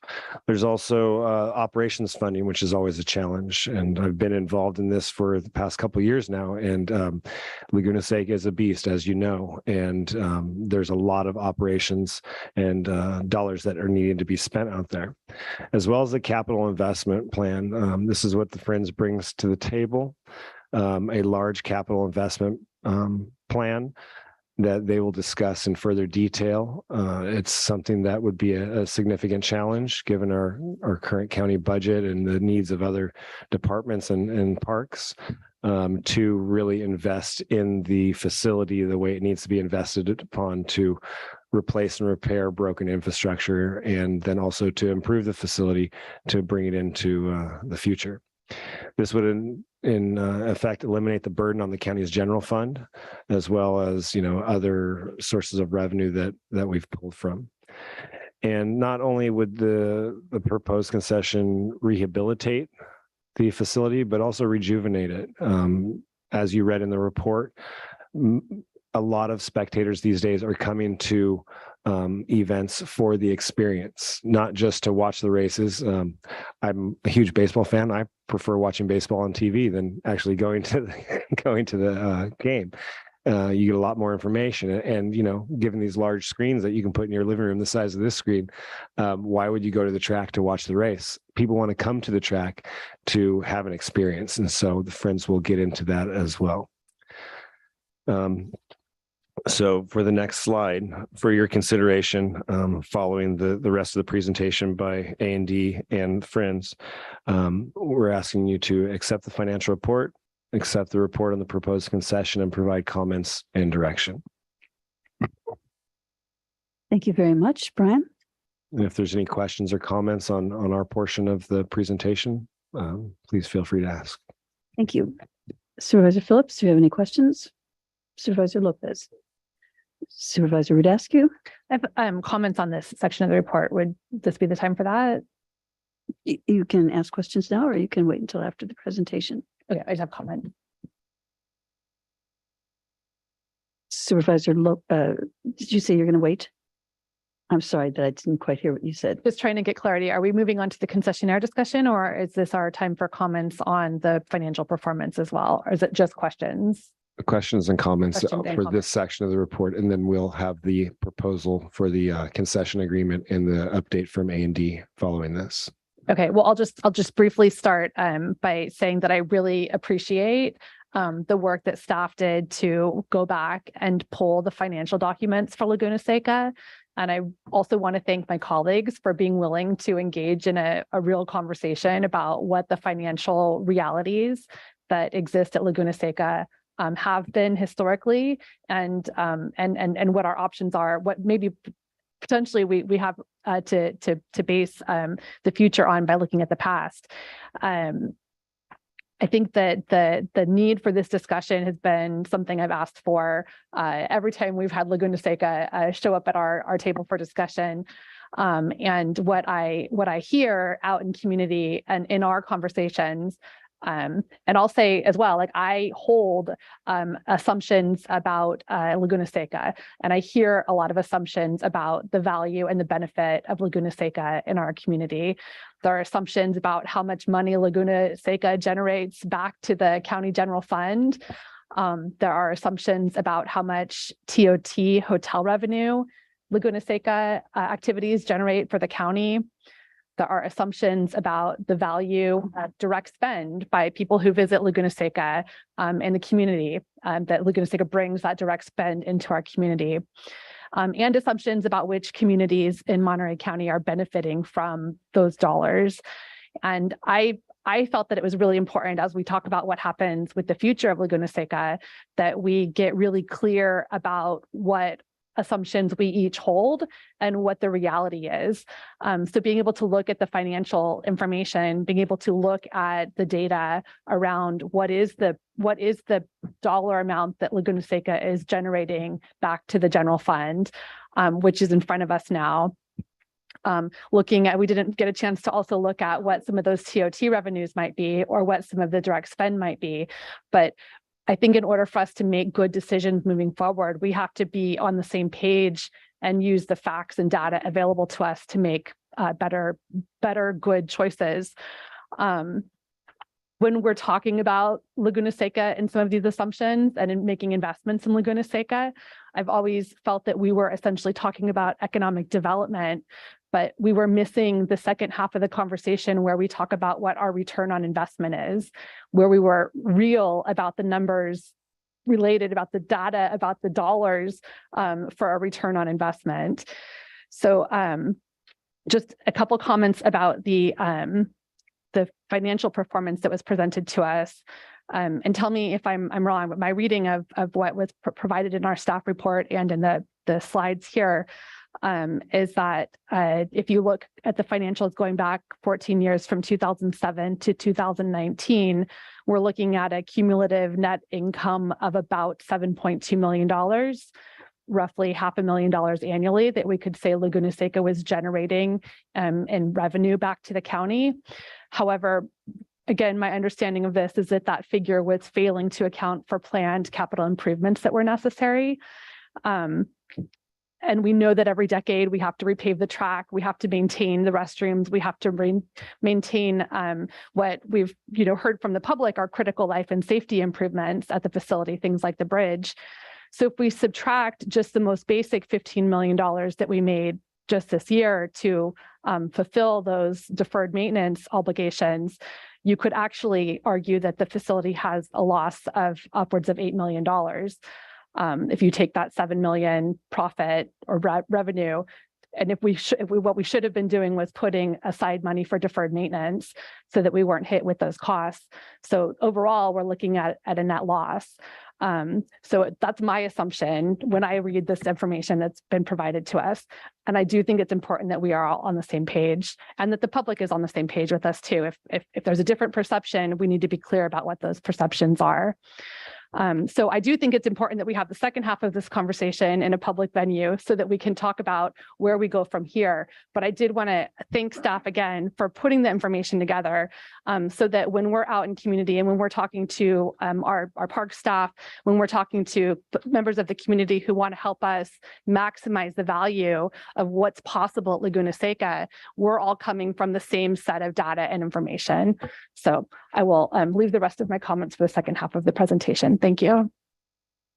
Thank you, Chair, members of the board. Just one clarification. The Army deed that deeded the property to the County of Monterey requires that all revenues generated at Laguna Seca be spent at Laguna Seca. They do not come back to the general fund. A number of years ago, that deed was amended to allow the county to utilize funds generated at revenues generated at Laguna Seca to be used for other recreational purposes around the county. But I don't believe the Board of Supervisors has ever done that. Mr. Ishii may know better than me, but the money generated, the revenues generated out there don't come to the general fund. They have to be spent out there. Would you like to make comments before I start taking comments from the board? Staff will defer to the rest of the comments of the Board of Supervisors. Okay, thank you. Supervisor Lejo. Yeah, I just had a first question. I wanted to challenge that comment about baseball being better at home than at the stadium. Must not be a Giants fan, huh? Clearly, I have to travel a little ways to get to my team, Supervisor. That explains it. I love going to Oracle Park anytime. But I would just say though, just to respond to some of my comments from Supervisor Askew, I would say, first of all, it's always good to look at what has happened in the past, understand what the numbers, we should all be up on that. I agree with that point. But I hope that prospectively and leading into this next conversation, that we can learn what didn't work in the past and perhaps look at other models that could help us address some of those issues. And I think Mr. Narigi has recognized that, yes, he came in during a pandemic, but had there been some additional profits, it would be good to create that capital improvement account of every year, just so that at the end of a period of time, 10 years or what have you, there's a significant amount in there to deal with some of the major improvements that the demolition of the bridge started happening yesterday. I want to thank all the team that is moving that pretty expeditiously. That was long overdue. Basic infrastructure for the safety of the public, and certainly the repaving hadn't been done in so long. But in 7 or 10 years, that's going to need to be done all over again. So some of those do inform us to let's not keep doing what hasn't worked in the past, but let's, with these new ideas or new models that we will talk about next, how do we incorporate some of those ideas so that we are saving a little bit to deal with these capital improvements that will be, and maintenance that will be necessary to continue to keep in good shape in future years. But on the point that what impact, economic impact, there's no disagreement there for me. I remember during Car Week last year, talking to the largest organic grower in the Pajaro Valley, Dick Pichot. He's the owner of California Grill in Watsonville. And he was saying that he gets a lot of his customers that were staying because hotels were so expensive in Monterey, Carmel, that the overflow was even coming down the one and filling up hotels in Watsonville, and even the customers coming into his restaurant. So I know these are anecdotal examples, but this is, that Laguna Seca does have a regional benefit. It does have a regional impact that does bring not tourism, not only into our county, but even to our neighboring counties as well. So I just want to point out that this is something that you hear every year. And we know happens every time we have a big event at Laguna Seca. But moving forward, I hope we could look at models so that hopefully we could be generating more and having some mechanisms in place to pay for the ongoing maintenance of this important world-renowned racetrack that I think is appreciated by many of our county residents. Thank you. Thank you. Are there any other board comments before we go to our presentation? Nope, not seeing anyone. Why don't we go ahead and move forward? Thank you very much. And with that, we move into the next slides. Since we were able to consolidate the two presentations together, we open up the floor to Mr. John Narigi of A&D Narigi Consulting and our operator. Good afternoon, Madam Chair, members of the board. I think this first picture here kind of represents what we want to show all of you today. A true collaborative effort between A&D, Laguna Seca Friends of, and the rec area, and obviously the Parks Department of Monterey County. Next slide, please. If you note the mission statement, my plan is not to read through it, but if you notice the last few phrases in it, providing positive economic results to Monterey County and financial stability for Laguna Seca recreational area, I think today's presentation, being recommended by me, will show you we do have a business model that will pretty much guarantee that for you. This mission statement was put together by the team back in January 1st of 2020. Our management team, which is behind me, who is also in support, as well as Steve Fields of All Field Sports Sales, the independent contractors in support of this proposal as well. Well, the bridge is down.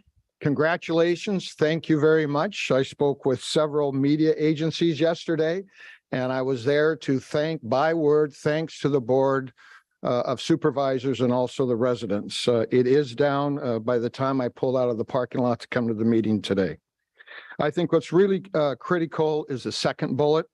Current management agreement requires the use of public funds, which dictates governmental processes, staff time, and financial liability for the county, which creates a challenge affecting Laguna Seca's ability to operate competitively in the private sector and as a profitable business. And I think the graphs you saw earlier pretty much represent that, allowing a management agreement.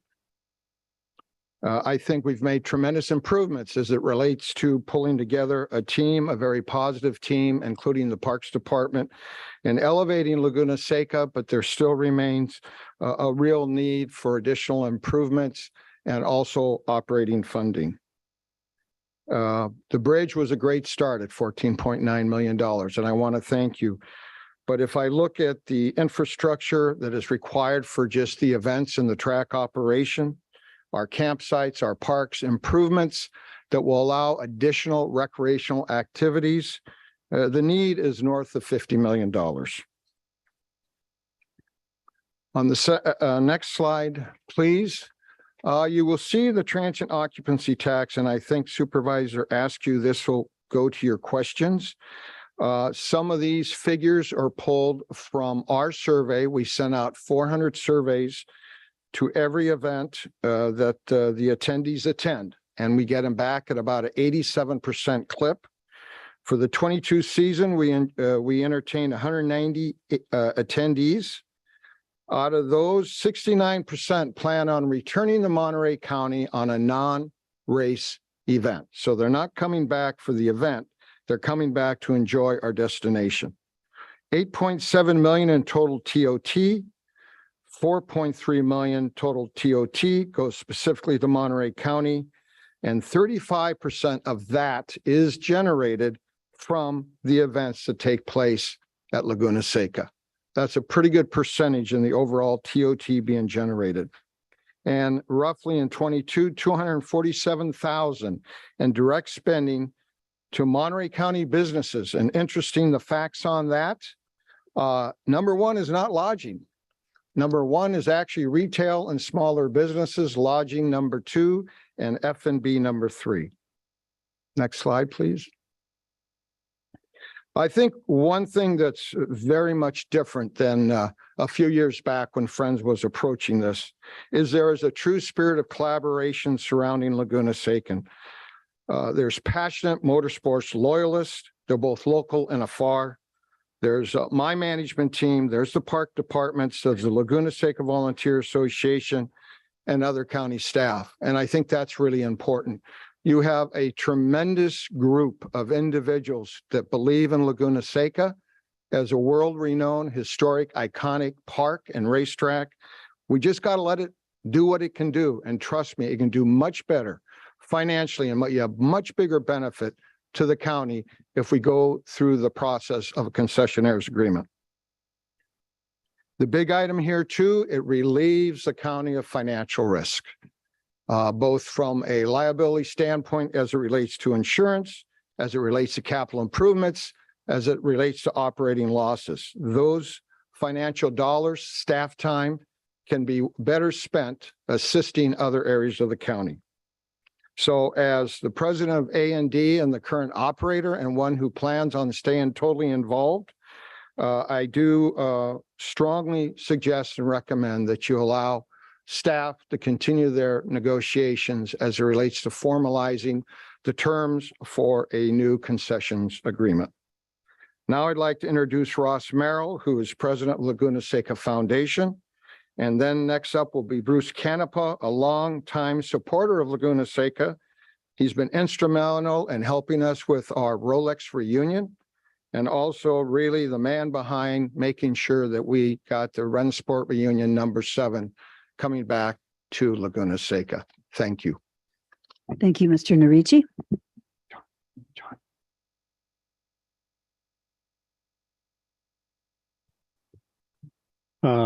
Good afternoon. I know it's been a long day. I'll try to be brief. Thank you, John, and Madam Chair of the board. It's a great opportunity to speak here today. John said it very well. This Relationship is based on collaboration for a common goal, and that's very much the foundation for the proposal that we have. I'll be addressing the narrative that I believe was passed out in a folder, particularly the 5 bullet points on page 2. This is truly a public-private partnership between the County of Monterey and the nonprofit Friends of Laguna Seca that's built on that collaboration towards accomplishing a common goal. What this will bring is long-term financial independence for the Laguna Seca recreational area, relieving the county of the obligations to financially support the LSRA. This is a huge point. This frees up valuable county resources for all the other needs around the county. This will be a privately funded operation and maintenance plan for the LSRA as well. Our sources of funds are primarily from donations, sponsorships, and the net operating income that we will operate. And as a nonprofit, all revenues will be reinvested into the facility. We'll be utilizing our proven business practices and experience towards this goal. And Friends has already laid significant groundwork for fundraising activities that we plan to pursue immediately. We have an all-volunteer board of directors. No one at Friends of Laguna Seca receives compensation. We're doing this because we love the sport, we love the venue, and we believe there's a wonderful future out there. Also, a county representative will serve on the board and be along for those major decisions as we move forward. Again, we're here to help. We will privately fund a 50 million capital improvement plan that will restore and revitalize this community asset for the long term, which also serves as an economic engine for the community outside of the fence. And we'll do that with an updated business plan that also enhances community engagement. We'll create a calendar of profitable events that are not dependent entirely on professional racing, combined with improved community access and engagement for other uses such as hiking, biking, camping, even vocational education opportunities that exist out there that we can leverage, along with industry involvement from our local industry.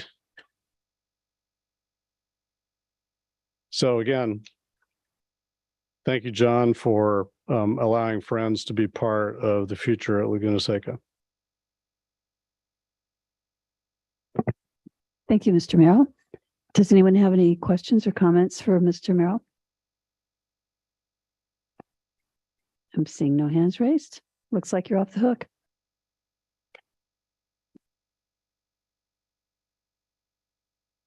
Madam Chair, Board of Supervisors, hello. I'm Bruce Canepa. I have spent a long time at Laguna Seca. I've driven a lot of laps, enjoyed it, and I've seen the ups and downs. And as we all know, it's a fantastic facility. I wrote something up. I'll read you shortly here. First of all, thank you for allowing us to share our vision for the restoration, revitalization, and long-term improvements necessary to preserve this iconic community asset for future generations. The Friends Board is a group of experienced business people with an enduring passion for Laguna Seca. It includes a diverse member background with experience in business, organization, construction, marketing, event management, automotive, motorsports, etc. In partnership with John Narigi and his staff, the volunteer organization, the Monterey Motorsports Advisory Council, the Laguna Seca Foundation, and All Field Sports, we see unlimited possibilities to renew this Laguna Seca recreation area for its secured long-term future. A nonprofit with oversight by a team of knowledgeable businessmen is a catalyst to encourage donors with a similar passion for the Laguna Seca recreation area to provide a substantial portion of the funds to complete maintenance projects and rebuilding the existing facility for the future. Motorsport and professional racing, like other professional sports, has undergone significant changes to its audience. With tremendous improvements in sports broadcasting, giant home TV screens, and future generations who are less outdoor active, The large spectator crowds of the past have receded and will most likely be less in the future. Today's spectator wants a first-class lifestyle experience. That is obvious during Car Week if you look at Quail or Pebble Beach, the Pebble Beach Concourse, and numerous boutique upscale events that go on throughout that week. The lifestyle experience made available through five-star amenities, creating an upscale social gathering, a party atmosphere, can only be experienced in person. In many examples, somewhat smaller audience will visit, but with much higher expectations on what the experience includes. Improving facilities to a five-star level will without question secure the future of Laguna Seca and meet the demands of today's in-person audience, including race sanctioning organizations, participants, ticket holders or fans, sponsors, partners, vendors, etc. These improvements will open the door to other possible events, including small boutique automobile social gatherings, automobile manufacturer unveils, community events, charity functions, etc. All of this will benefit the community in numerous ways. Construction will benefit local businesses and all the various trades. Employee hires at LSRA and throughout the community will increase with the demand of facilities maintenance, business growth, and operations oversight. Taxable revenue in Monterey County will increase as many service businesses will see a growth from an improved LSRA. Friends is more than just the small group of people you have heard about. It is an open door to a vast group of Laguna Seca allies who want to be part of the future of this historic facility. Thank you. Thank you, Mr. Canepa. Any comments or questions? Seeing none, thank you.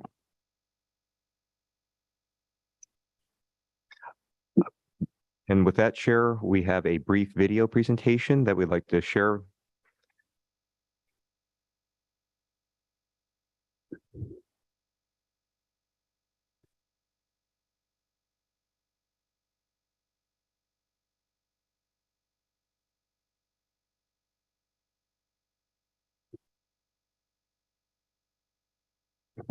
I could sing along, but I don't think anybody would like it.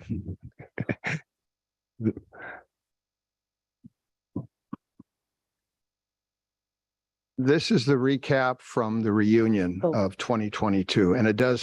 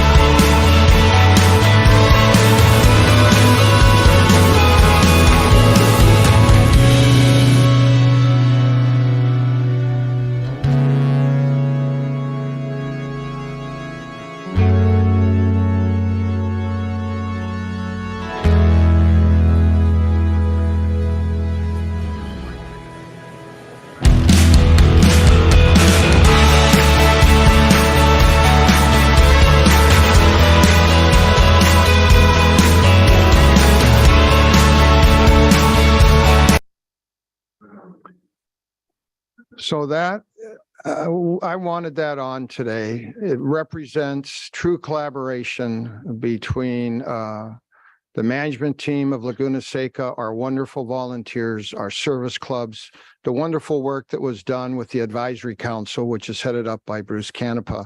I hope you all took a good look at all the young people that were there in the crowd.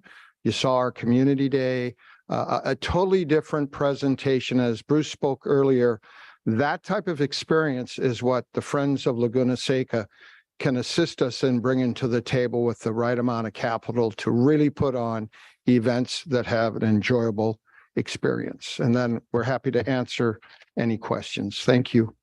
Thank you, Mr. Narici. I think it's time for us to take it out to the public for comment. Is there any member of the public who would like to comment on the presentation that we've had before us today? It's a race to the front. Good afternoon, Madam Chair, members of the board. My name is Lee Ames. I'm president of the Laguna Seca Volunteer Association. I first came to Laguna Seca in 1969 with my father. In the last 15 years, I've had the pleasure of volunteering for this facility. And over those years, I've seen many changes. I've also seen events that I will never forget. And more importantly, I've met amazing people who have become more than friends. They've become part of my family. Since its beginning, Laguna Seca has been driven by the passion of the volunteers. That is why I'm here today to express the support of the LSVA and its members for this proposal. Motorsports has changed greatly over the years, as has our entire world. And so must we in order to maintain our status as a world-renowned motorsports facility. Over the past 3 years, I have seen quite a positive improvement in the facility under the guidance of John and his staff from A&D. Excuse me here.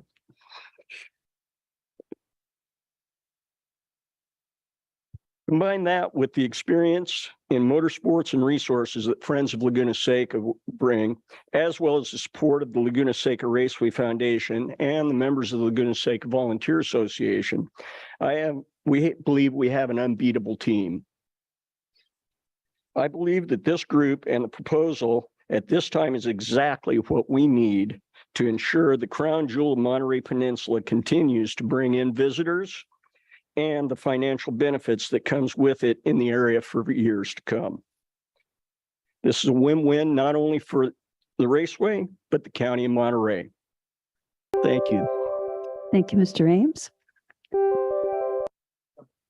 Hi. Hi. Madam Chair, members of the board. My name is Steve McShane. I'm here in my capacity as CEO of the Salinas Valley Chamber of Commerce. The track is a gem. I just have to say firsthand, a few months ago, or I think it was 2 months ago now, when we had the IndyCar in downtown Salinas, and I had the pleasure of interviewing some of the folks that race internationally for IndyCar. Every single one of them knew our track, and they knew it for over 10 years before they'd ever even seen it because they played it on a video game. The thousands that come to the region and the overpour of benefits from a tax perspective and just a positive perspective for our community is immeasurable. I want to applaud the board for recent moves to invest in the track. It needs it. And this creative way to work towards negotiating an agreement with A&D and to move forward with the concessions is the right move. So I just want to voice that support in every way possible. Thank you. Thank you, Mr. McShane.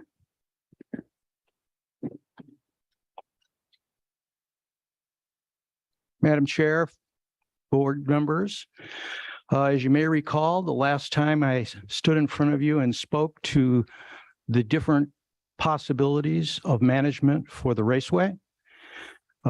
Remember, when I'm speaking on behalf of the Monterey County Hospitality Association, not myself.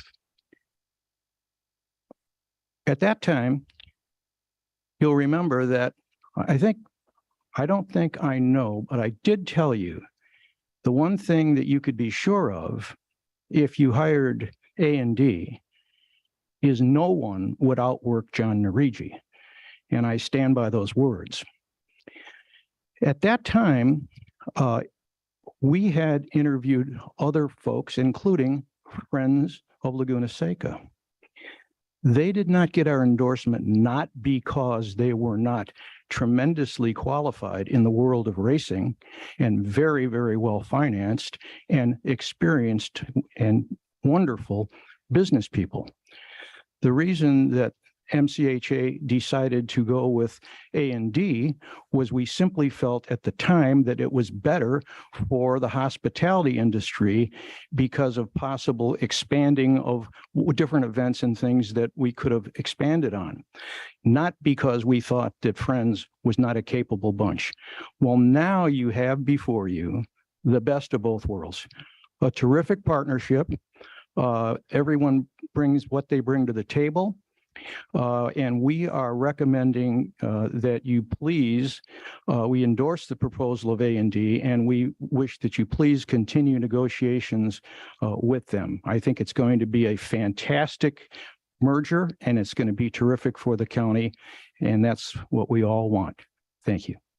Thank you, Mr. Curcio.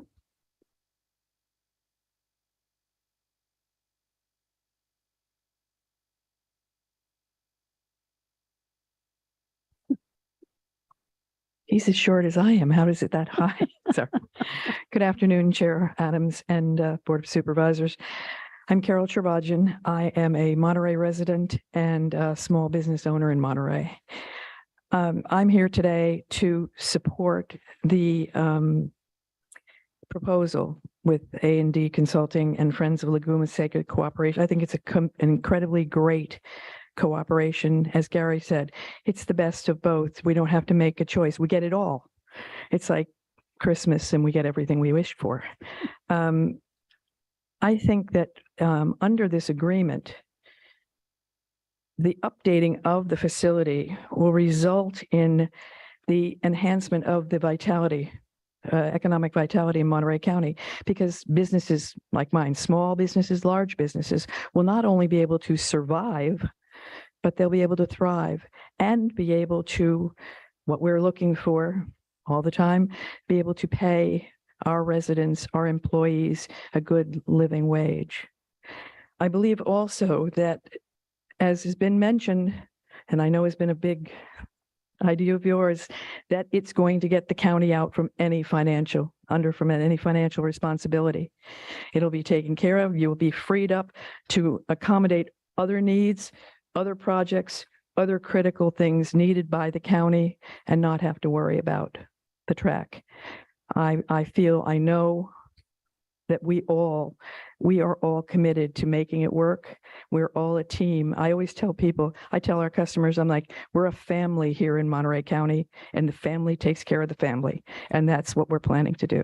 Thanks so much, and I appreciate your thoughtful consideration. Thank you, Mr. Cherbajian.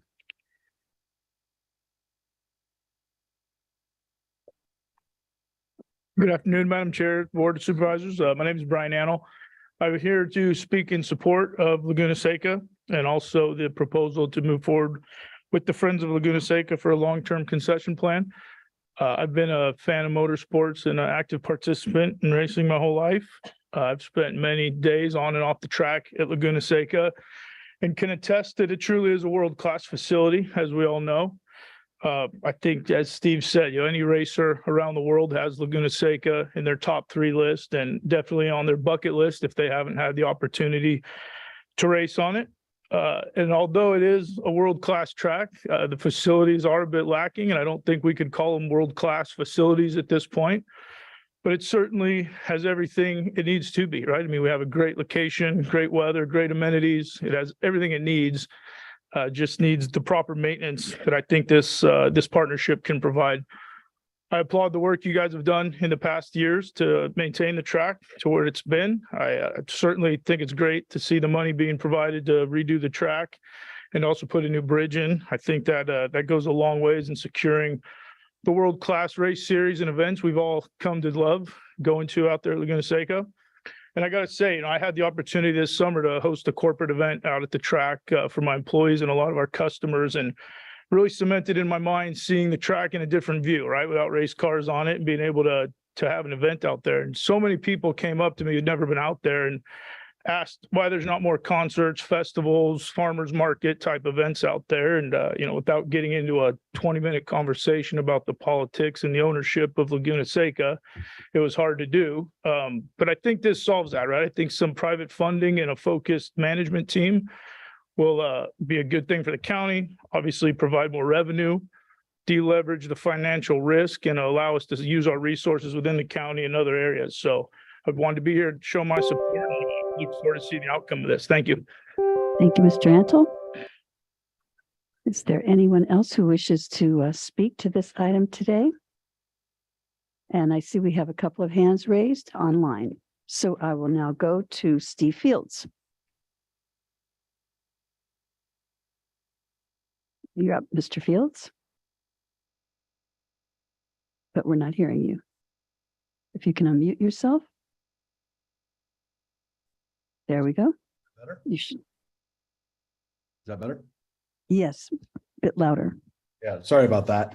Madam Chair, I apologize for not being there in person today. I know this is an important matter at hand. And as a contractor who has been associated with both the previous concessionaire and now currently with the county, All Field Sports recognizes that while the county recently has put forth significant and considerable resources towards the health and repair of the track as it is truly one of our most treasured assets. And I believe that for the Laguna Seca Recreation Area to survive and regain its stature and prominence globally, it really needs outside private funding.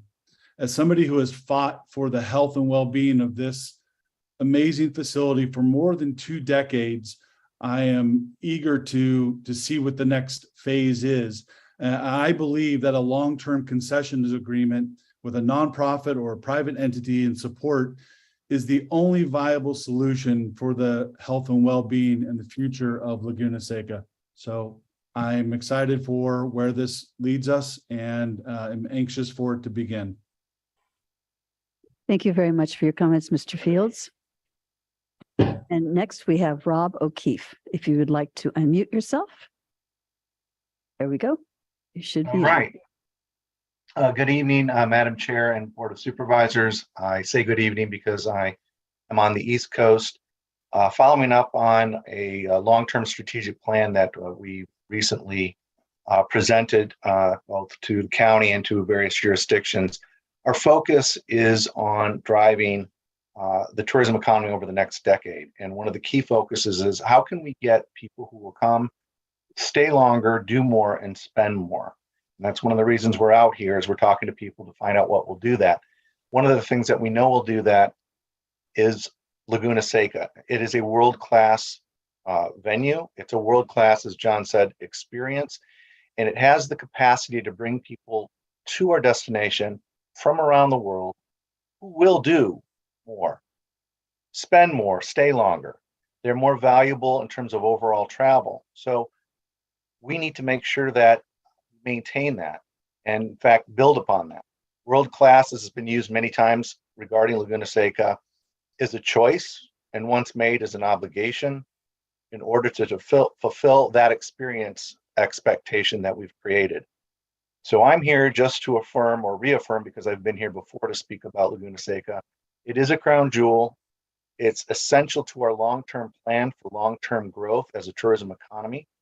And I appreciate the opportunity to speak to you tonight. Thank you, Mr. O'Keefe. Enjoy your time in the East. Is there any other member of the public who wishes to speak on this item today? Seeing no more hands raised and seeing no one coming forward, we will close public comment with a great deal of thanks to all who've come forward today. Thank you very much for being here and expressing your support of this item. We will go back to our staff and see if there are any final closing comments. No further comments, Chair. Thank you. So I don't believe that we'll need a motion today because we are actually just receiving the report. And with that, I'll close the item with a great deal of thanks to everyone for coming today. Yes. I'm so sorry, Wendy. You're absolutely correct, because we will keep the item open and have board comments on the other part of the equation. So you're up. Thank you. I appreciate that. And I just want to appreciate all of the speakers and all of the folks who've put so much of your own time and thought and resources into thinking about how we can maximize the value of Laguna Seca. So just a couple points in regards to the assumptions about the TOT benefits of Laguna Seca. There was a 2017 CSUMB report that estimated an annual benefit of about $2 million across all jurisdictions for TOT hotel tax. And the survey data that was just presented today shows significantly more than that, which is great, showing about 4.3 million directly back to the county general fund. However, I also have to compare that with the data from our TOT revenue that during the 2020 to 2022 period, the middle of COVID, when everything was shut down, our TOT really only dropped by about $5 million total as a county. So I appreciate the information. I think we also need to keep double checking our data when we're talking about our assumptions, when we're talking about the facts. All of them can't be true at the same time. So we just need to, I'm a politician, I hear a lot of people promise me a lot of things, but my job is to go double check the data and make sure that it matches up with the facts that I have available to me. So I would encourage us to double check on these points before we go out into the public and speak to them. So it's clear to me, and I've said this before to many others, that Laguna Seca is an important asset for hospitality industry. It is beloved by many in our community and far beyond our community. And I recognize and I take responsibility for our responsibility to honor this asset. So what's being presented to us today and what we have the opportunity to, I think, sort of daylight with the larger public is a sole source concessionaire agreement. But this is really the first time that we've been able to have as a board a conversation about what our options are for Laguna Seca, what the potential is for Laguna Seca. In regards to the concessionaire agreement that's in front of us, we do have a responsibility to make sure that Laguna Seca is delivering its highest value as an economic driver and as benefit to our community. So I appreciate seeing the community, the intent to bring community onto the property and to utilize it as a county park is included in some of the materials that have been provided to us. But I also want to make sure that there are realistic plans for the future and that we have a realistic oversight and appropriate oversight. We can look to the past and say, maybe we should have done that better. So that's something that is on my list. How do we build that into whatever it is we're doing moving forward? And then a question that I have in regards to the estimated cost of deferred maintenance, which were presented to us earlier this year as being sort of an urgent, critical need for $66 million in deferred maintenance. The proposal that's being put on the table right now for sort of initial discussion is a 5-year agreement that would only include a $10 million capital investment. It would take us, I think, I don't have it in front of me, but I think the proposal was with an additional $40 million over the next 25 years. Or 10 million over the next 25 years. So we're looking at additional deferred maintenance that's going to accrue over that period of time. And I'm just looking for maybe a reality check on, is it $66 million today? What does that look like if we're delaying investment into the future? Just questions that, and I don't need an answer today, but I think as we continue talking about this, these are where does reality lie? What is the what are the facts? What really is the deferred maintenance and capital needs at the facility, and over what timeline? If we assume 10 years from now we've got to repave the track again for another $10 million, is that included in those assumptions? Let's see here. So I think as we move forward, I'm looking for, I guess, some assurances from those who spoke today and who are committed to finding a successful path forward, that we, this board, this county, my 5,500 employees here who rely on our general fund to pay their salaries and their benefits, are not going to find ourselves sitting here 5 years from now with even greater deferred maintenance needs or greater financial operational hemorrhaging. We've been promised aggressive sponsorships in the past. This board has been through this, I think, a number of times now. And those promises have never materialized that I've seen. So I'd love to have faith. I'd love to just, believe. But my fiduciary responsibility to our county demands more than hoping and praying for the best. So as we move forward with discussions, as our staff continues to talk, I'm going to be looking for very real, tangible data that's backed by facts, backed by information that's available to us. I'm going to be looking for more than promises. I'm going to be looking for more than something that's a hopeful vision. I want to have a vision, but I also need to see what the path is that's going to get us there. So I appreciate the conversation, and I just want to tell staff again and my colleagues, I really appreciate the opportunity to lay out all this information in a space where we can talk about it openly and honestly. Agree that as we move forward, we're going to use the facts available to us. We're going to look to the history financially, and we're not just going to hope and pray. We're going to be upholding the responsibility that Laguna Seca and our community expects from us. So with that, I will end my comments. Thank you all for engaging in the conversation and for caring so much about this incredible community asset. Thank you, Supervisor. And now I see Supervisor Alejo's hand is raised. Supervisor Alejo. Yeah, thank you. Thank you, Madam Chair. And I want to say this is an exciting time. I want to thank Mr. Narigi and the other partners who spoke and the community partners that I think will ensure that this new proposal will be successful. We can't go to the past. We can't learn from the past, but I think this is a new chapter being written in the history of Laguna Seca. It's an exciting time. Hopefully, when we get clearly out of this pandemic, that things will even get better. But potentially with an agreement where we could draw in private dollars, a new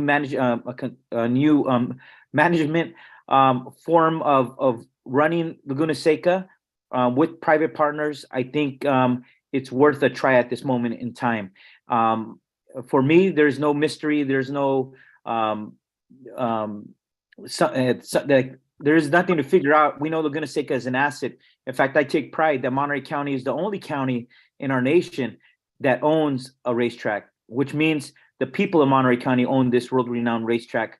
But with like every asset, just like when we take care and maintain our own homes, we have to take something that is so precious, that is so valuable, and so it could continue to have the powerful economic impact for our region. And I think the only way we would have to really understand is if you go out and on any one of the big events when there's tens of thousands of fans that come, when you ask them where did they travel from, where are they staying at night, where have they gone to eat, that's where you really get a sense of who's coming. And I've talked to some of the Laguna Seca volunteers, and there are some hardcore volunteers that will come cross country year after year just to come and volunteer and just to come enjoy some of the events at that location. On top of that, we know that when tourists come in, those are generators for the jobs, the people that clean hotels, cook, and serve all the different tourism related businesses. Those are many of my constituents. And so I know this has a positive impact for their jobs and those busy weekends when they're having to work because there is these huge events that draw people in. But I know we've had some struggles here. It hasn't been perfect. This new concession agreement may not be perfect, but we will work to make sure that it's as perfect as it can be so that it's successful and that this new chapter will be the best one, I think, that we could have for this track for many years to come. With that, thank you, Madam Chair. Thank you, Supervisor Alejo. Supervisor Lopez. I'll be quick. I just want to thank everybody for coming forward today to share your perspectives on the need for investment in this track. As I've stated before, unfortunately, I've seen what happens when you don't invest in a facility. I've seen a park fall apart. I've watched it become useless to a community and with it take its economy. And I'm talking about Lockwood and Southern Monterey County and the lack of investment for years in the lakes. And I have shared that this board has made those investments. So I don't want that to reflect on my colleagues. But I do want to say that historically, when you don't invest in your infrastructure and your parks, we see the outcomes. And I understand having looked at all the different issues that you guys are facing down under the different potential structures, that there's concerns with some of those structures and requirements under those, specifically CalCap and those pieces that are important. I get it. So I just want to thank you for coming forward with an option for us that I think is a new opportunity. I understand some of the names might look the same, but understanding the nuance behind the scenes, it really is a new option.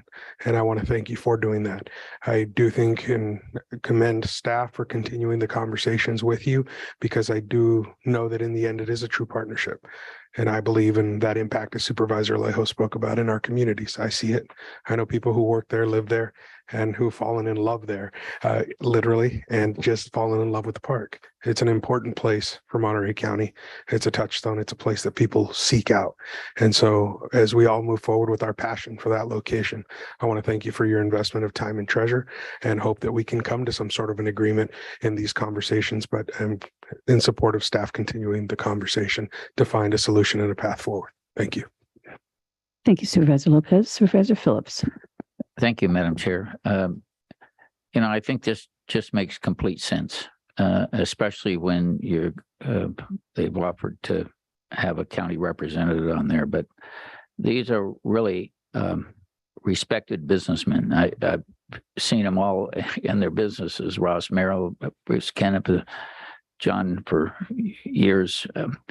And they have the support of the motorsport enthusiasts, and these people will put some money into it. Like someone was mentioning when I was out there, there were people from Great Britain, Italy, France come over just because they love the track so much. I have no question that they'll be able to get the people who love this track to invest in it to make it what it used to be.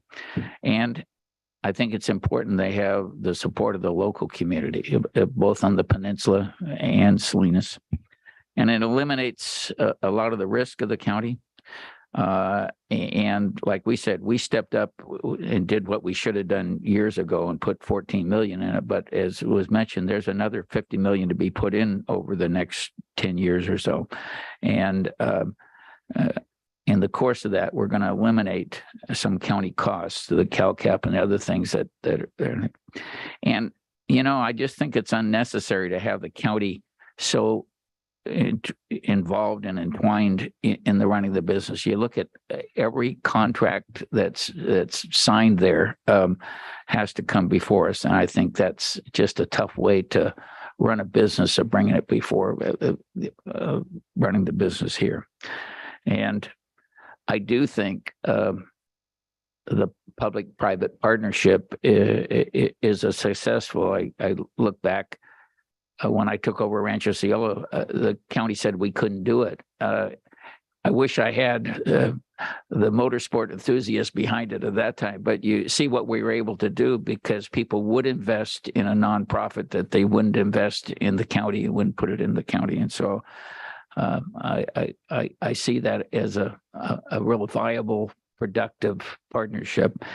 And lastly, when have you ever talked about Laguna Seca and not had a room full of people yelling and screaming and saying, we want to do this and that?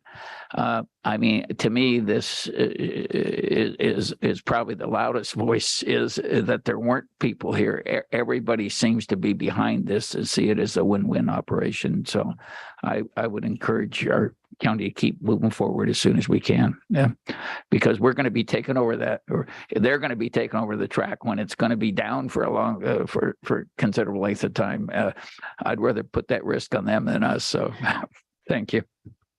Thank you, Supervisor Phillips. And just in my own comments, I've seen the introduction of the Lola. I've seen the Pope. I've seen the Grateful Dead. I've seen John Norigi, Ross Merrill, and Bruce Canepa, all at Laguna Seca. And one outshines the other. What can I say? It's a wonderful, wonderful place. But I feel like we're making the right decision. There's a lot ahead, and I know it isn't going to always be easy. My hope is that we will have many meetings like this where it is everybody on the same page, everyone cooperating with one another, and everyone willing to move forward. I know there will be struggles, but my hope and expectation is that working together like we are now, we're going to be able to make it through. Laguna Seca I truly believe deserve something special. And I think this relationship, backed truly by two of the great staff people that we've got in Brian and in Randy, who I think have had a lot to do with moving this forward in the very comfortable and positive way that it has been, is really, I think it augurs well for us. So I look forward to the next lap and know that I'll be here to help in whatever way I can. Madam Chair, what's the Lola? It's a car. It was the first one with the flipper. New to me, sorry. Sorry. That was a long, long time ago in the 60s. That was my aunt. I remember it completely. At any rate, thank you. Thank you all. And I'm not seeing any additional hands up. And I think with that, now we will see if there's any further comment from staff. No comments. Thank you very much for your comments. Yep. Thank you very much. You're welcome. Thank you. Well deserved. With that, we will close item 32 and move on now to other board matters. Our County Administrative Officer, would you like to make comments? Yes, thank you, Madam Chair. Just, of course, remind everybody it's election day. So if you haven't gone out to vote or sent your ballot in, now's your last chance. Polls, I think, should be open till 8. So please do. And also thank your election volunteers that are out there. We have a lot of volunteers throughout the county that help on election day, as well as we also have some great staff over at the elections department running elections every year here in Monterey County with they go off very smoothly. So I want to thank them. So we're still conducting business. You might want to step out in the hall, gentlemen and ladies. Thank you. And now, are there any new referrals? Yes, Madam Chair, there are 2 new referrals. There were 3. One was postponed. So the 2 that are on currently is one from Supervisor Phillips to seek a long range funding source for Pajaro Park to ensure the long-term park access to residents of Pajaro Valley, which will enhance the overall health and well-being of residents of this disadvantaged community who need it the most. The Pajaro Park there is run by Pajaro Sunny Mesa. I think it was originally developed as redevelopment, and it's a good asset for the people in Pajaro that needs to be provided some assistance, and that referral is being forwarded to Randy Ishii and Ezekiel Vega. And then we have another referral today, Madam Chair, from Supervisor Lopez, requesting that the county create a commission that monitors and makes recommendations around policies that impact the LGBTQ communities in order to provide leadership and support for the well-being and longevity of our LGBTQ plus communities in Monterey County through coordinated and integrated approaches. And this referral is being forwarded to Mr. Rodriguez, our Civil Rights Officer. And that's all we have for new referrals this week. Thank you very much. Now it's time for board comments. We'll start at this end. Supervisor Phillips. Well, we're going to announce one of these days the opening of Phil's Fish Market, but everybody's on it anyway. So we were going to do a ribbon cutting this week, but then the rain came, so we'll probably do it next week. But a lot of enthusiasm and a lot more people coming in into our town, and it should be good for our town. I had a meeting Tuesday night with the Las Lomas people about some traffic things we're doing there. The next night we met up on the residents around Fruitland at the golf course about concerns they have, and Randy and his people were there doing some good PR work and telling what we're going to try to do to alleviate a traffic congestion there. So we're working on that. We're trying to get a few things done before I'm kicked out of office here. So thank you. Thank you very much. Supervisor Lopez. I'll just quickly share, we had quite a few community meetings over the last couple of weeks, including Lockwood and Greenfield last week, that were extremely well attended. And in fact, they've led to some fast action on community desires. So just want to thank everybody who came out to those meetings and participated. Other than that, I'm good, Madam Chair. Thank you. Supervisor Root Askew. You've still got a few hours to get your ballot turned in or show up at a polling place and get a provisional ballot and get your vote counted. I just want to remind folks that we've had local races that came down to just a handful of votes. So you've still got time. Please make your voice heard, boost our voter turnout rate, and get out there and vote. I just wanted to give a shout out to Hartnell College. Their Dia de los Muertos event was beautiful, and the Center for Community Advocacy also had their annual event in celebration of Dia de los Muertos, honoring just a number of local community leaders, including Dr. Dana Kent, one of our own, and Senator Bill Monning. Really incredible space to spend some time with community. So thanks to all of our community activities. And then I think Supervisor Alejo will probably make an announcement about some of the community events in honor of Veterans Day this Friday and over the weekend. But there's plenty to find online, and please do come out and show your support for our Monterey County veteran community. Thank you. Thank you. Supervisor Alejo. Yeah, Madam Chair, I want to certainly encourage all our Salinas residents to get out to vote before 8 o'clock today, and all voters throughout Monterey County for that matter. And I also want to wish all our county employees who are veterans, happy Veterans Day, and to all our families as well across Monterey County. And there is some important events. And I think when the veterans see that community members and elected officials go to those events on Friday morning and throughout the day, they're very much appreciated. And I really want to acknowledge Tony Verretta and all the Salinas Veterans Day Parade Committee, because they have the largest event on the Central Coast with about over 10,000 residents who come out for that parade on Friday at 2 o'clock. So it's always a beautiful thing to see families and veterans out there. Last thing I would say is next week, we don't have a meeting. Many of us will be at the California State Association of Counties Conference in Southern California. I look forward to getting together at our conference with all our colleagues throughout the state and plan for more good work at the county level for 2023. Thank you, Madam Chair. Thank you very much. I just echo my colleagues' comments, especially about getting out to vote. Every single person's vote matters. And as Supervisor Rudasky said, sometimes elections and the future of our country can be determined by a handful of votes. So we must go out to make sure that we get our voice heard and our votes counted. As many of you know, we will not be meeting next week. However, the California Coastal Commission is going to be holding its November meeting in our chambers at that time. I look forward to welcoming the statewide commission to our county. We've got some of the most spectacular coastline in the state, and they are critical to its protection and its access. As many of you know, on the commission's agenda is the Cal-Am desal project. It's going to be a contentious issue, and I'm sure many members of our community will be here to share their views. And I hope that you are polite and enjoy the amenities of our beautiful government center while you're here. However, regardless of what's behind or what your thoughts are, or what is the decision that the Coastal Commission makes on the desal project, we still have many critical water supply issues here in Monterey County that we need to deal with beyond the peninsula as well. Therefore, I'm looking forward to our next water forum that we're going to have, our next regional water forum.